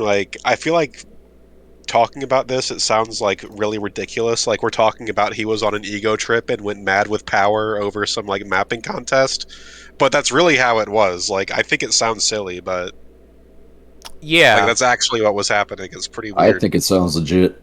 No, yeah, this is what happened, and as you keep pulling back the layers, you figure that out, because it's not to jump ahead, but later on when they were doing judging for the mapping contest, they were begging for play testers and people to give feedback, and it's well, you guys kicked Zorak and Ballin out. Zorak he won a bunch of the fucking duel tournaments. I feel he would be one of the most qualified guys in NA to give map feedback. Zorak actually gives kind of shitty map feedback, but that's beside the point. Well, I think part of the problem is that they didn't necessarily agree with the feedback that Ballin and Zorak were giving. And Fat Palm had a thing where he really wanted the maps to be the way that he wanted them, to the point where I don't think Fabrice would mind me saying this. Fabrice was referring to the mapping contest as an ass-licking contest, because basically what happened is you submit your maps to Mappy, and Fat Palm is looking over them and reviewing. And it's heavily implied that you have to make the changes that Fat Palm recommends, or else your map is not going to do well in the contest. That's so fucked. Yeah, that's a really good point, and that's kind of where I wanted to head next, is that very specifically, there is a thing in the rules. You can read the rule PDF for the mapping contest. It still exists, and I've downloaded a copy in case they ever take it away. But there is a thing in that PDF that explicitly says the judges cannot help you. The original structure of this contest was, and I don't remember the dates, was the contest starts and then there would be an initial judging that took place, and this was to narrow down a top 10 for each category. At this point, the judges, which as far as anyone knew, the judges was multiple people, and we'll touch on that more in a second. The judges would give you a round of feedback on your map if you made it into the top 10. They would... Oh, who just left? The hell? Anyways, they would give you a round of feedback on your map if it made it into the top 10, which makes sense. It's like, well, here's what we thought about your map or whatever as you're continuing to work on it. And then you, after the top 10 was chosen, you were given another month to kind of finish your map, polish it up, etc. And then the final judging would happen. The problem is that throughout all of this, Fat Palm was like deliberately helping people with their maps. Like, he was giving them specific changes to make. And it's like, that's like literally against the rules. Like, it's right there. And oh, it was Nicky Dobb. It's literally right there in the rules that you're not supposed to be helping people with this mapping contest. So it's like, this whole thing is like a fucking kangaroo court of just like a complete mess. Everything about this contest, this $30,000 $30,000 is like a lot of money in terms of like a mapping. It's more than they paid out for the test tournament series. I think it was like Zorak at one point who said that he should have been a mapper instead of instead of dueling because it paid out more. It's like, even if you got So like, go ahead. You think that's why Mappy was created, so that they could give feedback without giving feedback? Yeah, well, it's one of those things where, like, it was supposed to be anonymous, I believe was the point, but, you know, it was Fat Palm. Like, it's like 99.9% that's who it was. Yeah. Yeah, I don't know anyone else stupid enough to go along with the whole Mappy thing. It's just like crazy town. Yeah, I guess that makes sense. It's like the playtesters playtest the map, and then Mappy, I guess, gives you feedback. But it's like, well, if Fat Palm controls the account, he could just give you whatever feedback he wants. It just, the whole thing is stupid. It doesn't work. So you got Fat Palm like doing all this weird shit behind the scenes. They're kicking out playtesters, even though later on, oh, welcome back, Ballin. We were just talking about the playtesters. Do you have any comments on the playtesters? Yeah, we're talking about when you and Zorak got booted from the playtest group. Yeah, just in time, dude. Oh, nice, yeah. Yeah, they had the private playtest group. They're passing the like map files around and you know, playing those maps that were in this you know, private group. And yeah, it was very strange. Like, those are all the maps that made it to top 10 in the contest. Like, literally, I think 9 out of 10 plus Cities map Amberfall were the top 10 finishers. We haven't gotten that far yet. Oh, sorry. I'm just jumping the gun again. Okay. Yeah, it's a very long story. That's fine. There's a lot to like unpack here. All right, I have to get going anyways. It was a nice conversation discussing what went down with Diabotical and the funeral and everything else like Always a pleasure, Vidge. Always a pleasure. Always a pleasure. Guys. Have a good night. Just let me know what the best parts I should be. Oh, dude, you're gonna want to tune in for the ending. There's a surprise at the end. You're gonna love it. Yeah, you're also gonna want to watch the entire 6-hour VOD just in like one sitting. Well, I already was already part of the entire conversation at like the first 4 parts, but the mapping contest. I think and then he was joking. Yeah, I know. And then I added my own notes onto the notepad file, so there's that. All right, so. I guess that's a good point. Let me refer to the notes real quick. So we're talking about this map contest. We got people doing weird shit behind the scenes with the playtesters. We got judges who are blatantly giving advice and making direct changes to maps that are entrance in the or maps by entrance in the contest. What else do we got here? Mapping contest job. Prize distribution. We already covered that. And then let's talk about the first round of judging. I guess that's like the next place. So we already kind of talked about the structure of the map contest, the prize money, how there's way too much money at stake, how this whole contest, like, it's a fucking kangaroo court. There's like no rules. Everything is just kind of whatever. So the judging comes around. Now, the judges, I don't remember, did they announce the judges at this point? Maybe Nicky Dobb would know that. I don't remember if they announced like the full judging panel at this point when it came time to narrow it down to a top 10 for each category. You don't think the judges were public? I don't know if they were either. It was kind of my assumption, though, and I think it was a lot of other people's assumptions, that the first round of judging would have been done by all the judges. when in fact it turns out that the first round of judging was done entirely by Fat Palm himself and I believe Salacious Crumb in one sitting, in like one 7-hour sitting. And famously, every map was given about 4 minutes. Yeah, so the judging period, the deadline for submitting the maps and the day that the top 10 was announced, there was a 3-day window. So they had 3 days to judge the maps and make their decisions.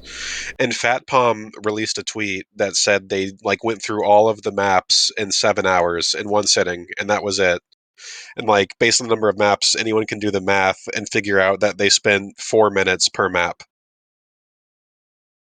Which is like obviously those maps were not given the time that they deserve. Yeah, it's really just it's super baffling because it's like, okay, I get that there's going to be some maps that you get that are just like some guy's block out. Some Russian dude made like a block out of like ZTN and it looks really bad and it's just like, yeah, this isn't going to work. And you can kind of just discard that one real fast. But it's like any map that looks remotely playable in a mapping contest, I would assume that you would want to play because the mapping, like the test servers were on at this, or not test servers, sorry, the content servers were up at this point, right? After the first round of judging. So it's like, I'm sorry, go ahead. Yeah, I was going to say, I think that they were. So I would think that you would want to at least play one duel, right? You'd kind of, if you saw a map that looked playable, that was it was in good shape, you'd go like, all right, let's give this game a duel, and you'd have a couple, you'd have maybe some duelers with you. Maybe not, they didn't even have to be judges. What duelers? Yeah, exactly. What duelers? I'm just saying, like in an ideal scenario, with like a team of judges, which is what the rules state, that there would be like I think the rules state there would be like 6 judges or whatever. I don't remember the exact amount. You would think that they would take a team of judges, and then you'd bring on maybe like 2 experienced duelers or something like that, and you would kind of play test the maps that looked, finished and worth play testing. And if they seemed pretty good, maybe be like, all right, well, we can think on that one for a little bit. Let's move on to the next one. Real basic stuff. Real easy stuff. But, and you have 3 days to do this. This isn't like you're drawing the process out when you only have like a day. 3 days are blocked out to handle this first round of judging. But for some reason, they do it in 7 hours. Yeah, so you combine the fact that they spent 4 minutes per map with the fact that 9 of the 10 maps that were finalists were the ones that had been in their private playtest group. It's like they had already decided the winning maps before the contest started. Which, to be fair, we actually went through all of the maps later. And yeah, most of the maps that they decided were the best maps, but there were some real stinkers in there and some very good maps that did not make it through. Like Vicky was terrible. There was that one guy who turned his map green. Like that never should have made it. Well, no, that map was fine because when it made it into the top 10, it wasn't green yet. Oh yeah, that's right. It was actually good, and then he ruined his map. Yeah, that was. That'll always be a highlight. Great. Yeah. But remember, we recently went through the maps from the more recent mapping contest, and we were going to spend 4 minutes on all of the maps as a meme to like make fun of this incident. And some of the maps that were good, like even trying to speed run it, we were going over 4 minutes. So I don't know what they were thinking, spending that little time in an actual like mapping contest where they're judges and there's $30,000 on the line. Yeah, I just, and that's kind of, again, I can't really, like, you can't overemphasize that enough. $30,000. I guess in the grand scheme of things, like maybe that's not like a lot of money to some people, but it's just like 30,000 for like a mapping contest. Like that would be a big prize pool for like a tournament. That would be a huge prize pool for like a duel tournament or something. But for like a fucking mapping contest, like that's a huge prize pool. And again, like to contrast that with like a QL mapping contest back in like 2012, where like the grand prize was like your choice of like a graphics card or like a motherboard or something. It's just like, it's crazy to like front all this money and then just be so disconnected from what's happening in the mapping contest, and just be like, all right, Fat Palm, here's a $30,000 contest, like, do whatever. It just, like, it's crazy. So on the topic of judging, there's absolutely no way that they played. I mean, it is possible that they might have played some duels on some of these maps. Because, obviously we say 4 minutes a map, but it's like, well, I'm sure there's probably some maps that they loaded up and then they immediately discarded. So it's like, if you rearrange the time a little bit, you might get enough time for like 1 or 2 duels on some of these various maps or whatever. There's no way they play tested any of the team maps, though. That was purely like an art judge. They're just judging it based on how good they looked, and if they're like, oh yeah, I guess this looks fine. This kind of has like an okay layout or whatever. The first round of judging is not supposed to be about looks, anyways. Yeah, that's another thing. That's something that City's mapping partner pointed out that I found to be really interesting. That hasn't really been brought up a whole lot, but the first round of map judging was not supposed to be about looks in the slightest. You had another month to like make your map look nice. Yet all the maps that were selected for the top 10 were like near finished in terms of their art. Except for one. Except wait, I'm sorry, what was that? I mean, Vicky. Except for Vicky, yeah. Vicky was like the exception there. Vicky should have never been. Like, I don't know how that Vicky map got did in. not belong in the top 10. Like, oh my god. Yeah, that one still kind of puzzles me. Yeah, I don't understand how Vicky got into the top 10. Like, even like not even counting my map. Like there was that one. There's like that one map that's kind of like a 2v2 map. That map is better. There's like that one map with like the gold room. Even if it was a little big for duels, just anything besides Vicky is just like, Jesus. Yeah, and then in addition to the judging being suspect, it's like, okay, if you want to pay out this money for the dual maps, it's like, fine. Okay, $4,000 for first place. That's what Overgrowth won. Like Amberfall got 2,700. The team maps that won, the first place team map was $5,000 for a TDM map. I don't know if that map has ever been played once. Second place was $4,000 for a CTF map. We already went over CTF. I don't believe that map has ever been played. $3,000 for a freeze tag map, probably never played. It's just such an incredible waste of money. Yeah, it is. It is really a giant like that's again, we're kind of jumping almost to the end of this, but it's just like that's such a huge like money sink for no reason. Like none of these maps are worth this. Like the thing about maps is that they're only worth money in hindsight, right? Like when whoever Hubster or whoever created Arrowwalk, like that map wasn't worth $1,000, but now it's probably like it probably had to pay some money to get the rights to that because it's a popular map. It's a quote unquote classic or whatever. Maps are only worth money in hindsight. It's like a painting or whatever. They're not. This is worth nothing right when they're made, but like after the artist dies, they're worth something. Yeah, and you know what's funny? Like Ballin, you can clarify more. Like I know that Raya is played. I think like Frost Rush gets played. I don't know about Overgrowth, but like a lot of the maps in the Squawk League, which is really the only active dual league in North America, are maps that people made for free. Like this mapping contest didn't do anything. Yeah. Okay, yeah, I can actually clarify almost exactly which maps are played. So pretty much none of the team mode maps have been played in anything because nobody plays any of those modes. Like that's the thing. Like wipeout maps that people made actually do get played, but yeah, nobody's playing any of these maps. I will say, some of these maps, the team deathmatch and freeze tag ones that won, do appear in warm up, so you can play them in warm up, I guess, if but that's the only time I see them. I think one of them, a Hurt Locker, I believe, we played in one random 2v2 tournament, and it was very, very bad. Me and Fonzie sat on one side of the map, and just like that side of the map had red armor and railgun. We just like never gave it up for the entire game, so that was pretty fun. But yeah, basically these maps only exist in warm up. All the team mode winners. For duel, basically.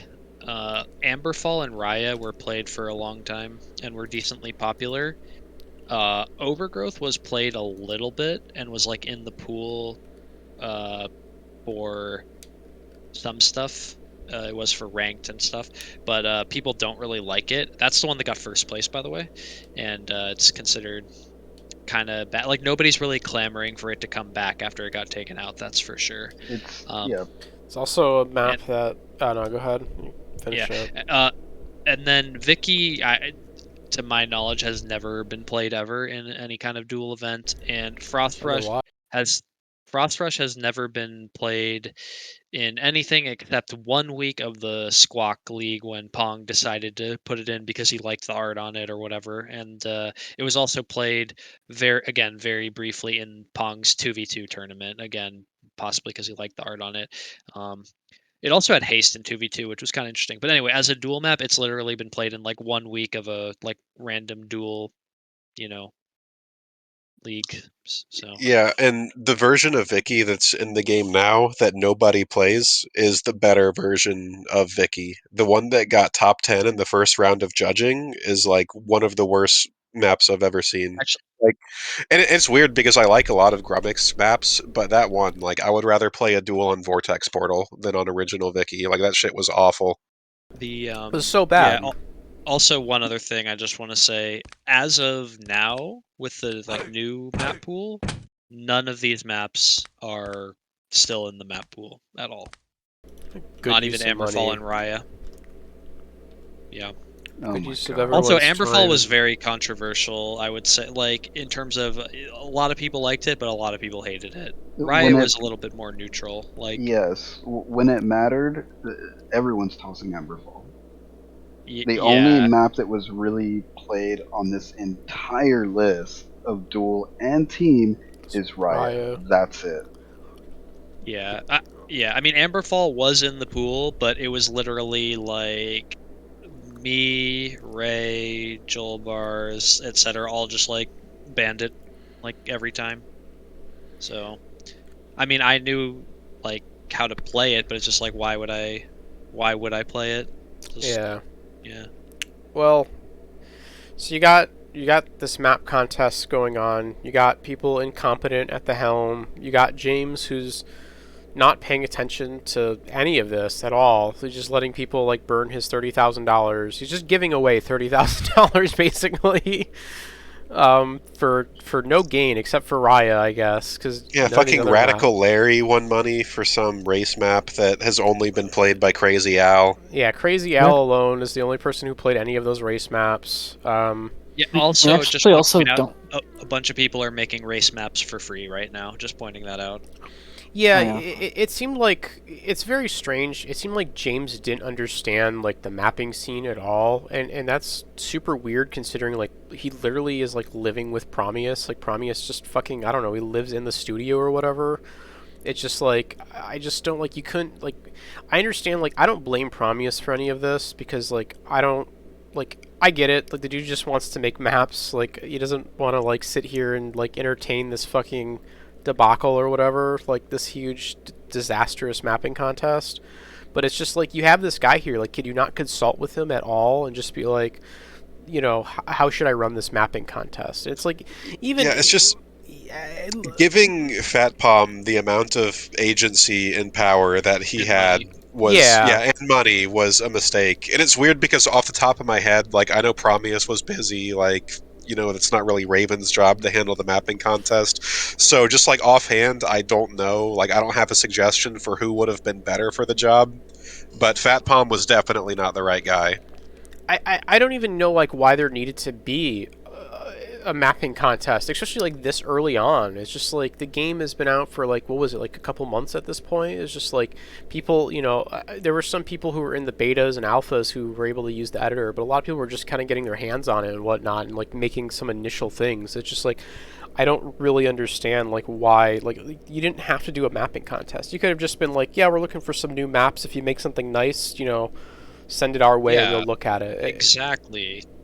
Like, why did it need to be a contest in the first place? Like what they did this time, I mean, I feel like they are very slowly learning from the mistakes of the mapping contest. Like this time, they just turned around and said, "All right, any map that was good, we're just giving like $500 from the past 1 year." Like, it's like that makes way more sense to me, if you ask me. But Yeah. I don't know.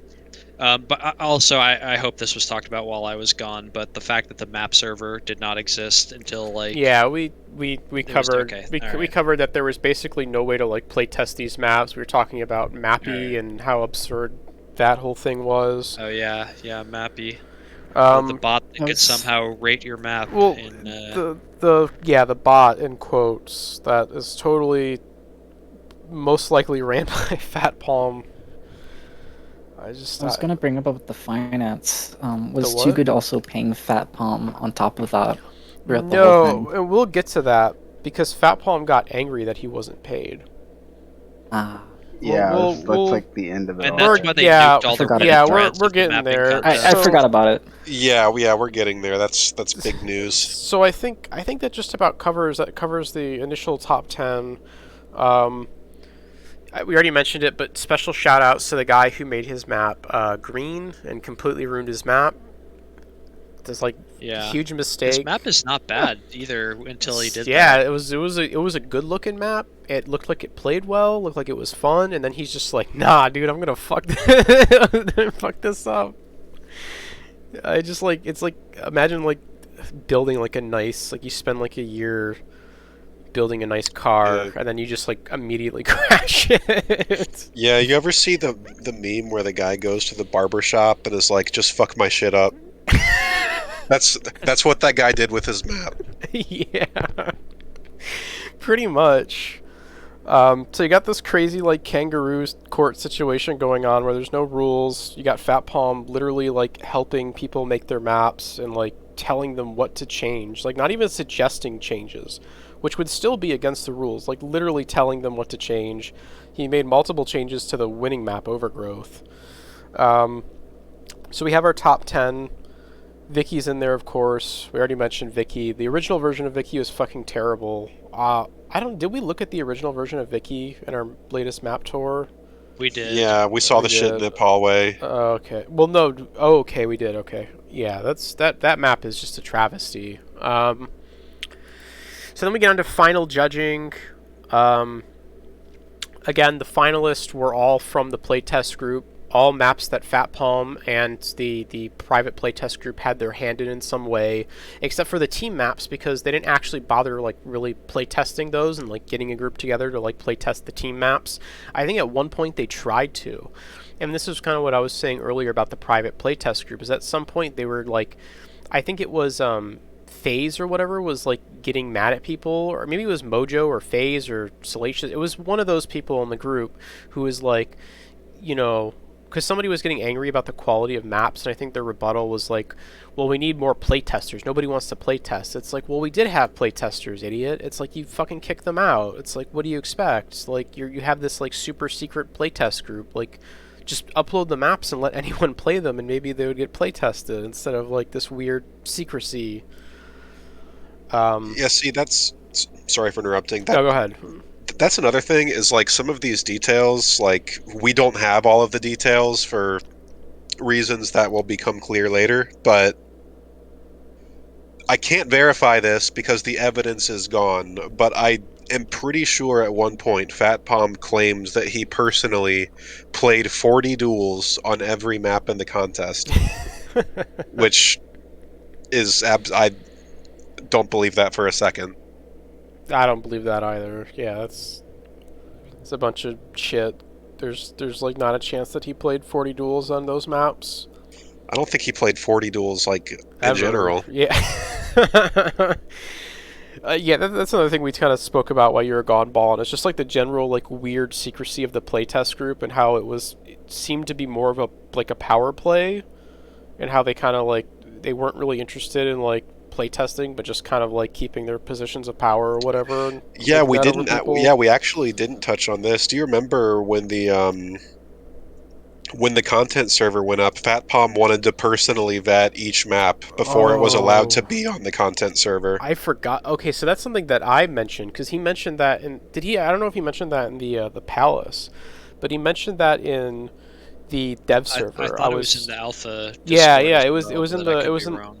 it was in the private dev server that I was in. That he mentioned that like that instead of having anyone be able to upload maps, is that they should like vet them. And I think it was Noctis who was like, yeah, that wouldn't be a good idea.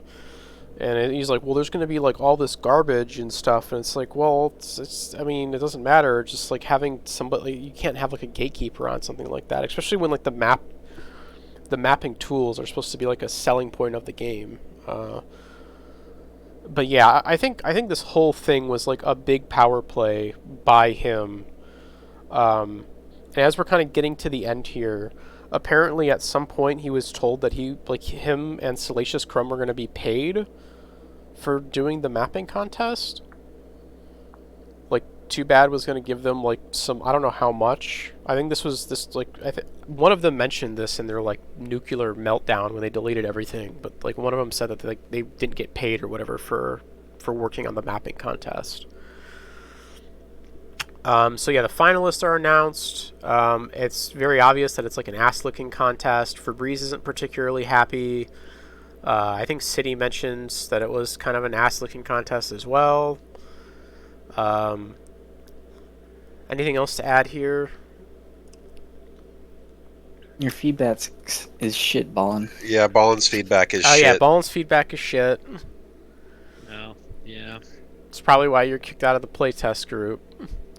It's bad. Yeah, for suggesting things that they had already suggested. Did you guys talk about, like, I think it was FaZe and maybe some other people saying about how, like, nobody's giving feedback on these, like, you know, candidate maps, but then they're going to complain about it when they're added to the pool. You guys remember that? Yeah, I just brought that up. How like nobody's helping give feedback, but like you guys kicked Zorak and Ballin out of the playtest group, and to on top of that, it's like the playtest group is also like this private thing. It's just like it doesn't like this the level of. I mean, we went into this already, so I don't want to go into it too much. But like the level of like secrecy surrounding the mapping contest and like what maps were submitted is just like absurd. I had brought up a example of like I've been looking at some like old Quake Live mapping contests from like 2011, and like the way those contests works is you made a forum post on this one site with like your map, and it was just out there. You just posted screenshots or whatever. But yeah, like there didn't need to be like this level of secrecy. Nobody was going to give bad feedback, and if they did, it's just like, well, you discard it. You just be like, yeah, that's dumb. So I think that kind of covers the mapping contest in whole. It was a big waste of time, a big waste of money. It was poorly ran.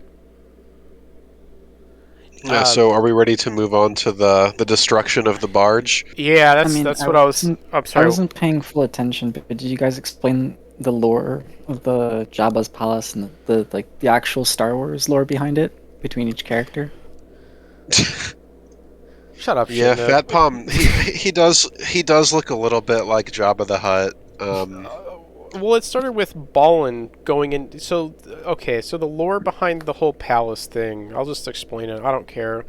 Is that Ballin joined the playtest group, and I made a joke because I'm a fucking Star Wars idiot. I like the original movies. I was like, "You're like Lando." It's just a really weird offhand kind. You're like Lando infiltrating Jabba's palace. It honestly started even before that with the Salacious Crumb thing. Oh, like saying, "Oh, that guy is like his pet." He's like, you were like, "That guy's like Jabba's pet." Okay. And then we looked up the name on Wikipedia, and it was Salacious Crumb.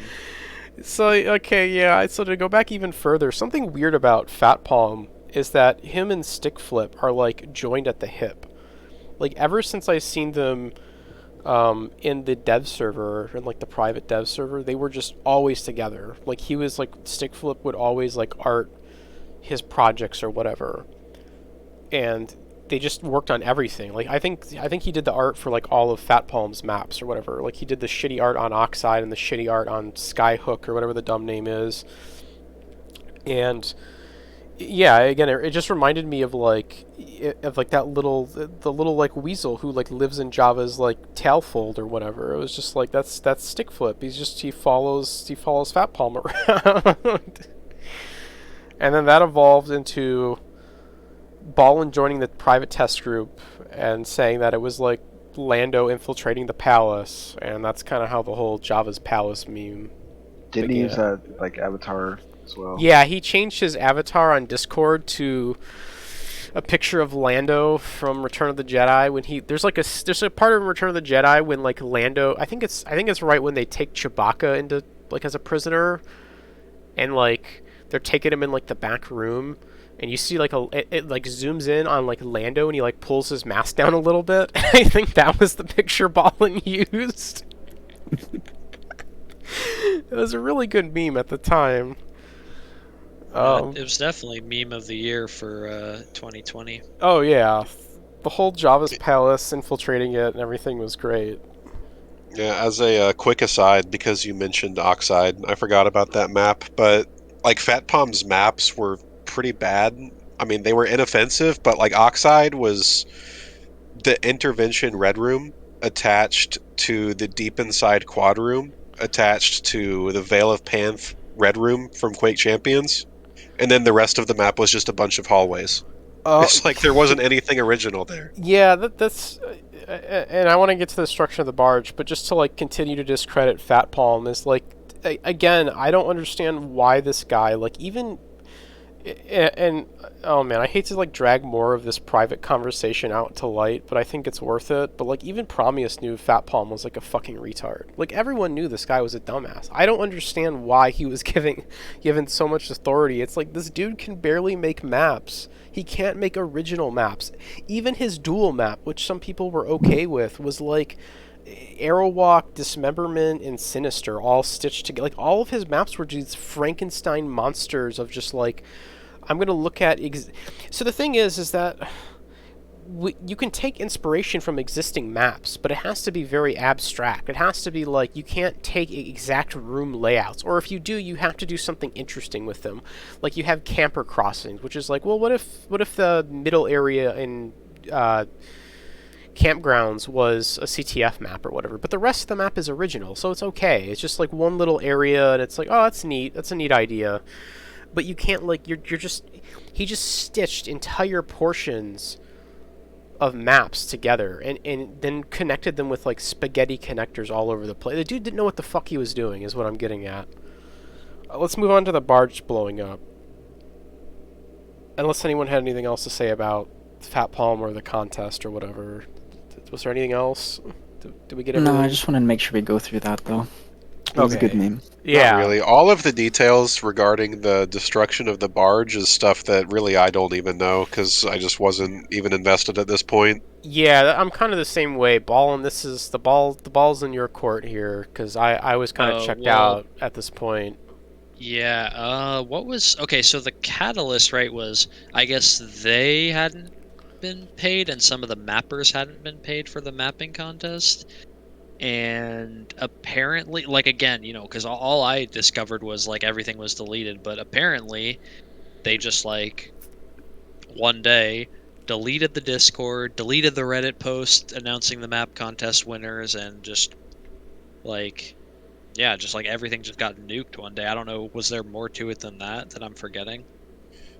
No, that's pretty much it. I think it was Salacious Crumb who's the one who pulled the launch trigger on all that. He turned his submarine key and just fired his... but the real thing about that, it's such a dick move, because it's not just like deleting a Discord that a lot of people were in. It's the Discord where like all of the resources about mapping are. Like, they were all in the mapping Discord, and there was a wiki which had information that was less complete than the information in the mapping Discord. Hold on. So it's a quick aside, real fast. You know what was really funny is that there was a mapping document and a mapping wiki, and sometimes they would reference each other, and like the information wouldn't be on one, and it would be like, go see the other for the information. The information wasn't there either. Sorry, continue. Anyway, what I'm saying is, like, it's like they deleted the Discord ostensibly to like get back at the devs for fucking them over or whatever, but the real people who they were fucking over were the mappers and the people who wanted to use those resources, because like all that documentation about mapping that had been like accumulated, you know, for like upwards of a year is just gone. Like, it's not coming back. Yeah, I don't really understand their like I mean, I guess I get what they were trying to do, but like it's just like they went about it in the dumbest way possible of just trying to like blow up that Discord. It's like, do they really think James like cares about that Discord or like anybody on like the Diabotical team or whatever? And then as we already mentioned, I think there was like some weird. Again, I don't have a lot of information on this. I don't think any of us do, but it was like I think at one point Salacious Crumb mentioned that they were supposed to be like paid for their work on the mapping contest, and I think that played into it as well. I want to say he had like some big post that he made at some point. Maybe Nicky Dobb can dig that up if Nicky Dobb's still around. Yeah. I don't know. I don't just know what else. remember the complaints, but yeah, I don't know like more of the details around it beyond just hearing some complaint about them and maybe some mappers from the contest not getting paid in a timely fashion, and then everything was deleted one day. Nuke the Discord, yeah.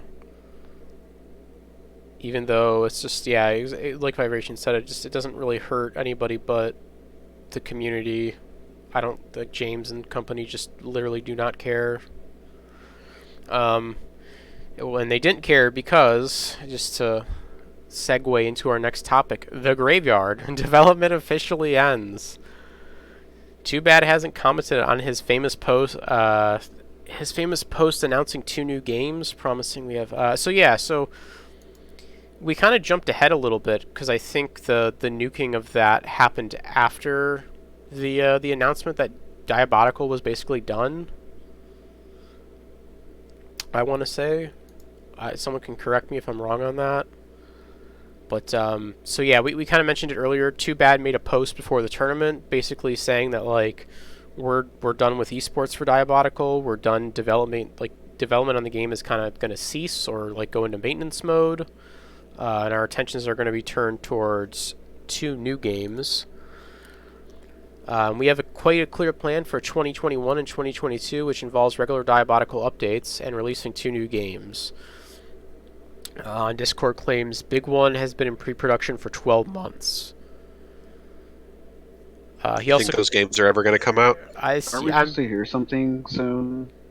Well, hold on. Yeah, I guess we could talk about those games. So yeah, Too Bad announced that he would have 2 games coming out in 2021 after making that post, announcing kind of everything is shutting down, and we have yet to see either of those games, or have had like any tease or hints or anything about that.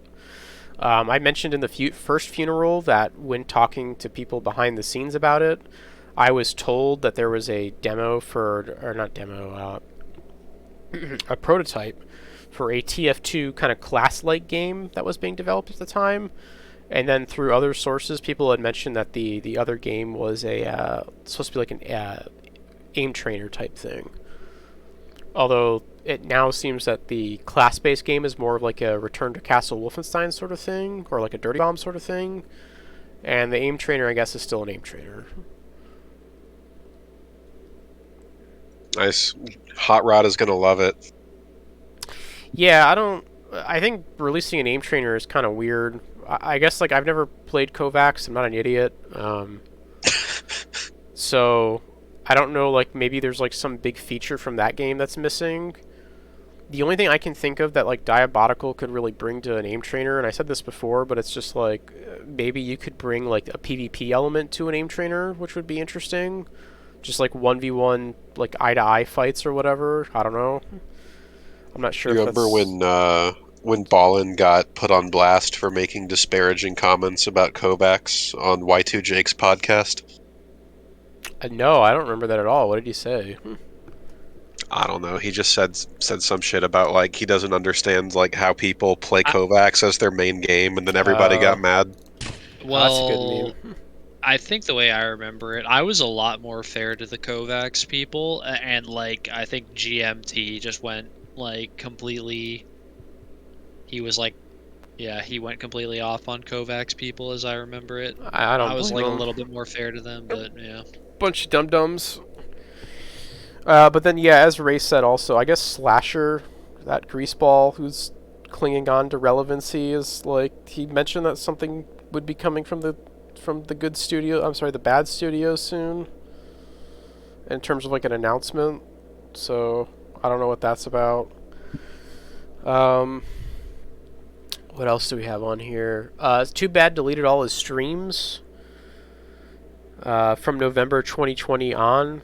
Don't ask me about work. Yeah, Too Bad doesn't do like dev updates anymore. It's something that happened after he like stopped working on Diabotical. Why delete all the streams though? That doesn't make any sense. Yeah, I don't know. That's a good question. I can only assume it's because people would like reference them and be like, "Well, where's this feature? Where's that feature that you planned or whatever?" That's like the only thing I could think of. But yeah, I'm not really sure why he would. Otherwise. Yeah, and according to Nicky Dobb, and I have no reason to doubt Nicky Dobb, Too Bad's last public appearance was when he hijacked Y2Jake's podcast that Zorak was on, which was a long-ass time ago. Oh yeah, that was a very long time ago. Do we want to talk about that appearance? Because that was kind of like, you had... It was really interesting, because you had like the 1-2 punch. You had like, Diabotical's done, we're moving on, canceling all the esports, and then you had that podcast right after where he like tried to explain himself, I guess, in like the weirdest way possible. Like he didn't do it on his own terms, if that makes any sense, which probably would have been better. Instead he like comes onto this podcast and starts rambling. Yeah, I don't even remember what he said, but I remember like... Oh, there's some quotes in here if you need them. Very choice quotes. Yeah, Nicky Dobb, good lord. Thank you, Nicky Dobb. You really appreciate your assistance tonight.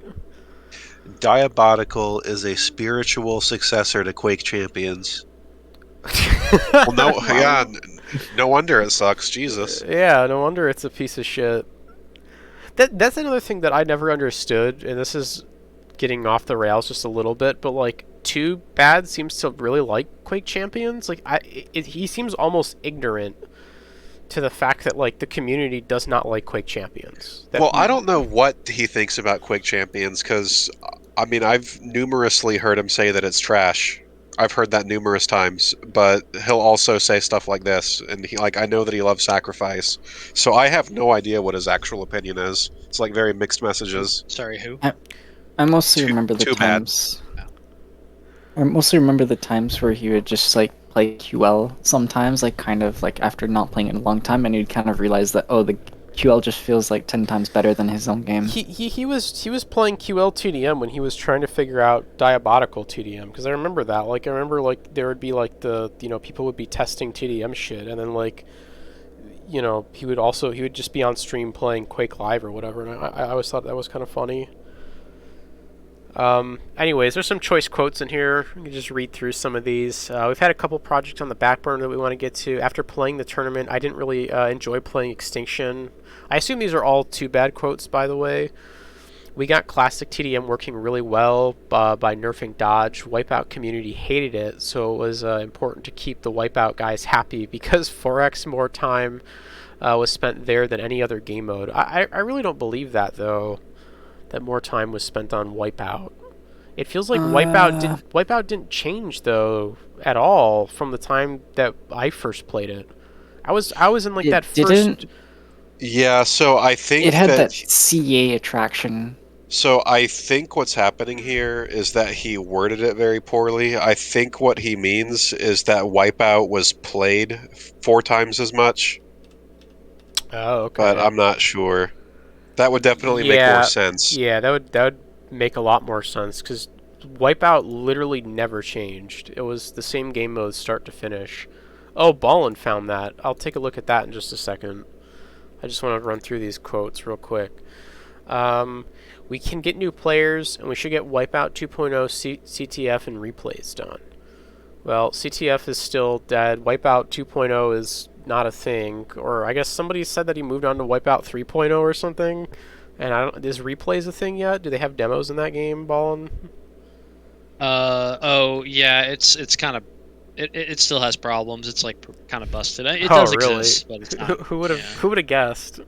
Yeah, it's like, I think it's like a half-baked feature. Yeah, I think that the Diabotical #1 fan, Nicky Dobb, has gone to bed, so we can't really verify all of this information that he knows. Damn, dude. We've been going on a while. I'm gonna keep speedrunning through these quotes here. Let's see. Since some folks think the game is dead, great. Maybe we can do some wild shit now to the gameplay and queue systems. This is not... whatever, we'll talk about gameplay more later. If I were to reship the game, I think I would strip everything else out, make the game 3 4v4 team modes plus duel, and then allow people to do whatever they want on the side. And I would change the egg bot so it's actually on the ground and held the gun in its arms. Why didn't you just do that in the first place? That's like you just fixed all the problems at once. Like, why was it like... That's a good quote. It's just like, if I did it again, I wouldn't make all the very obvious mistakes that I made the first time. That people told me not to do, and I was warned about by multiple people. We don't really need to talk about the high tier. You saw the announcement, ha ha ha. We're not really worried if it will survive the esports integrity test. Oh man, these are a lot of quotes in here. The main thing we missed was, can we make the gun feel like it's Doom 2016? Can you make that frag feel awesome? We never hit that yet.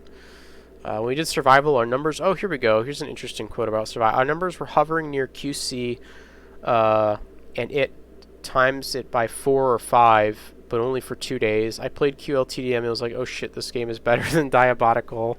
Well, that's true. Yeah, That's true. what I was referencing. Yeah. Some of my game design time is focused on the new game, so updates will be more focused, but it'll feel slower. I don't think he's done like any official updates on Diabotical since the closure announcement or whatever. Let's see. It'd be a lot of work to change the egg bot. I mean, let's see. So that's the podcast. Any other thoughts about the podcast here before we move on? Zorak falling asleep. Zorak Pretty doing good. his best mime impression. Yeah, I was like laughing so hard, just like alone at my desk when I saw like Jewel Bars typing in chat. Like, a good point, Zorak. Yeah, okay, Zorak. Let someone else talk. Yeah, that was a good meme.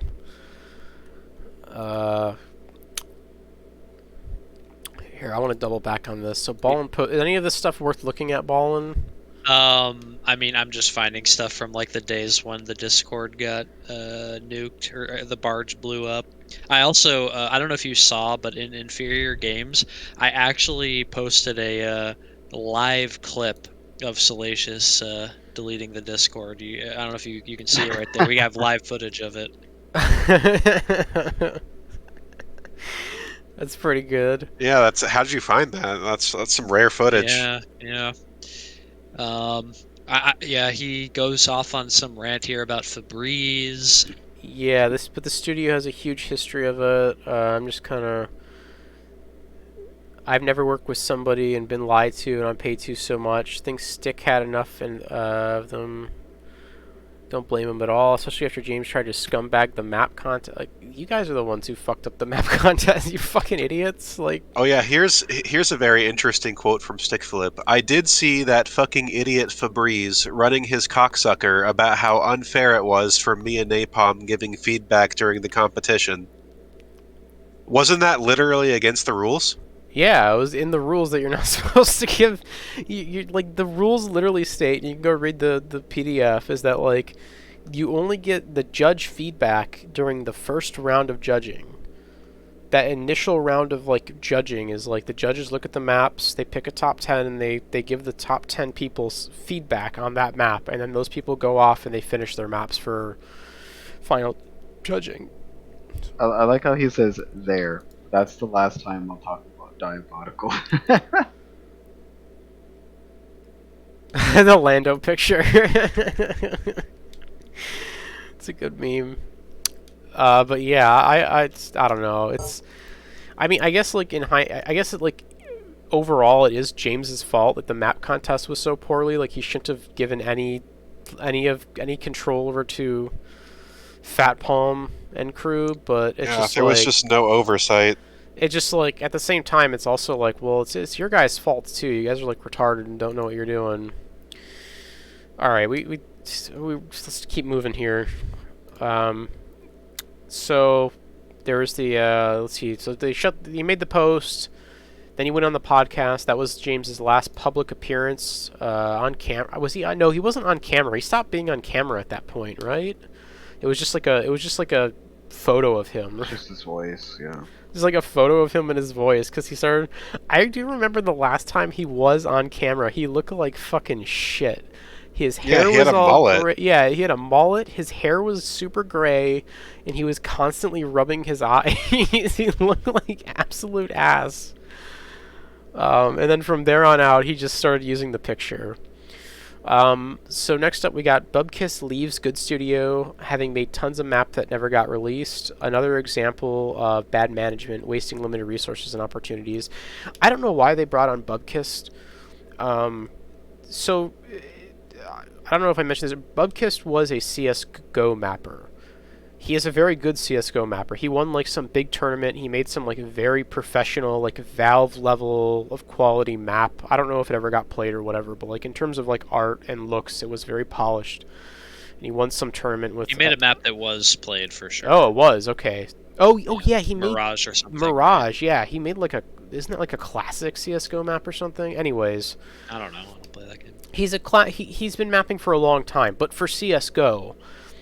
And they bring this guy in, and he makes. I remember the first thing he made, I think, was a duel map, right? Do you remember that duel map that he made? Yeah, in the alpha. I mean, in the alpha, it made no sense. It was really bad. It had a lot of random boxes everywhere, like it was like CS:GO cover or something. It was like a really nicely arted map, but it didn't. Like the guy doesn't understand how to play Quake or like anything about Quake at all, and had no idea what he was doing. And I remember at one point James admitting to that. I don't know if that was on stream or like I think that was in the dev Discord. Like I think he was in a voice chat. But it was like from then on out, they just put him on making these like Weibo Instagib maps, and honestly, like for what they are, they were nice. They're not bad. They look nice, and it's Weibo Instagib. You don't have to worry about it being like super competitive. They look nice. Stuff, they are in a bunch of them are in the game. I mean, I don't know how many people are playing Weibo Instagib, but you know, but they're in the game. They look nice. But yeah, I mean, Nicky Dobb is saying it's like a waste of resources. Yeah. It's like, well, I mean, ideally, so like how, you know, typically speaking, at like these big studios, you don't have one guy making a map like start to finish by himself. That's like some fucking, you know, like old school shit. Nowadays, you have like teams of people. You could have like just given the guy some guidance on like, all right, look at some popular maps and like how the rooms are on those. Like just have him keep trying, and then just like somebody else could come in and like put the items on, or you know, like Prometheus could like put some touches on it or something. Or you have somebody who knows what they're doing. His art is really good, and then his art is definitely really good. So this is where to bring up Mr. H again. He actually did art somebody else's map. That's really what he should have been doing from the start, is arting other people's maps, not making his own maps, because it's just like you give the design to somebody else, because that's how it works in a professional environment. Somebody kind of does like the design or whatever and like the gameplay, and then you'll have like another dude who comes in and does the art. And that's really how that pipeline should have worked, is that they should have taken well-designed maps from like City. It's like, City, give me a layout, and he can block something out, test it, and then we pass it off to Bubkiss, and Bubkiss does the art, makes it look really nice and gives it a theme, you know? Yeah. And that's what City actually did, I think, right? He had this guy C. Justin or something that arted Amberfall. Oh yeah, I didn't know which one did the art and which one did the design. I guess that makes sense though. I didn't know. Wasn't sure if City was like an artist or not. But yeah, that's how it should be done. You see that's I said he did the same thing with Ragnarok. You see a lot of QL maps where it's like a mapper team, But yeah, it was like a waste of his time to make these Weibo Instagib maps when nobody's really playing Weibo Instagib. And you can crank a map out a lot faster if it's like 2 people working on it. So yeah, just total waste of time and resources. That Mr. H map was his TDM one that he did, and that never got played. I know Mr. H was kind of upset about that. It was a nice map too. I don't even think it's in the game.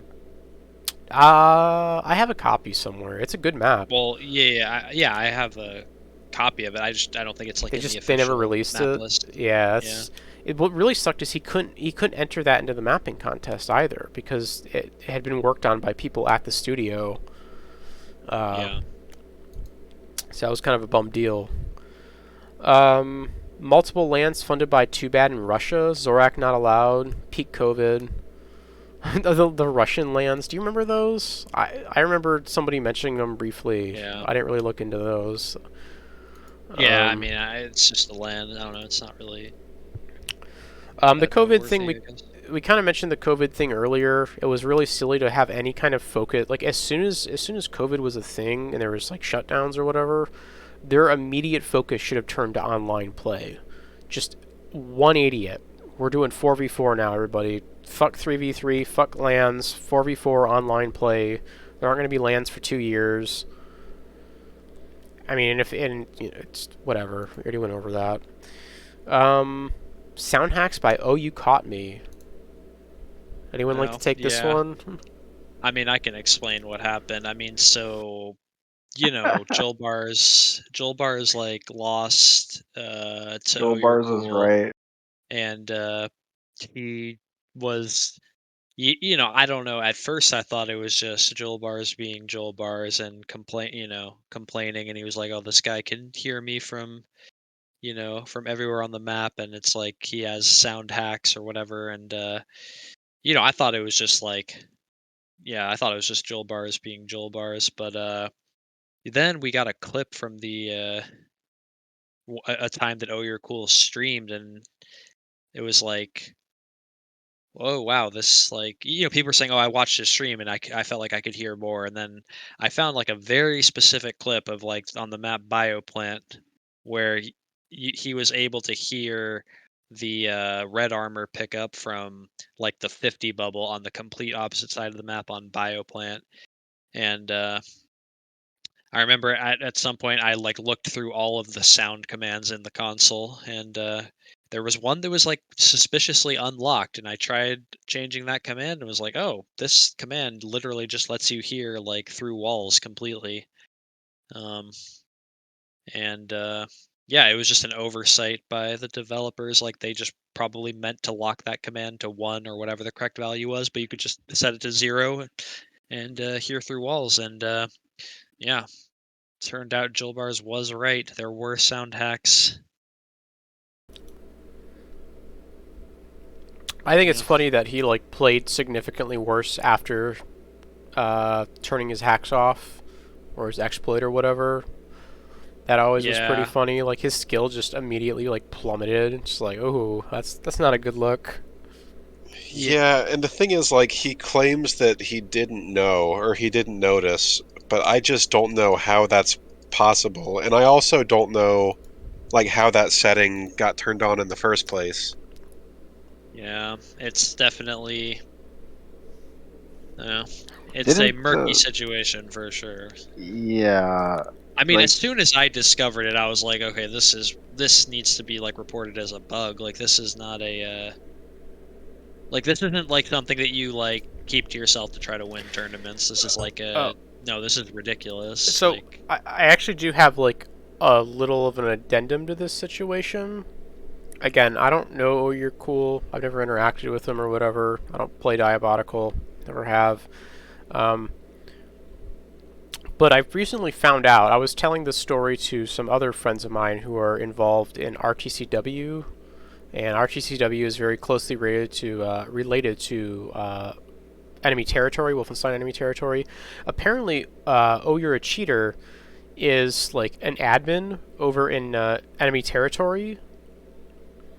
And enemy territory, the game, because it's a free game, is like a notorious game that attracts cheaters. Like, literally everybody in that community, apparently, at some point or another, has been a cheater. Whether it be, like, wall hacks or aimbots or whatever. Yeah. You saying he's been a cheater for a long time now? I'm saying it's possible. Okay. I mean, I don't know. Like, I've never had a specific problem, like, with the guy. I mean, whatever, he seems like nice enough, like, and he claims that he didn't know that this thing was on. I don't believe that claim. Yeah, I mean, I don't know about that. I mean, but yeah, other than other than that, I mean, I haven't had a problem with him, and I mean, he did eventually like get better again. But yeah, he did drop off for a little bit after that. I was probably like having to adjust to not being able to just hear everything. So I don't know. That's definitely like I'm not 100% sure. Like, if is it like he is 100% didn't know, or he knew but he was knew. just keeping it secret, There's no way he didn't know about something like. I just don't buy that for yeah, a second. I mean, it was just a console command that was like an oversight by the developers, but I was just like, yeah, this just needs to be reported as a bug, and it took them. They fixed it actually really fast. It was only like a day or two, because of course it's really easy. You just like set that config to be locked or whatever, the way every other sound config is. So, yeah. Moving on. No clear vision. We'll talk about that later in the wrap up. What could have been done to improve the game? Remove Dash Warden. I actually agree with that. But it would have slowed the game down a lot. Well, let's. I guess I'll. I'm sorry. Go ahead, Ball. I specifically on that note, I mean, one of the things, right, like when it comes to Duel specifically, is that the game is balanced around Wipeout, right? So it's like slow walking is really, really fast compared to like how it is in like the Quake games, right? Like in Quake games, slow walking I think is like half your normal run speed, which is of course slower than strafe jumping speed. But I think in Diabotical, slow walking is like 2/3 or something of like normal run speed. I think it's like 210 UPS versus 320. So it's like that's a significant difference. It makes slow walking like really, really good. And then on top of that, you can instantly stop slow walking and dash. So like it just means like slow walking becomes really, really good in Duel, where like it was already used. But the thing is, this was all balanced around Wipeout, where it's like, well, you would never really have that much reason to slow walk a big distance if it's that slow. So anyway, that's you know, I'll have more to say on that in our wrap up. I'm just kind of the interaction with dash, especially, is like, oh, this was meant so you could like slow walk and then dash to like ape somebody and wipe out. It's like not the best for Duel. We'll circle around to like improvements and stuff like in gameplay things a little bit later. So let's see, what else do we got here? So this is according to Nicky Dobb. I don't purport to know anything about this. This is information that has been given to me by somebody else. I'm not claiming that I know for sure this or whatever. Too Bad Solutions Limited finances in January 2020 owes 1.16 million USD. Assets are claimed as, oh man, internally generated software of computer. Oh, okay, so apparently he's in debt by $1 million. Apparently the company is $1 million in debt. And he borrowed $450,000 British pounds in 2020 as a loan. Too Bad advanced himself 100,000 British pounds into director loan account. So I'm not really sure what's going on there. Nicky Dobb did like a deep dive into their financials. Where does he find this shit? Oh, dude, he has a link in here. Yeah, he has like link. He has a citation. Yeah, he has a link in here to the tax records. Yeah, he has a link in here to the total. Oh man, I don't know how to. I don't know how to read tax record. This is beyond me. If Dobson if Dobson comes back for some reason, we can come back to that one. Let's see here. Diabotical rotating through map pools faster than Too Bad can produce updates. These are just kind of, I think Nicky just posted random he's just stuff. Typing shit. Yeah. Zorak tried the game. Did he post anything from how he awful. decompiled the binary or anything? I don't think he did, but that was pretty funny. Too Good Studio throwing around random 10 5K prizes for esports. Oh, I did actually. Speaking on like prizes for esports, I wanted to touch on that real quick. I was talking the other day about that. I think that the 250,000 or whatever that was allocated for prize money, I had a theory that money is like they contractually have to spend it on like esports and not the studio. Despite James saying when they were like shutting, they were going to reinvest when they were shutting all the esports down. They were like, we're going to reinvest the prize money that we have left over into the studio. I'm kind of wondering now if that money can't be reinvested into the studio. They have to use it for esports. Because I don't really, because Nikki does bring up a good point here. I don't know why they're throwing around like $5,000 and $10,000 on like a game that is essentially dead. Yeah, it doesn't make a lot of sense. I think that when they first announced that they were going to stop doing esports, they said, maybe we'll come around later on. Don't worry. Maybe we'll have some tournaments down the road or something. And I think they probably saved up some money just for that. So that's what you're seeing now. I guess, but like again, it's just like all you're doing is bringing the vultures in. Like that's all that's happening here is like you're just wasting that money. You're just like whatever. What else do we got here? Rocket jump patch and the ensuing chaos right before an event. Ballin, would you like to take that? Yeah, so they made a change because Crazy Al and the time trials people said that like they had some complaint about rocket jumping at when you're going at like 2000 UPS or something. So when you're going really fast, the rocket jumping was like not right because the rocket was spawning too close to the middle of your body and not like anyway. So they moved the rocket spawn location farther outside your body to help out like Crazy Al with his 2000 UPS rocket jumps. Anyway, the immediate effect of this was that all the Wipeout players and also Backstein, the dual player, were no longer like able to rocket jump. Like the timing was just completely different because it would spawn farther away. Like the rocket would spawn farther away. So like you would just wind up blasting yourself in the feet for 47 damage and not actually jumping and not going anywhere. So yeah, they anyway, there was a whole war about it with like some people were saying no, this is the correct way that it should be and all this stuff. And eventually they did actually fix it after like a couple of days. They put out a patch that let you still use the old timing or the new timing on your like rocket jump or something. So they did fix it, but it was pretty funny. It caused like a whole war. Yeah, I blame Crazy Al. I blame Crazy Al too.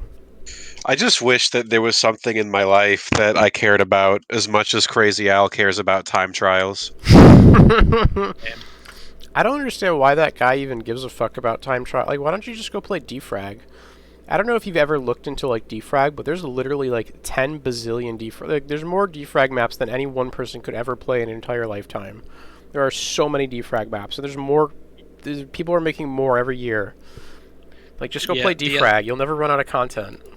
The other thing about it is, like, I mean, it's a single player thing. Like, you don't need to be constantly convincing other people to play it. It's just a little weird, but yeah. All right. I'm sorry, what? Do you have something else? No, just...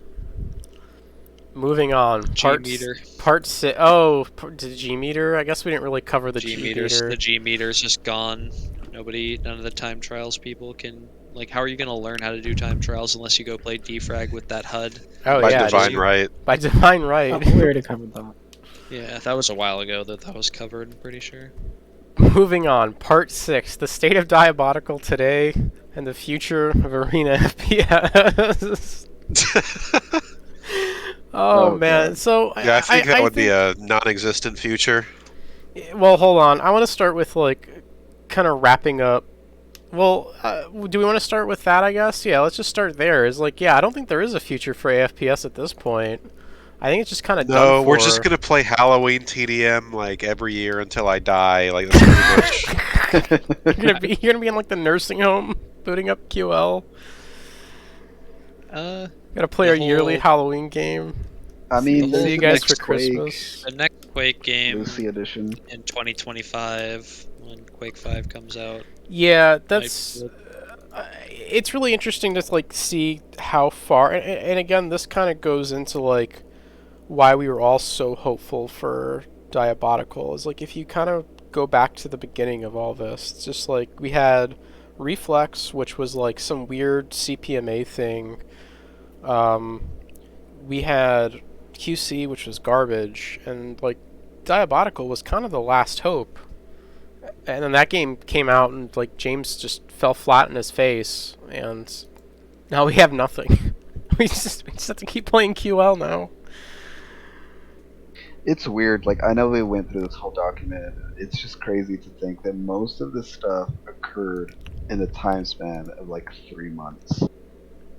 Oh God, yeah. Like we're like stretching this all out, and like some of it's out of order. But yeah, a lot of this stuff all happened like just like one Really after the fast. other. Yeah. And that's kind of like, I guess in closing here, it's like I get the feeling that this like it's so weird. So at one point, I can't find the stream. I'm sure Dobson knows where it's at. But at one point, James said on stream that he purposely has like his studio is small because he knows that like AFPS isn't a big genre. He isn't going to have a shitload of players like an Overwatch, like a Blizzard game or whatever. So he kind of he's tailoring his studio around that sort of game. And it just seems so weird to me that like you spend all these years on the engine and thinking up ideas, and then like when it comes time to actually like release a product, you just rush it out the door as fast as you can and just like move on to something else. Like somewhere in the time between like 2012 and like 2020 or 2019, like something like changed, if that makes any sense. And the project went from like I guess a passion project to just like, let's just get this over with, like who cares, move on kind of thing. That makes building an engine for their next game. Yeah, exactly. It just like, it doesn't make any like you spent all these years. What money did he run away with? He's in debt, but but yeah, it's like you spend all these years working on this one game, and it's just like you get to the point where it's like, here we are, this is the release, this is what it's all been building to, and you just fucking rush it out the door. I don't understand that. Yeah, it doesn't make a lot of sense. I don't know if it was a money thing, if it was like there's obviously some turmoil that happened in the Good Studio, because I remember that cutout part of the Y2 Jake podcast. I'm sorry, the Recoil podcast. Yeah, I do remember. Where like Too Bad like mentioned somebody in the studio had cancer. He didn't like really elaborate on it, but he just mentioned that there was like a lot of hardships, and it's just like, I don't know exactly what happened there. Maybe that was the cause of all this. Maybe it was Epic pressuring them to do different things. But somewhere along the line, I feel like he was on the right track, and then he just got totally derailed. And made it like literally like every wrong mistake, or like every wrong move. Oh, every mistake. Yeah, I mean, yeah, he fell off his rocker. He fell off the rocker. Thank you. Yeah, there we go. At some point, James fell off his rocker. I totally forgot about that. Yeah, and then I think he steered the ship directly into a 4-dimensional iceberg. Yeah, that happened as well. Right after he fell off his rocker. Yep. Yeah, the ship was taking on water fast. Did I show the iceberg now? No, hold on. So yeah, I guess like the future of AFPS now is they got the new Quake game, Lucy Edition. No real info about that. Let me just say that if Sabertech has anything to do with it, dude, just fucking forget it. I don't just want to forget see any it. trailers. Yeah. I don't want to see anything. I don't think Saber has anything to do with the new Quake. Saber is kind of like its own thing. I don't think they've had anything to do with QC for a long time too. I'm pretty sure QC is all done at id now, like a skeleton crew. Yeah, because Tim Willits just like quit id Software and then became the CFO of Saber or something. And then I think recently Saber like was sold or bought by somebody. Some like weird, like somebody was buying up like a bunch of like defunct boomer shooter studios. Like 3D Realms got purchased, Saber got purchased. Or like studios that have been involved with boomer shooters. I feel like Quake 5 or whatever, like if they actually put the A team from id Software on it like they did with Doom 2016 and Doom Eternal, and when I say on it, I just mean on the single player, like not necessarily on the multiplayer. I think that has a chance to be successful. Like, like if they put the A team, the AAA team on single player, and the single player is really good, a bunch of people will come play it because the single player and everybody liked those Doom games. So like that'll get people in the door. And then even if they just put like Sync Error and the Skeleton Crew on making the multiplayer, like the AAA production value and the good engine and all that Yeah, would carry over, or the hopefully better trickle down. Yeah. So like they couldn't screw it up, basically. I mean, they could still 100% screw it up. Don't get me wrong. add I'm just saying, classes. there is a chance that it could work. Yeah, I mean, is all I'm Sinclair saying. is out there making dual maps where you can fall off the map, so yeah, I don't know. Yeah, He never did that in Quake Live. Put a fence up. Yeah, he needed to put the pencil down long ago. Yeah, I don't know. I guess if you haven't already, you should rejoin the server for the finale here. I think we're missing Ray. I don't know who else wants to join the server for the... I'm watching the stream. I'm just okay, saying, that's fine. Call me an optimist. I think Quake 5 has a chance to be decent and have players, players from single player who bleed into multiplayer. I think that's fair. I guess the thing with Quake 5 is my expectations are like down by like dinosaur bones. I'm kind of just like... Oh, agreed, 100%. It's just like I don't expect. I kind of expect them to just do like casual TDM, like duel and FFA. I really don't think there's going to be much more to it than that.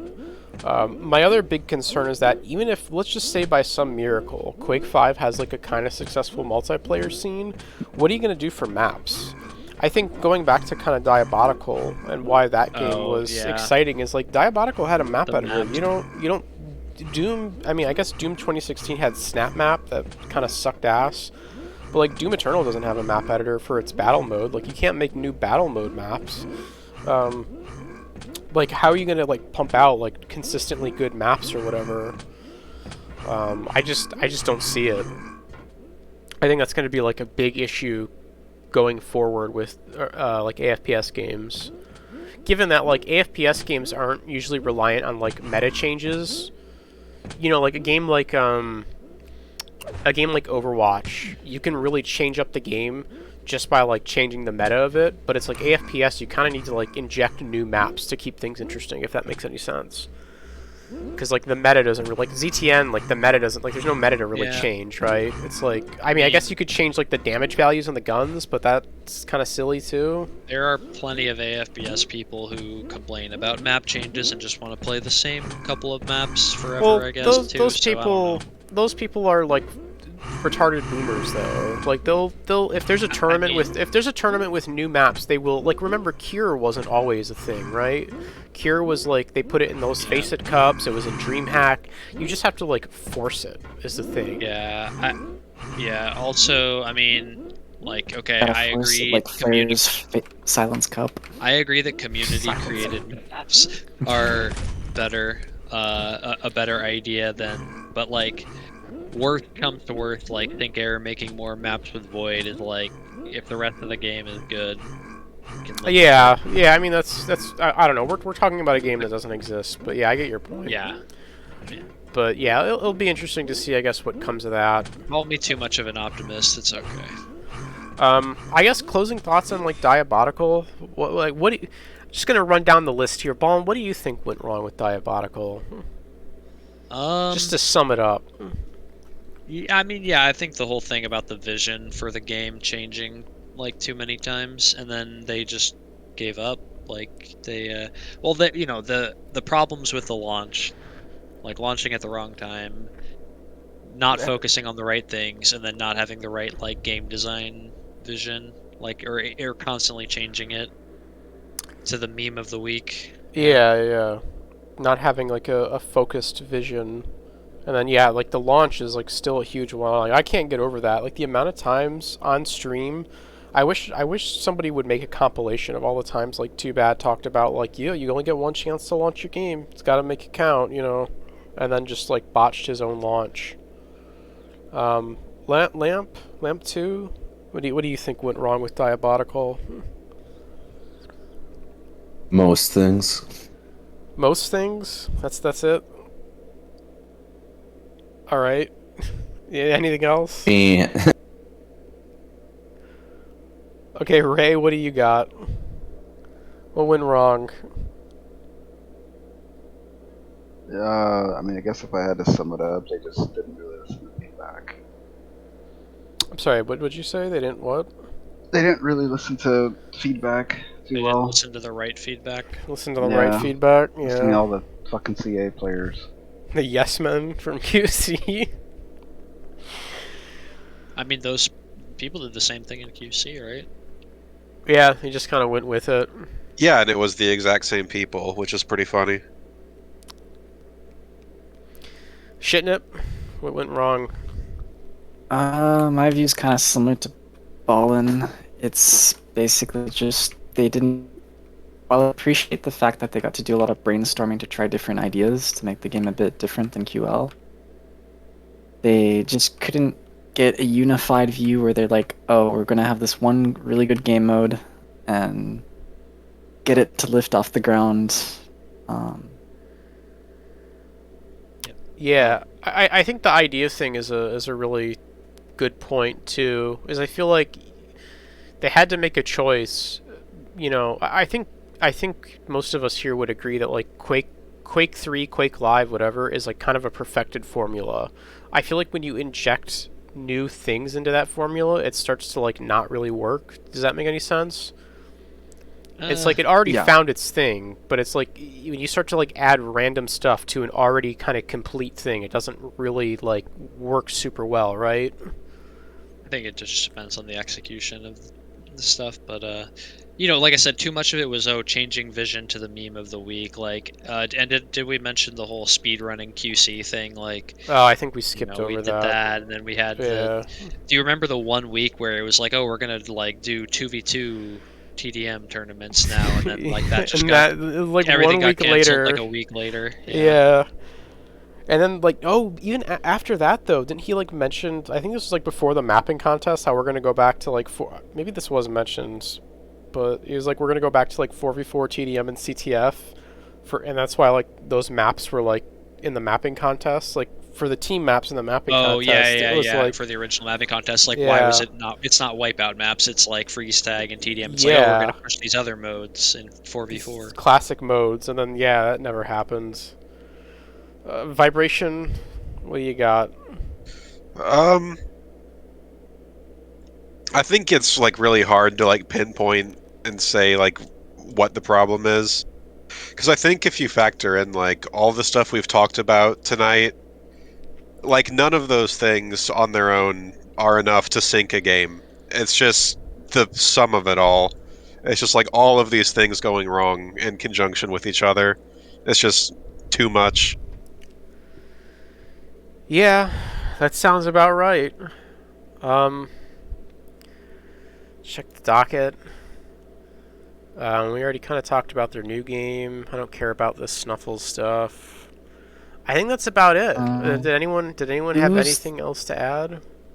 Who's the guy that got banned? There's someone else who got banned. Vidge. We didn't talk about. Oh, Vidge. We're making fun of the fact, that Vidge got banned from Diabotical. Okay. I guess that was all to it then. Yeah. Did anyone have anything else? Releasing the iceberg. Well, hold on. We gotta pay our respects first. Hold on, everybody. Wait, what? You got something else? No, I'm like wrapping it up here. I'm about to pay. Let's wrap it up. I'm ready to pay my respects. All right, everybody, join me at the cylinder. Well, go to the cylinder. I gotta go hit a button somewhere first. Wait, where's the cylinder? You mean this little tower? Yeah. There we go. To pay our respects to this game. All right, everybody press F as well. Pay your respects.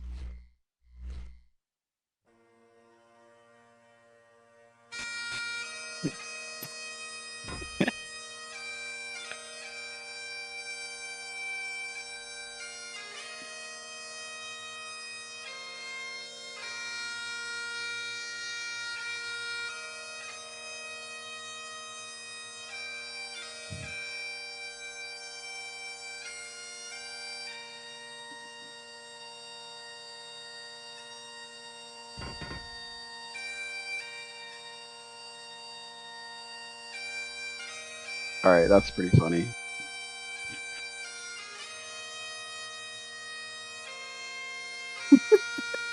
Can we like fire grenades and machine gun now? Is that allowed? Can we get like, 21 go for it. Salute? Whoops.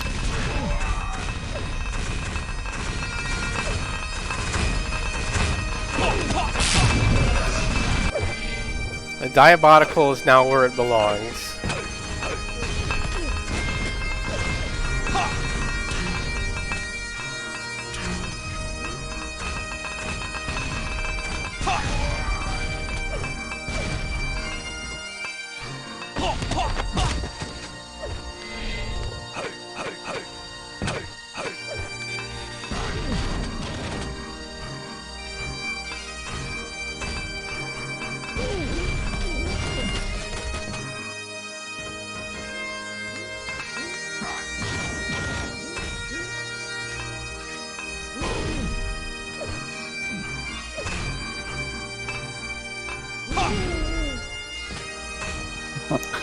I'm in it.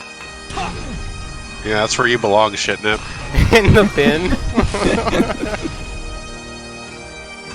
Oh man, what a service! You know, I want to thank everyone for attending the anniversary of the Diabotical funeral. Same time next year. Oh no! Yeah, next year I'm just releasing the special edition. All right, I'm gonna do. It's gonna be this stream, but I'm gonna edit in Julbar's audio clips randomly. I'm gonna digitally increase the flames on the Diabotical sign too.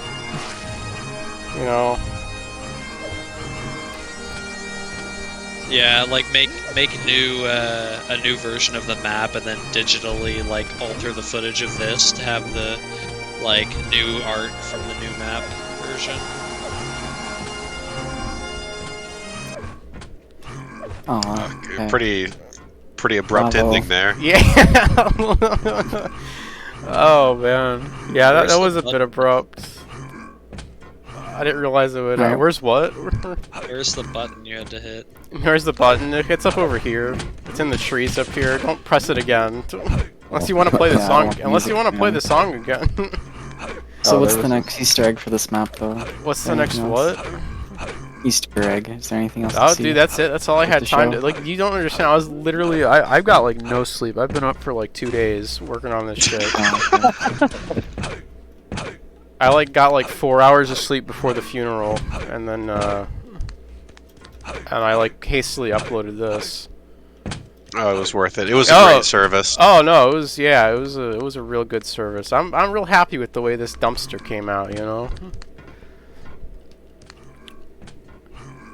Oh, dude, you know what you have to do in the special edition is add like more names of all the all the tombstones. That's what I was gonna originally do. I just didn't have time to. It takes a while to make those like little. The only one I could do is TDM. I probably could have did like CTF or something, but yeah. Speaking of TDM, I'm gonna go pay my respects here as well. Oh yeah, you might as well. Like oh hey, the cat's down here too. Make sure to pay your respects to the cat. You could have put Dat Homie. Oh, dude, I was gonna put Everett Flare. I was gonna actually at one point I had a really grim idea. I was just gonna put all of our names on these tombstones and been like, we're done. Yeah. Sick of this shit. Oh, yeah, dude, I'm like Salacious Crumb. Just can't get away. Yeah, I was gonna put Flare. I probably should have made this like the Flare Mausoleum or something. You mean Sage? Who? You mean Sage? I don't know who Sage is. I know who Flare is. I'm happy. Man, this dumpster came out real nice.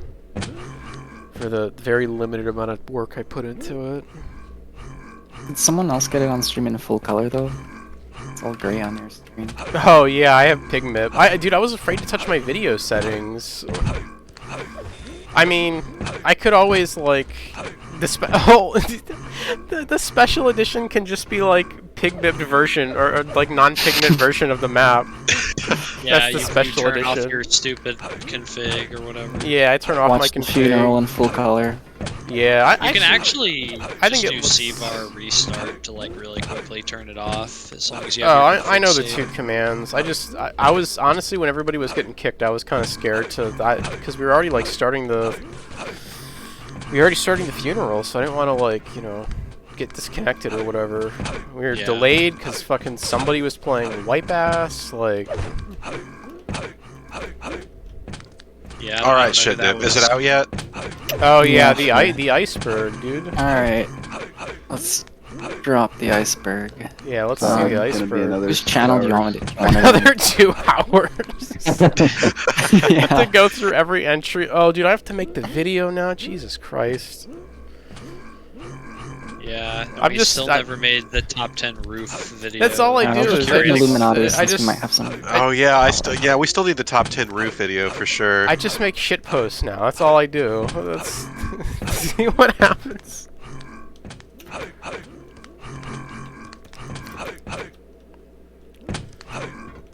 Dude, I like to think that Nicky Dobb like fell asleep at his computer watching this. Watching That's this, dude, how I he like- he missed the best part. Somebody has to clip the ending there. I think he'll really appreciate it.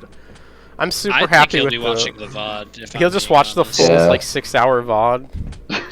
Yeah, I could see that. Where's the okay? So where's the iceberg?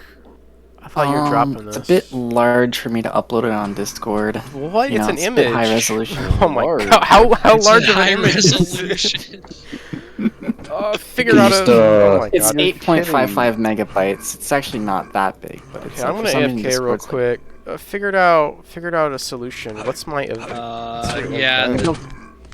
I'll Just just post it compress and link Hang it. on. dude. Let me re-render it and That's just the compress event. it a little bit.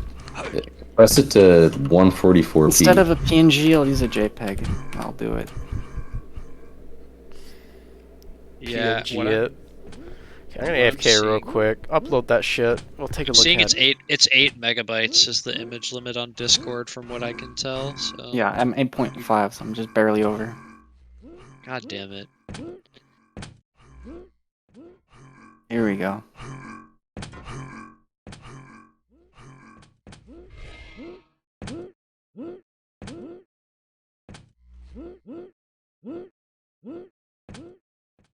So you probably want to download it to get the full resolution view.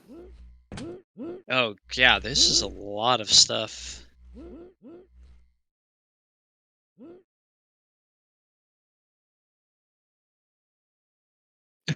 You guys put me being late for the funeral on the fucking iceberg. Oh my god.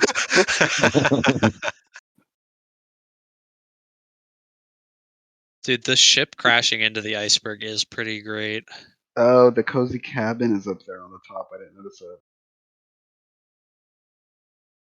That's cool. There's also a submarine down there. You can read the lettering maybe. Oh, it's a bit compressed. Oh shit. Yeah, what does that say? I can't quite read it. Anyways, if it wasn't compressed, it says Ballin' for Loot Ltd. That is actually pretty good. You should like put the uncompressed version on Yeah, and then the letters at the bottom, it says L6 and 245. The numbers. Where on the submarine or Yeah, on the submarine, just below that. Ray failing to 6-link staff. there's also an already sunken ship down here on the bottom left, right? Is that what I'm seeing? Oh, that's what you're looting right now. It's kind of the two-part thing, you know. It's at the top, Gotcha. crashing the iceberg, and then there, that's you looting it down there.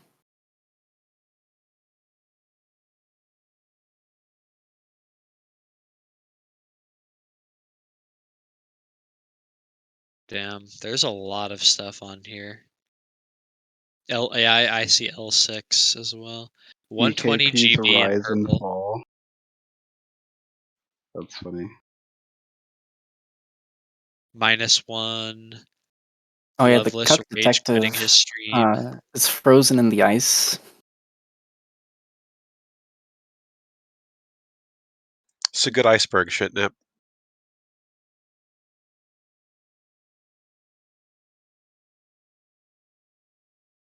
DTF guy dodging grenades. The RFB. Yeah, this is great.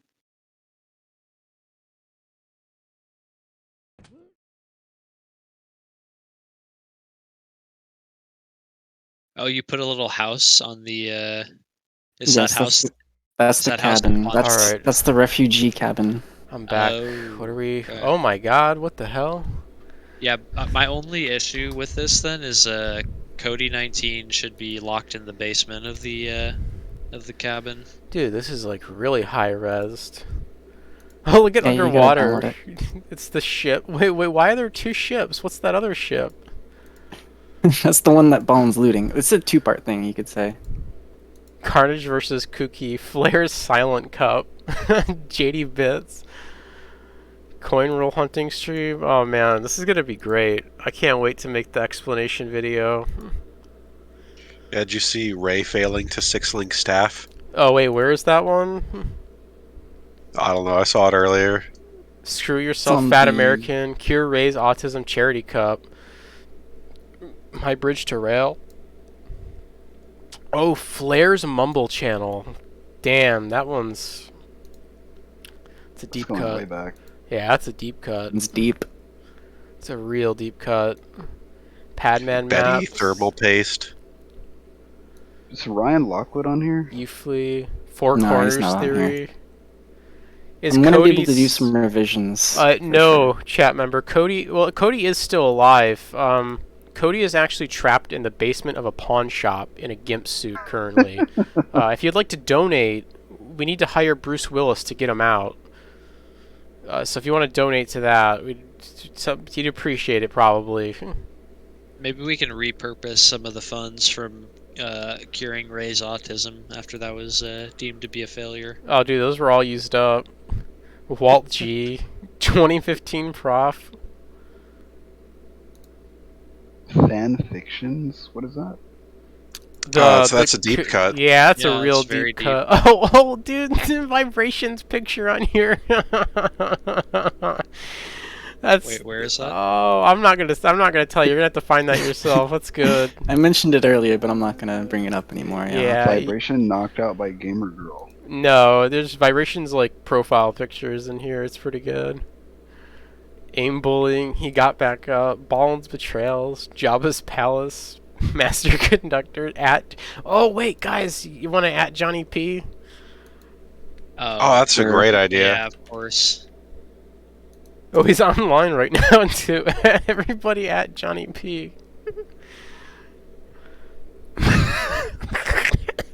455. Oh, that's so good. Good luck in DB. Cut detected. Oh, yeah, this is great. L6, Ray's Mini Rafa is more like Sugar Ray Leonard.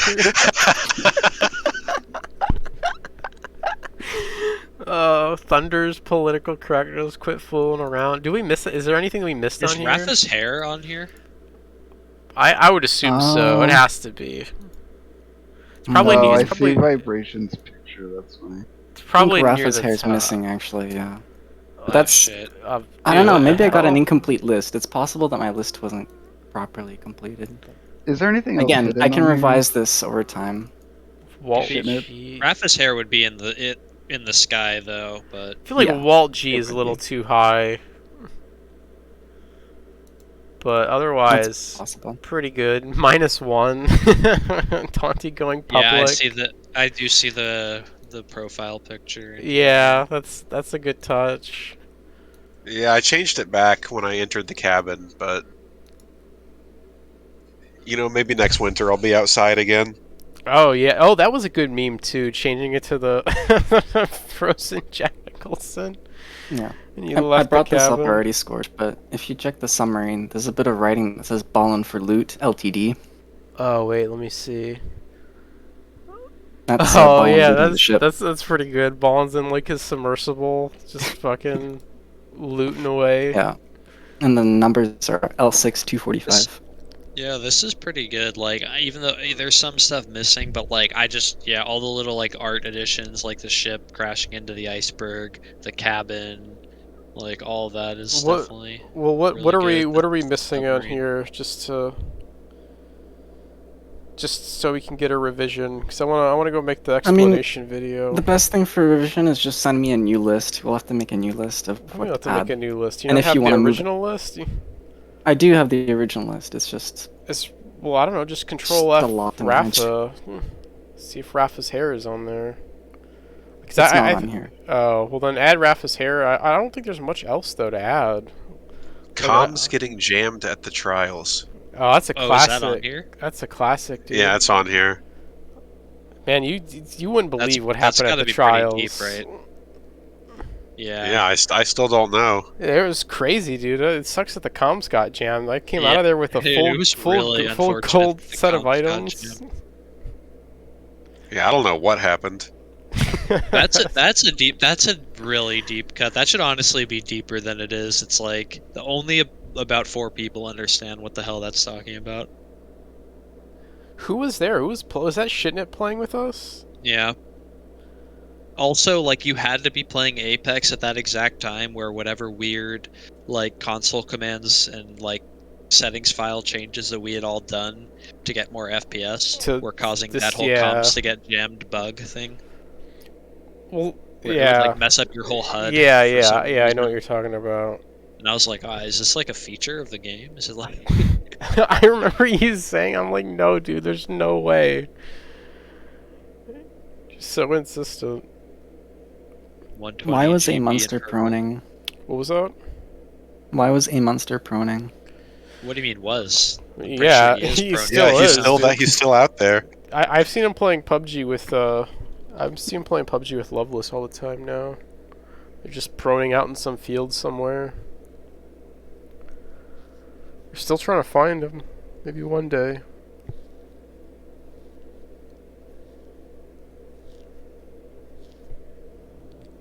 It's a good list, though. Good iceberg. Not a Viking. Shitnip's trial, the wiki. I'm always here and on time. I feel like that one should have been lower. Or, I don't know. I guess at some point it's just kind of like whatever. BTP, Dishonorable, Gibbles. I feel like once you hit like once you start hitting the lower part of the iceberg, the difference between that and the abyss is pretty minor. But test smoke signals. I feel like overall it's pretty good. Like the ones that people in here even don't know about, like the fan fictions, are correctly. Oh, dude, I remember the fan fictions. I try not to, but I wrote a really good one about Flare. Yeah, that was a pretty good one. I think the one that I read was JDB and somebody else. Oh, JDB and Bong Smoke. Yeah, Bong Smoke. They start making out on spider crossings or some shit. Dude, that was fucked up. Didn't Kaboosh make both of those too? Yeah, that's messed up. Yeah, he was like 13. I thought he was a little older than that, but yeah, it's a good thing he doesn't hang out around here anymore. It's bad influences. Leaf also wrote at least one. That doesn't surprise me. Isn't one of them still in the other Discord? Like the... Oh, you can still find... I might have all of them somewhere. Yeah, honestly, like, I'm fine if they stay buried. We can just have the memory in the iceberg. Yeah, just leave them buried. I don't know why I brought that up. Yeah, like Zorak's Tinder stream. No, that one's never coming back. That's lost media. I mean, technically speaking, it isn't lost media, but it is out there. We just can't access it. We'd have to. What about the JDB Dust video?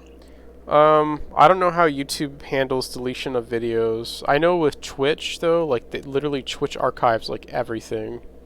That's how all those people, when like Twitch implemented their new like DMCA rules, that's how all those people got hit with DMCAs, is because like some of the big streamers had like videos from like 5 years ago when the rules were like really lenient, where they're like playing music or something. And they would just get like a DMCA strike, and they like couldn't figure out what it was for. And it turned out to be that's really weird. Yeah, no, they literally archive everything. It's very strange. So technically the Zorak Tinder stream is on a server somewhere. Is congratulating people for their placements in Overwatch on here. That was a pretty good one. Oh yeah, Ray and Butcher. That was a good meme. Placing gold or whatever. Raid-sized Pepsis. We had a good moment in Apex with the with those callouts, the tombstones. Yeah, the slices. Yeah. Every once in a while, you know, you might get a combo meal.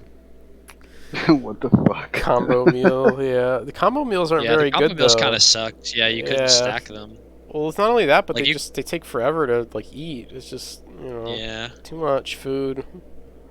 Yeah, you could fit like a bunch of tombstones in your backpack, but you could only get one combo meal in there. Yeah, you're better off having tombs because it's also like you think about it, it takes up a whole slot the combo meal, but it's like an individual tombstone.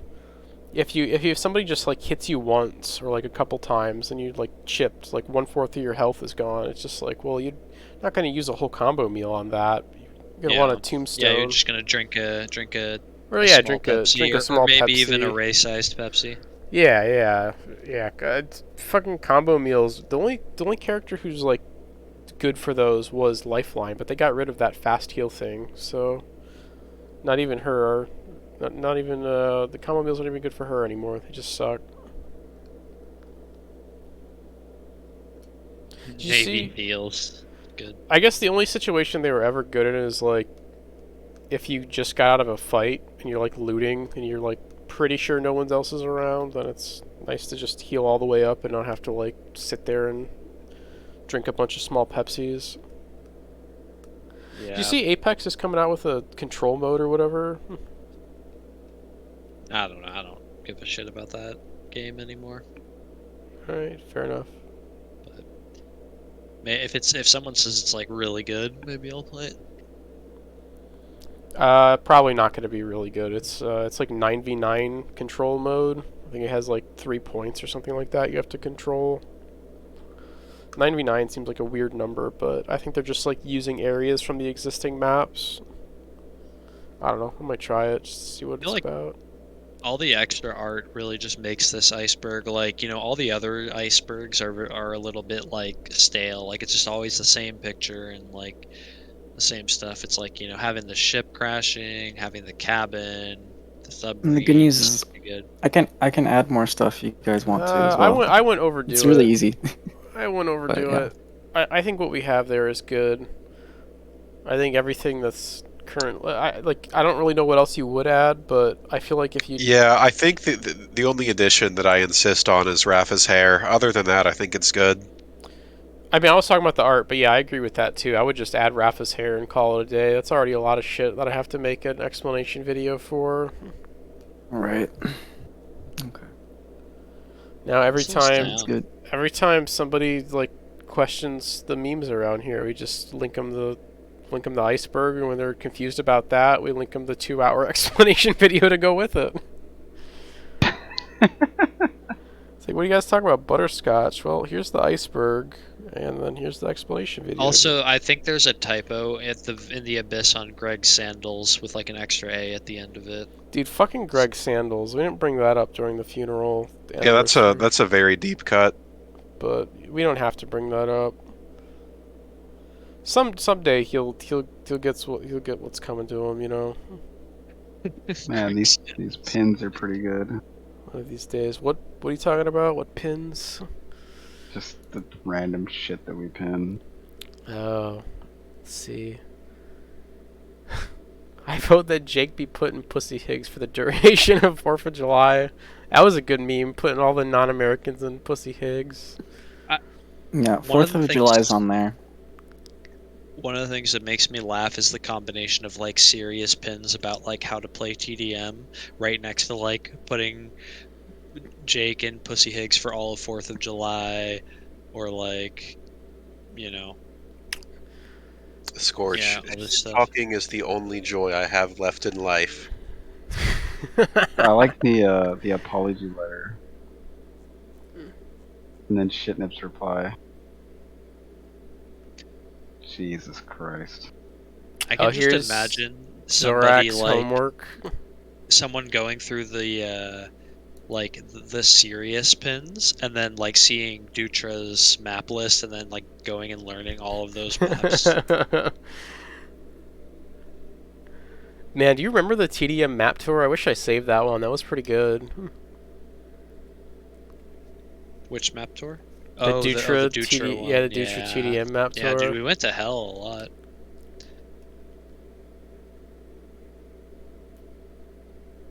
Dude, we pinned the Diabotical Fatality Mad movie in here, and it's gone. It's very sad.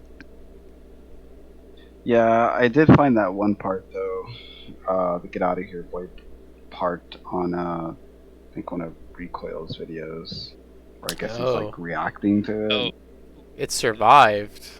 wait, is the actual voice clip of "Get Out of Here, Boy"? That you should put on your stream. Oh, Yeah, I would save that. I don't know. Fatality seems like the kind of guy who would try to come at me like legally or something. No, I don't think so. No. No. Do it, dude. There's no way he would do that. I mean, you can just, worst case, they'll tell you to take it down. You just take it down. I mean, I would save it just so you have the clip. Also, if he hasn't taken, what's his face's Recoil's video down, he probably isn't going to take anything of yours down. Dude, you know what else was a classic on the original Fatality Diabotical Mad movie was Shitnip commenting on it like, is it a joke in the YouTube comments. Yeah. That was pretty good.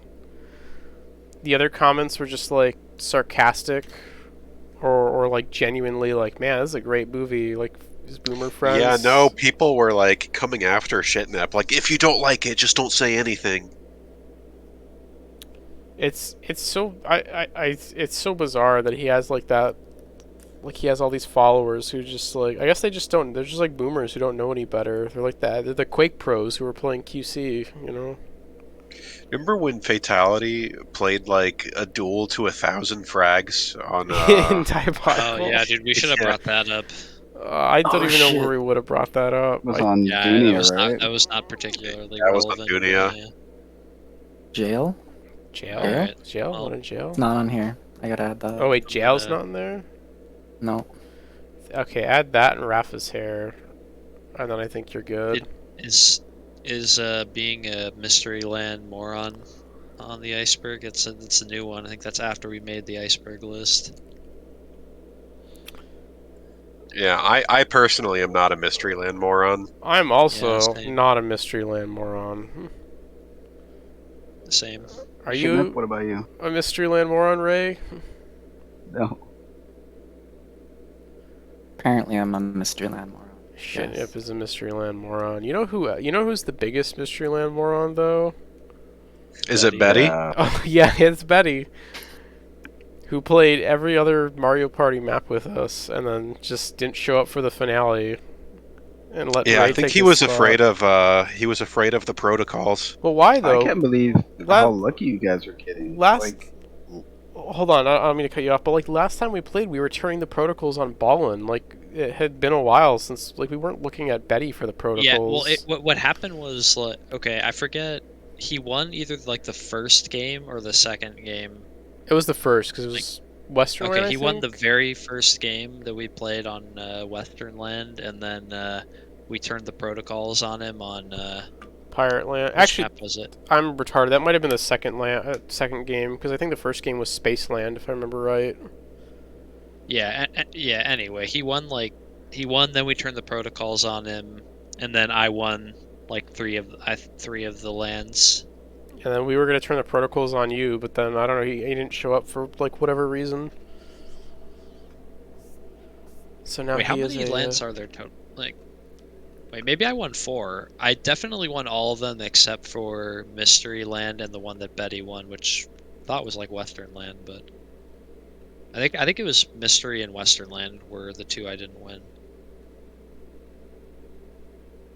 I don't remember those first few games. It was like forever. It was like years ago. That's why it was a fucking like a monumental feat that we were able to actually like. Oh, Pirate Land finish was the it. one with the protocols. Yeah. Yeah, that was the one where he ended with 2 coins. Still upset about that. Just can't believe you were trying to take credit for Vibration's win, you know? Yeah, that was fucked up, Ballin. Yeah, it was pretty fucked up.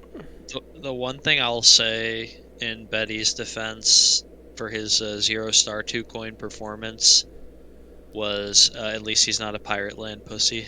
That is true. Betty is not, and that's the thing with all these Mario Party. You know, like even if you lose, you're still not a whatever Pirate Land pussy, etc. Yeah. Mysteryland moron, a Horrorland hoe. Yeah, I'm none of that. I completed the whole circuit. Yeah, same here, dude. Oh, a Bowserland bitch. You don't want to be a Bowserland Oh, bitch. you definitely or do a not. Westernland wanker. Yeah, you Dude, definitely I do would not want to play be a again. Bowserland I bitch. guess you guys finished them all though. That sucks. What about a Spaceland shitter? Do you want to be that? No, dude. Yeah, definitely not.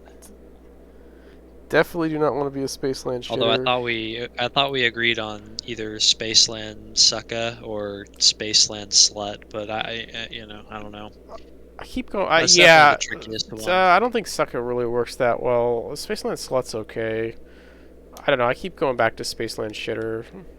Yeah, I feel like I that's just like don't the like first the one. alliteration, but whatever. So it's okay. Yeah. I can accept it.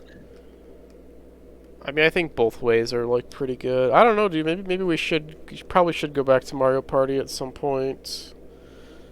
Maybe play one of those custom worlds. See how Oh it'd be an god. absolute disaster Turn on trying the to set Game that Shark up. codes. It'll take us like 2 hours just to like get our Game Shark codes synchronized. Dude, we'll play the Bushido. We'll play the Bushido Mario Party Land.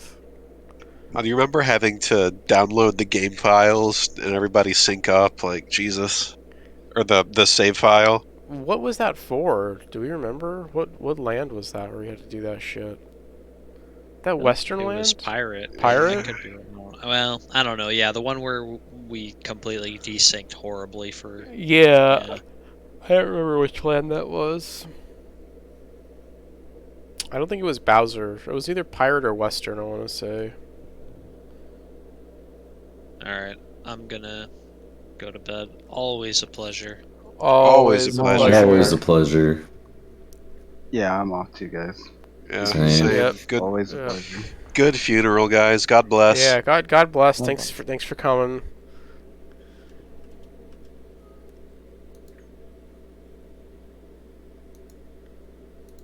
And that's it. That's the Diabotical funeral anniversary stream. For anyone still watching, thanks for coming.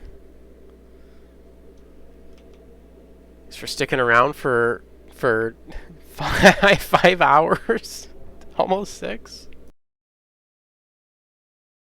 God bless and good night.